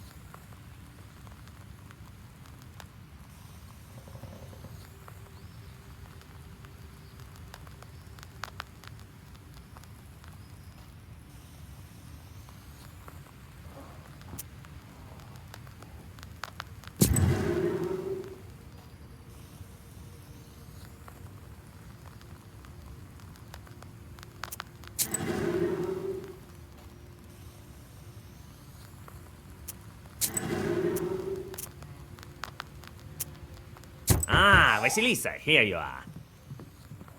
I've been thinking about that wind and three sides and river shells. So you've remembered about being Susetko in that spa? Now, I think we should go back in the church in Yenidor. Maybe something will come up there. Let's go. But is there anything left? Centuries have passed. We'll search near the foundations, in the cellar. All secrets are hidden underground. You know that better than most. When we'll be in Galbets, maybe then I can tell some future. I'm a Susietka after all.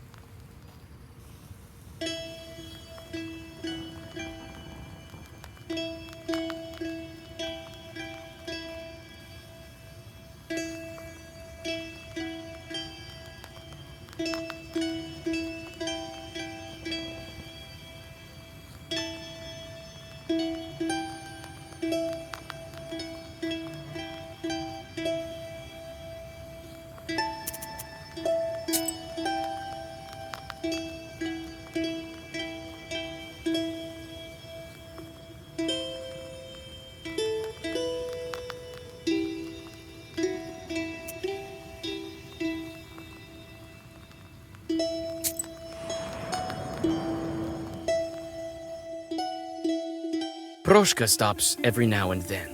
Circling around a bit, he hesitantly proceeds on his course. It seems as if something is bothering the demon, something about the road ahead that he hasn't himself realized yet. At the next stop, a gust of wind blows dust in your face.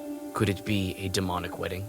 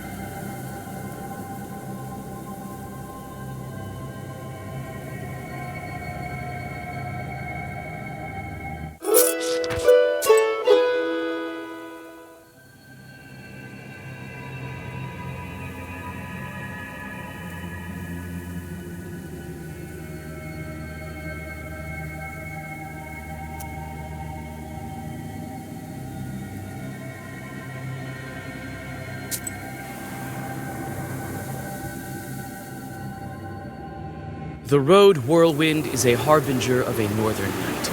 The wind bends the trees and sends dust and leaves flying to the empty spaces of the Yanidor crossroads. Somewhere deep in the forest, a lone wolf begins his song. Proshka stops in hesitation once more. What a wind. Why are you standing there, Proshka? I remembered. I used to visit this place often. Perhaps when I was alive, one of the chutes. Doesn't look like my church was worshipped in much, does it? All you think is about being worshipped. What else could happen in the crossroads that tied Proshka to this place?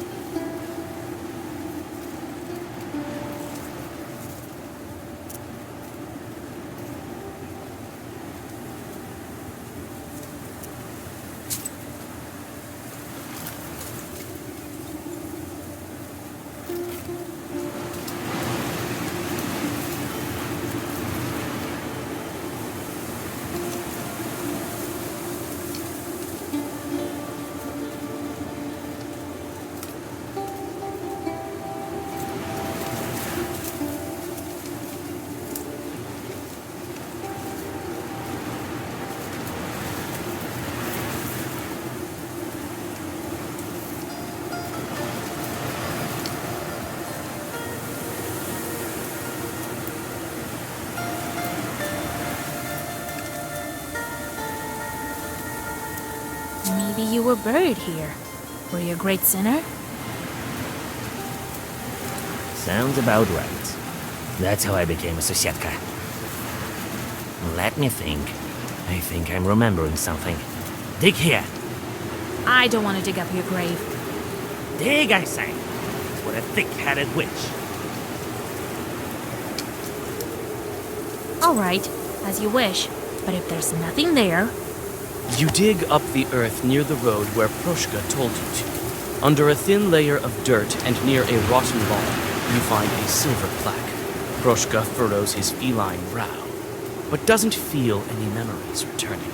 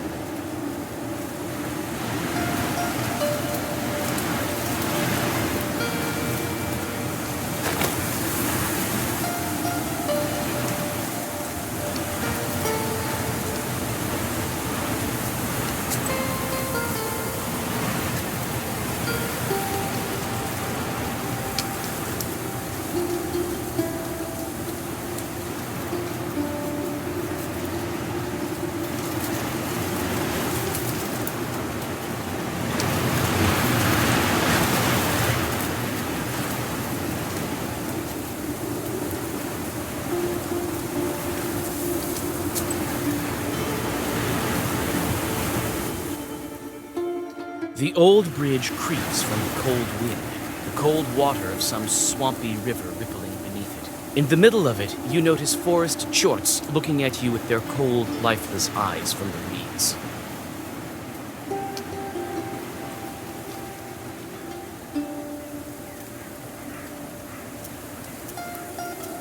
As soon as you voice your Zagavar, the chorts scramble. Can they feel your growing power? Proshka's eyes shine in the dark.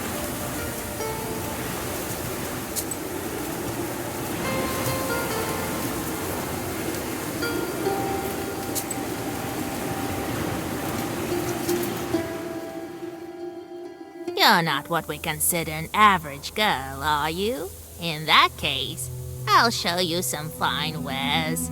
Here, take a look.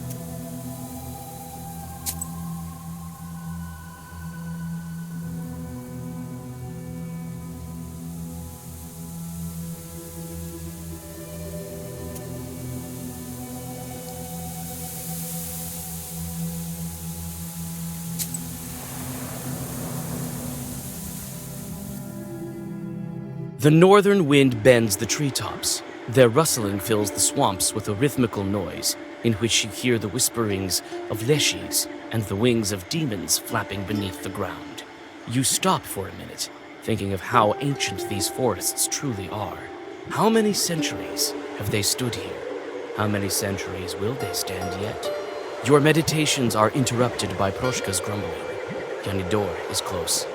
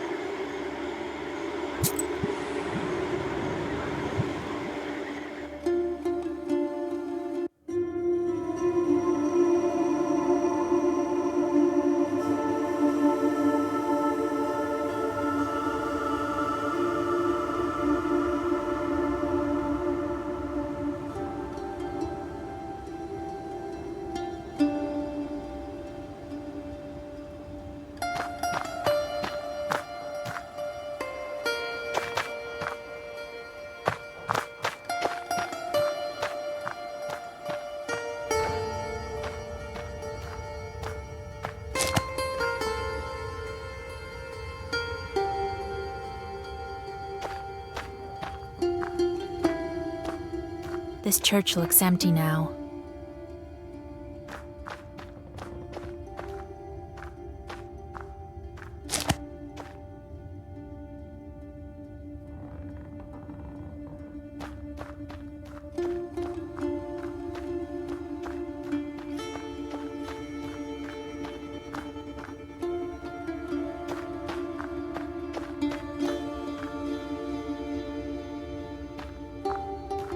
What a dump, right?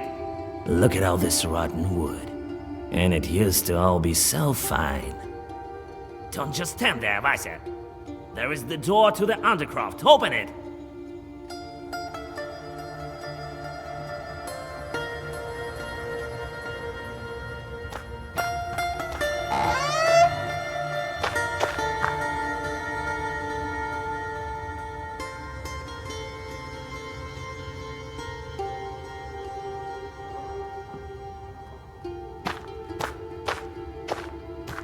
Some pictures are mixed with the icons.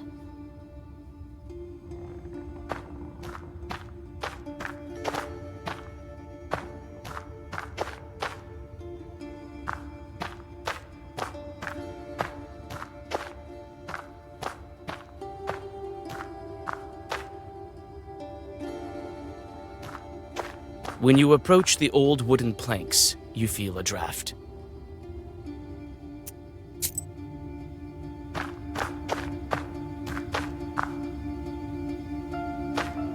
It's not as simple as that. Search the chests. Perhaps you'll find something. What am I looking for? How would I know? Now, don't look at me like that. There are icons all over the place. It's bad for me to look at them, you know?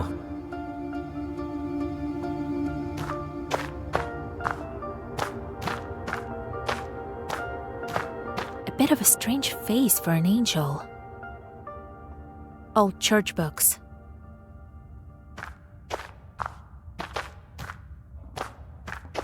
And old kitchenware.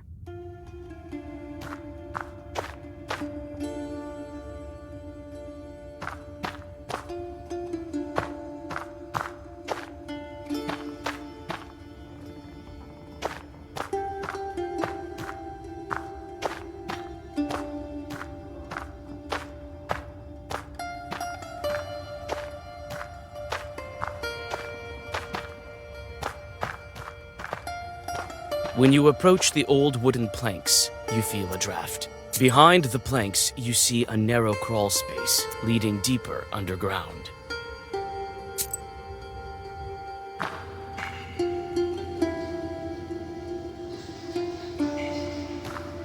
The idols have river shells scattered around them.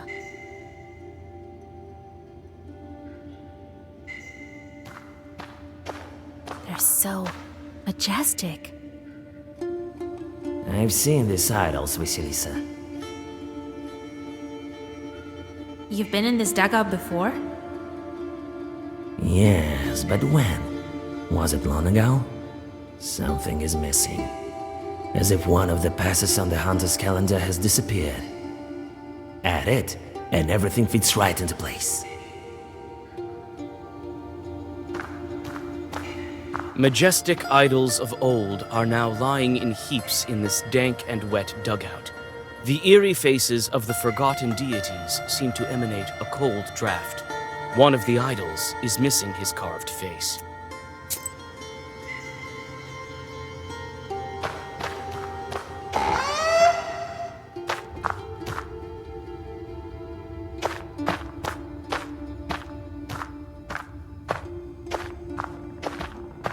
An ancient wooden angel is watching you indifferently. You peer into his face, and it looks as if he's wearing a wooden mask. You touch the mask, and it falls to your feet. Its image reminds you of the strange chorts depicted on the idols of the demons.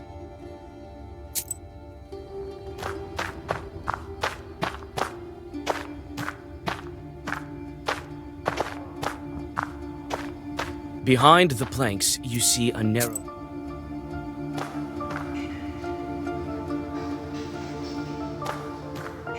Majestic idols of old are now lying in heaps in...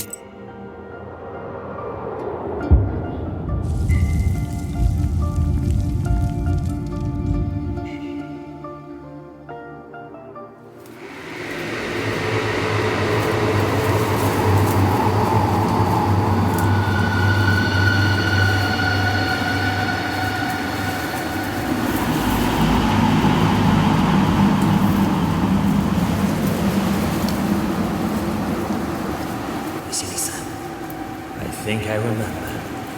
I remember everything. But look, what's happening to me?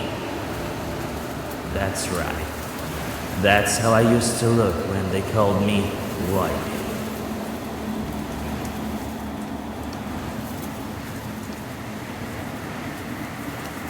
Hunters used to bring the river shells from the north, and I flew with the all-knowing wind with no rest and no respite. Proshka, is that you? Vasilisa, I remembered everything. All thanks to you. Your name was Voipe. Who are you? I used to be a god, the lord of the northern wind and master of the true people's destiny, those who lived in the forests of Chernobyl. I was once powerful for a time. Other gods came and believed in me dwindled. Thou shalt not worship the idol of Voipil, and thou shalt not devout funeral feasts to him. And thus it came to be. The lights of altars dwindled, and so did my powers. Are those your idols beneath the church? Yes, they are. It was my lost temple, this dugout.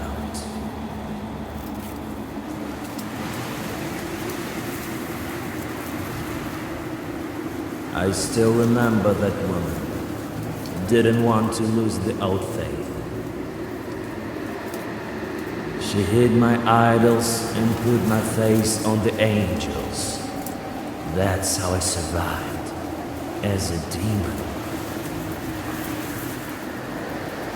But in a halo of ecclesiastical glory.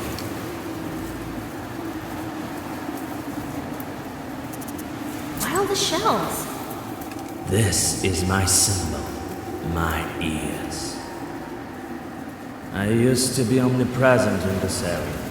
I used to cool the ferocious flame of the sun with my wind. But that time is long gone. All that's left are these shells. Bones of the past, long forgotten.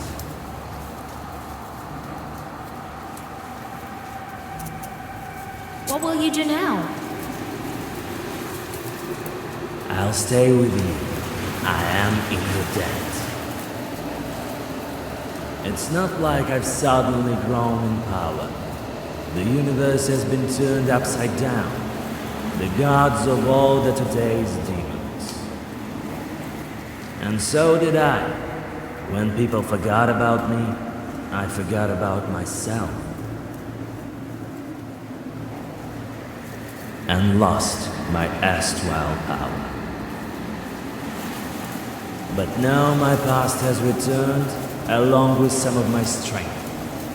I will help you, Vasilisa. Who knows what other rebirths can I undergo?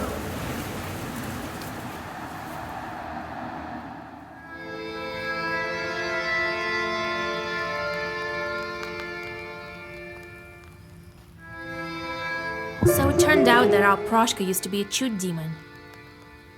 Jesus Christ! Didn't expect that, Grandpa, did you? Perhaps now I'll be the one to tell you to hunt mice.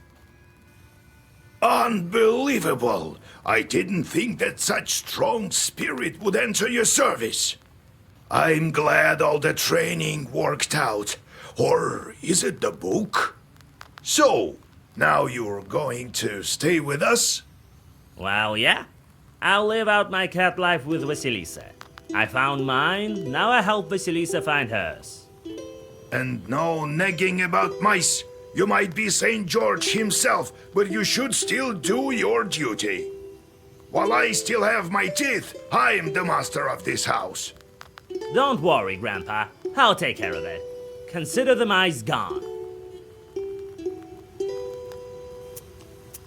How do you like my new fur?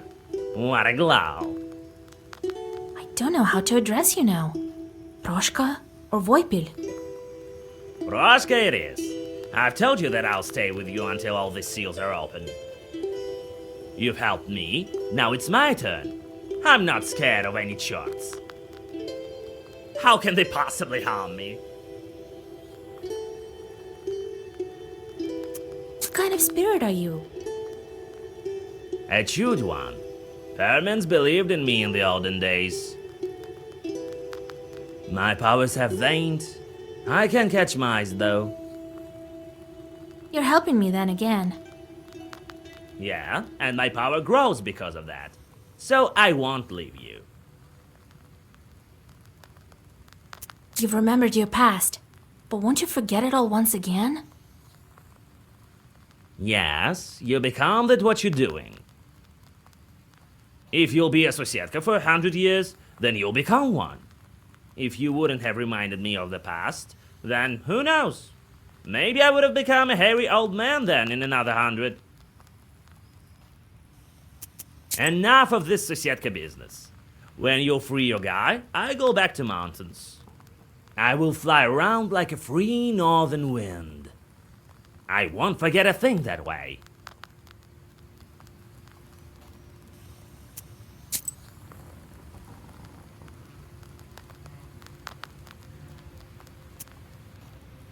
And I was here by dawn.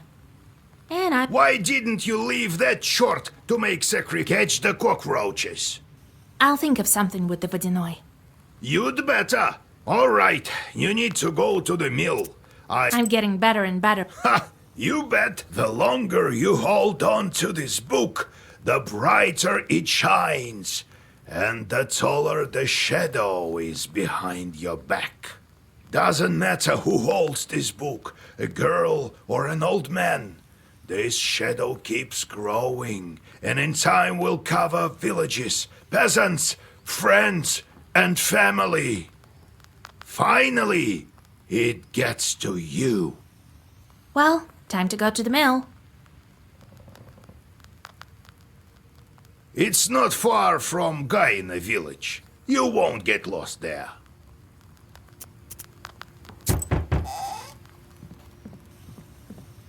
God be with you. I'm a fisherman from the northern lake, Vatti, Lord forgive. I came to thank you. I don't know what you did, but the Vodinoi stopped cutting our nets. Here, I brought some dried pike from our crew.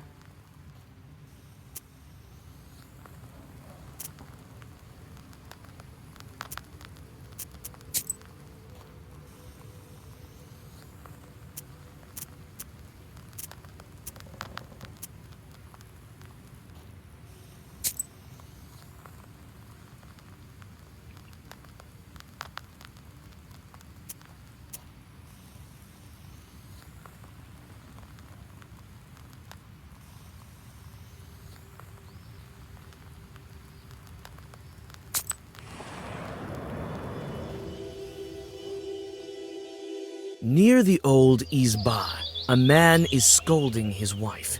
Half the village soon gathers to listen to the quarrel.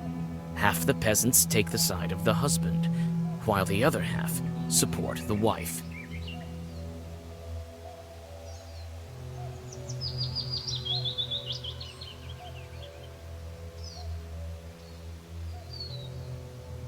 The subject of the argument turns out to be a saw that breaks down every other time. The man suspects that his wife is cursing it, while she insists she is innocent. This item looks like it's been repaired quite often. Looks like it was fixed by the local smith a couple of days ago. You think that the smith may know something about the defect and learn how to get to his Izba. You decide on your next actions. It turns out the mill has long since been abandoned and is rather notorious here. Hardly anyone is brave enough to get close to the building. The talk is, the Vodinoi still grabs passers-by and drags them to the bottom. You decide on your next action.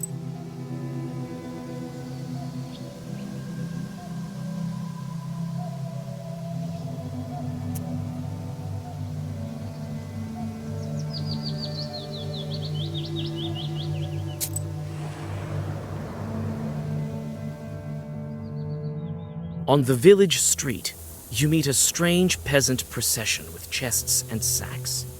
A peasant clutching a sleepy rooster walks in the lead. The people stop, noticing you on their way. The old women start to cross themselves, thinking you to be a bad omen. The man walking at the head of the procession addresses you. Who are you, bareheaded wench? What are you doing here at night? A rooster in hand and sacks full of clothing. What are these peasants planning?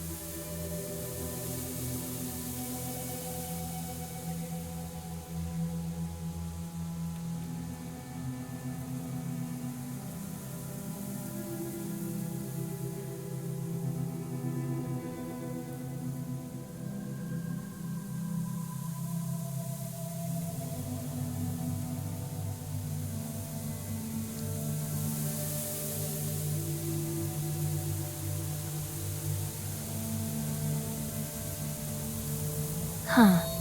They're carrying their belongings with them at midnight. This can be only one ritual.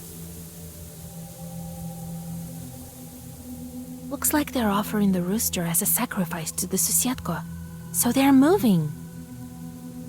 I'm a simple traveler who's lost her way. So, you're moving into a new izba? None of your business, wench. I'm a witch doctor. I can help you move. After a brief discussion, the peasants accept your offer. You make a sacrifice near the future hut while whispering Zagavers. Thankful people offer you some gifts.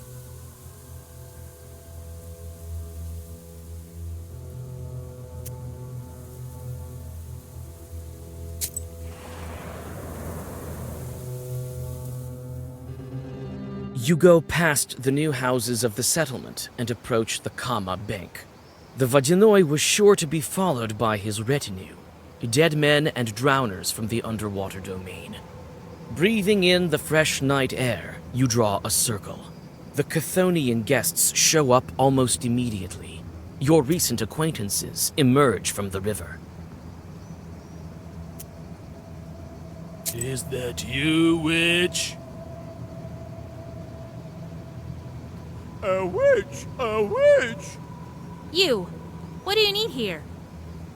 Vakul has gone to the watermill, so the border is thin. We came along too. To help him deal with that girl also. Keep quiet. Did crayfish eat your brains?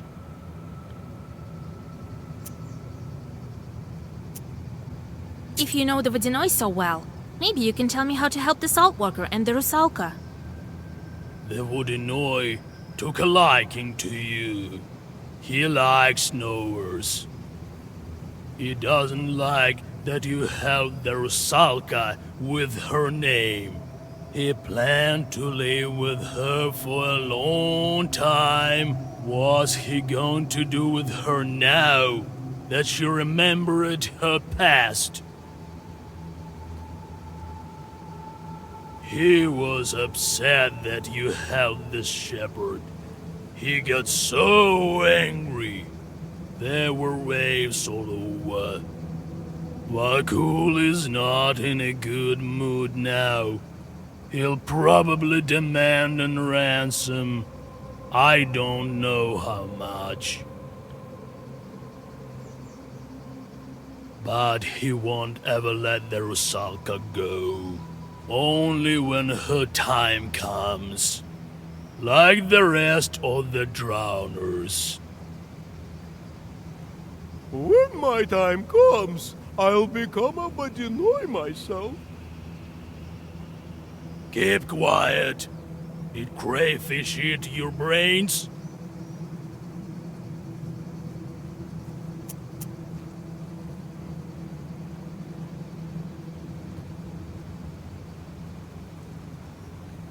I'll probably send you back to your underwater hole. Well, you won't beat us here.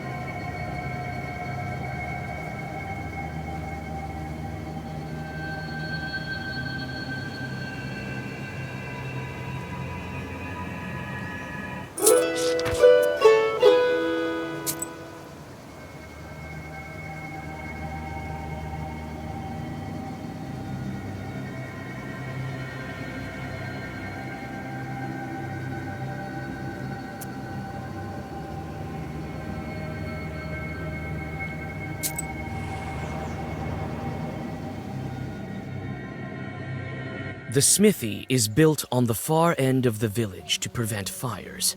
You knock at the door and shudder. The sound disturbs the heavy silence. The door opens. The first thing you see is a gun, and then the smith. Who are you? It seems a bit early for caroling. A man from Fedorova sent me. Here, his saw is fixed poorly. The smith puts down his gun and inspects the tool. Ah, lousily done. It's my work. But what can you do? I'm afraid to work for too long. You won't believe me. I'm a knower. I've seen a lot of things.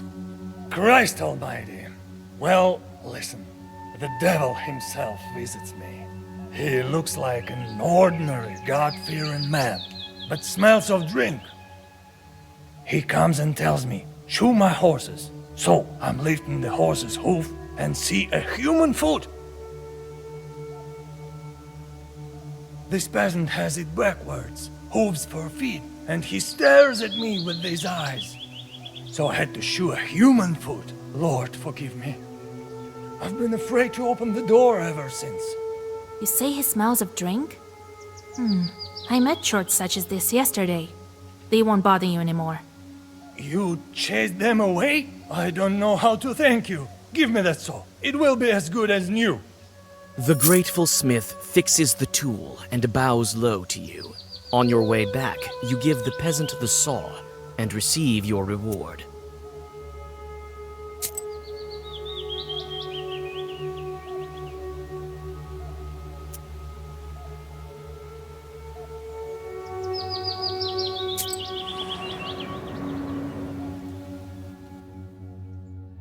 The wine shop is working until late.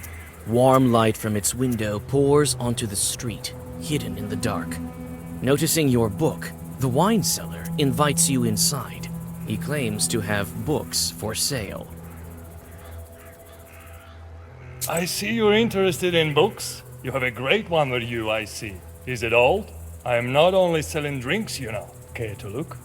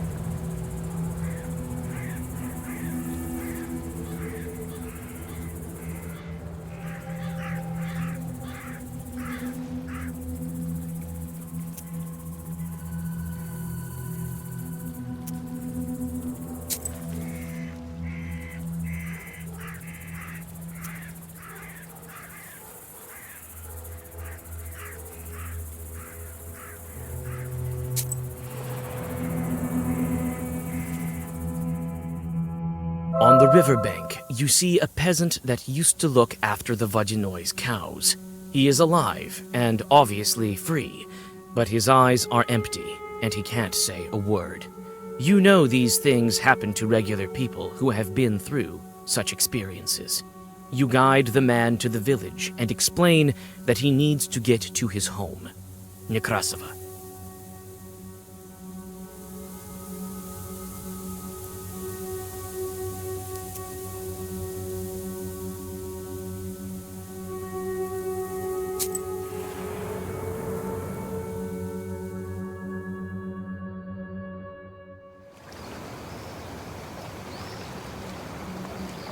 The mill rises above the pool of the river inflow.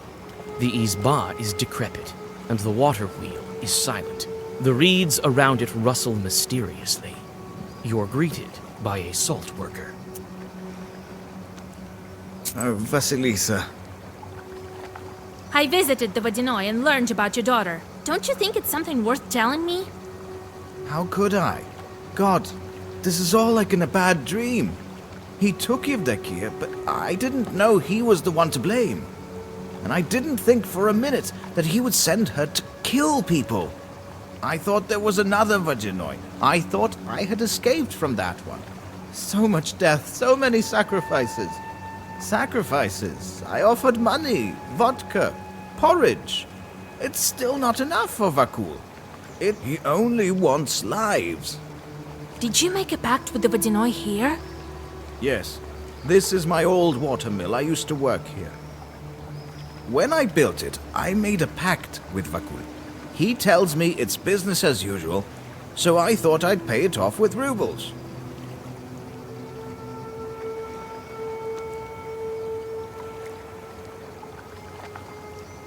It's never that easy with demons.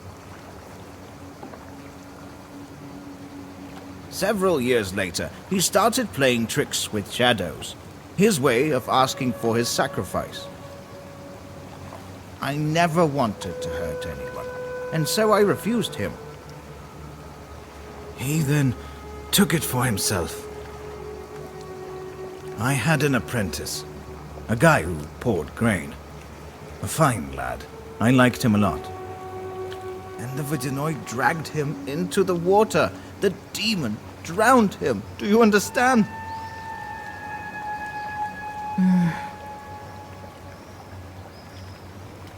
Then I abandoned that watermill. I couldn't stay there. I opened these salt works later. I thought he had already taken what was due.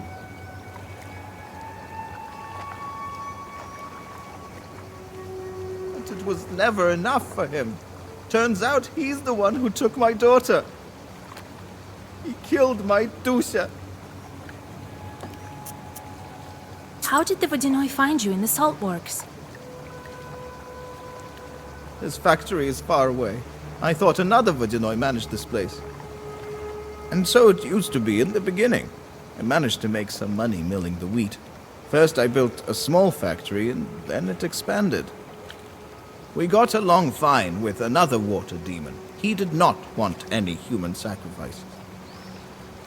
Then I gather Vakul beat him and took this river under his control. But I wasn't aware. And then he somehow learned about me. What happened to your daughter? My daughter. She had nothing to do with it. When Vakul found me, he, I think, wanted to teach me a lesson. Yevdokia went to Solikamsk in winter by sleigh. The ice broke beneath her. No one found my daughter, nor did they find the sleigh. That time, I didn't guess who was to blame. It's not the Vodinoi my grandfather told me about. God punished me. He sent the most devious one. I think you'll be able to talk to Vakul today. Oh, I will. That damn chort I will. I don't think you can handle him. Only I can. Besides, even I won't be able to kill him. Masters of nature are strong. Do what you can. I will. I think Vakul will show up sooner if you start the mill. Can do. I already inspected it while I waited.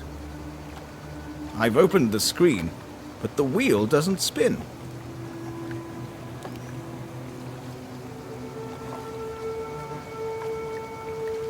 The chute is worn out. I can patch it. These chutes, it's a pity some of them are too far gone. There aren't enough paddles on the wheel. Look around a bit. We should have enough here. Then we will start it. I'll wait for you inside. I'll fix what I can. All right. I'll find some boards for you.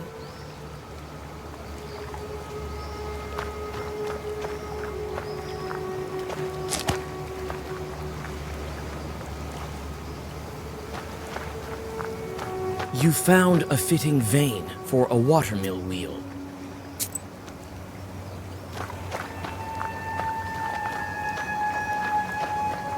You found a fitting vane for a watermill.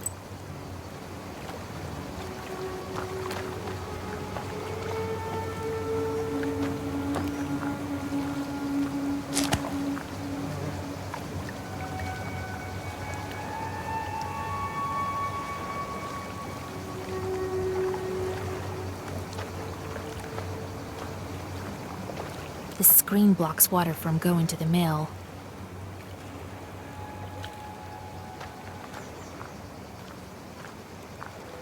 Still water, and it's deep at that.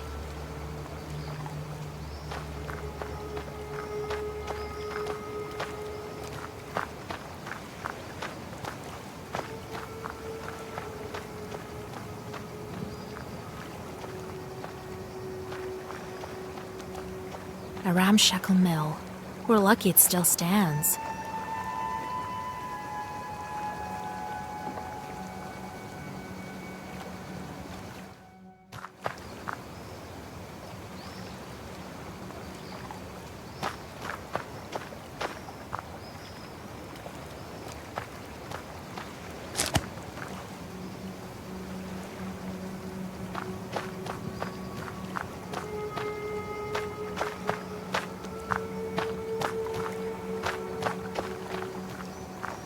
Vasya, my father, is he also here? Yes, on the mill. Want to speak to him? I can't. Vakul won't allow it.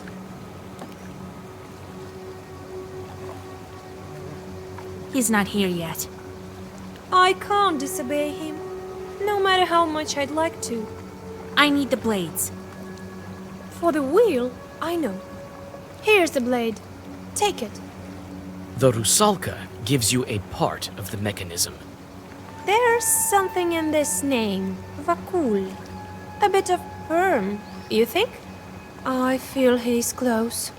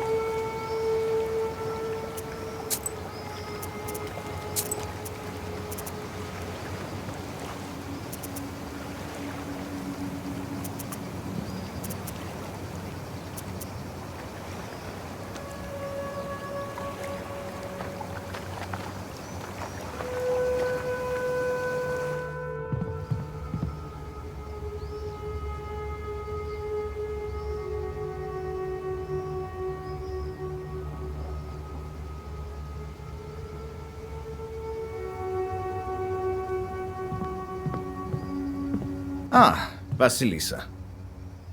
3 blades. That's enough. Well, we have everything we need to start the mill. Vakul will appear as soon as we start the wheel. All right, it's time. The salt worker quickly fixes the mechanism. He looks like he's done it plenty of times. Soon, the squeaky wheel makes one rotation, then another.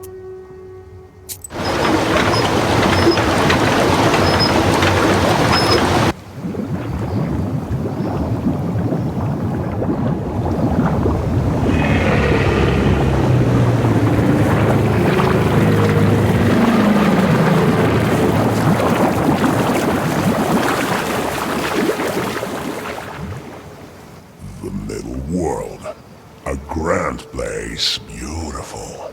If only it didn't stink of the living. My favorite witch and her cute little book. I'm so glad to meet you again. Greetings, Vodinoy. Well, well, well, Vakul. Ah, my old acquaintance. Come to break another promise? Father, I didn't tell you to speak.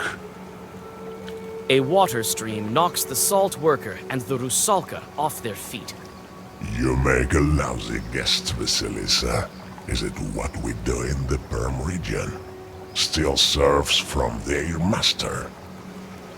There aren't any serfs anymore. Silence! It seems the bandits still don't make any offerings. Is there a problem, Vasilisa? Bandits were killed by demons. You failed the task. But I like you, witch. Tell me what you want.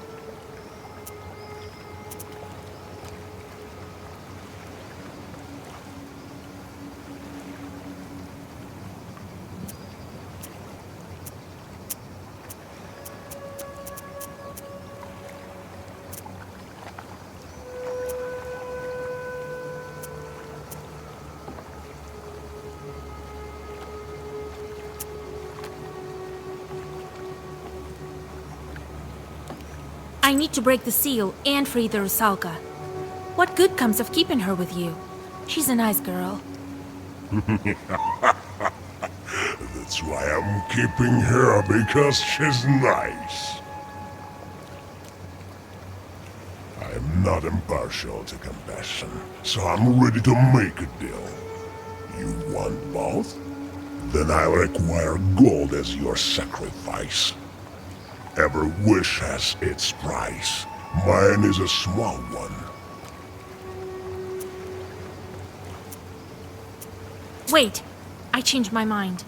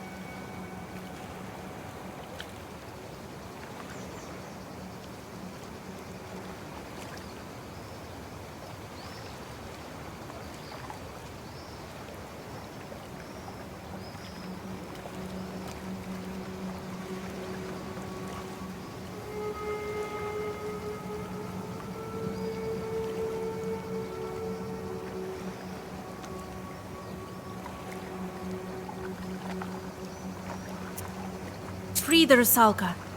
I will deal with the seal somehow. Hope I have enough time.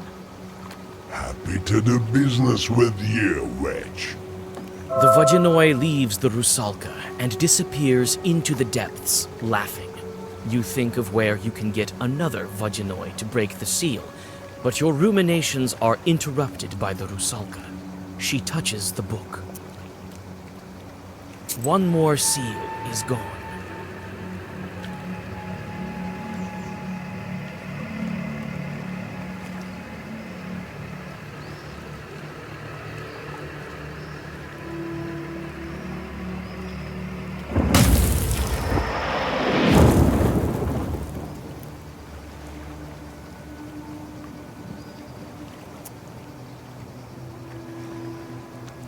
Oh, forgive me, Dusha. You died because of me. No, don't even think about blaming yourself. I'm free from the water demon now. I still have no answer for my sins. Wait. We'll meet again someday. Farewell, Father. The Rusalka smiles at the salt worker and vanishes into white light. On your way back, you comfort Pahom with tales of life after death, but he seems to be happy with how things turned out.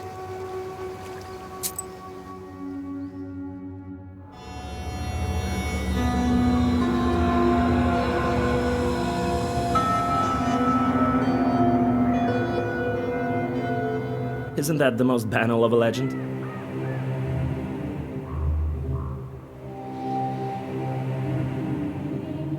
Maybe, but there's too many consequences. The drowners are talking about her. The girl is strong, they say. There are rumors coming from other spirits.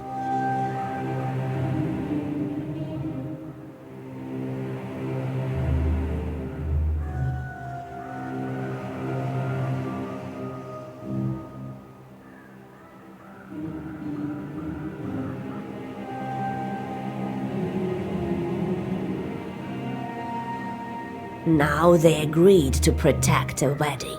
She must think I would try curse it.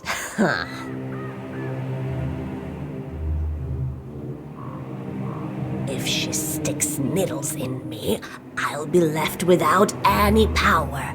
Go to Pakcha. They won't be expecting you. I have certain doubts about this. I've seen her in the village. Not everyone can handle that power.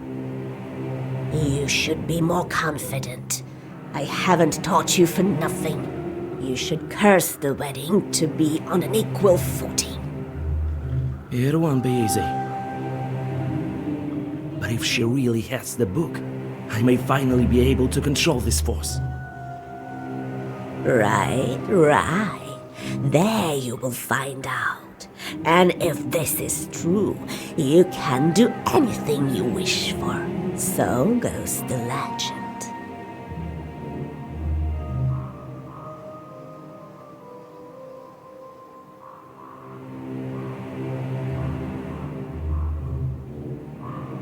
Take a look at them first. I've sent charts throughout the area. It will be a good occasion. This wedding, I wouldn't want to curse peasants. You know how I am with demons. Don't make me laugh. Who will you curse then? You think you can turn the procession? This thing happened last with my grandmother. Go back as soon as you take the book. So be it. Well, get ready. Amen to you.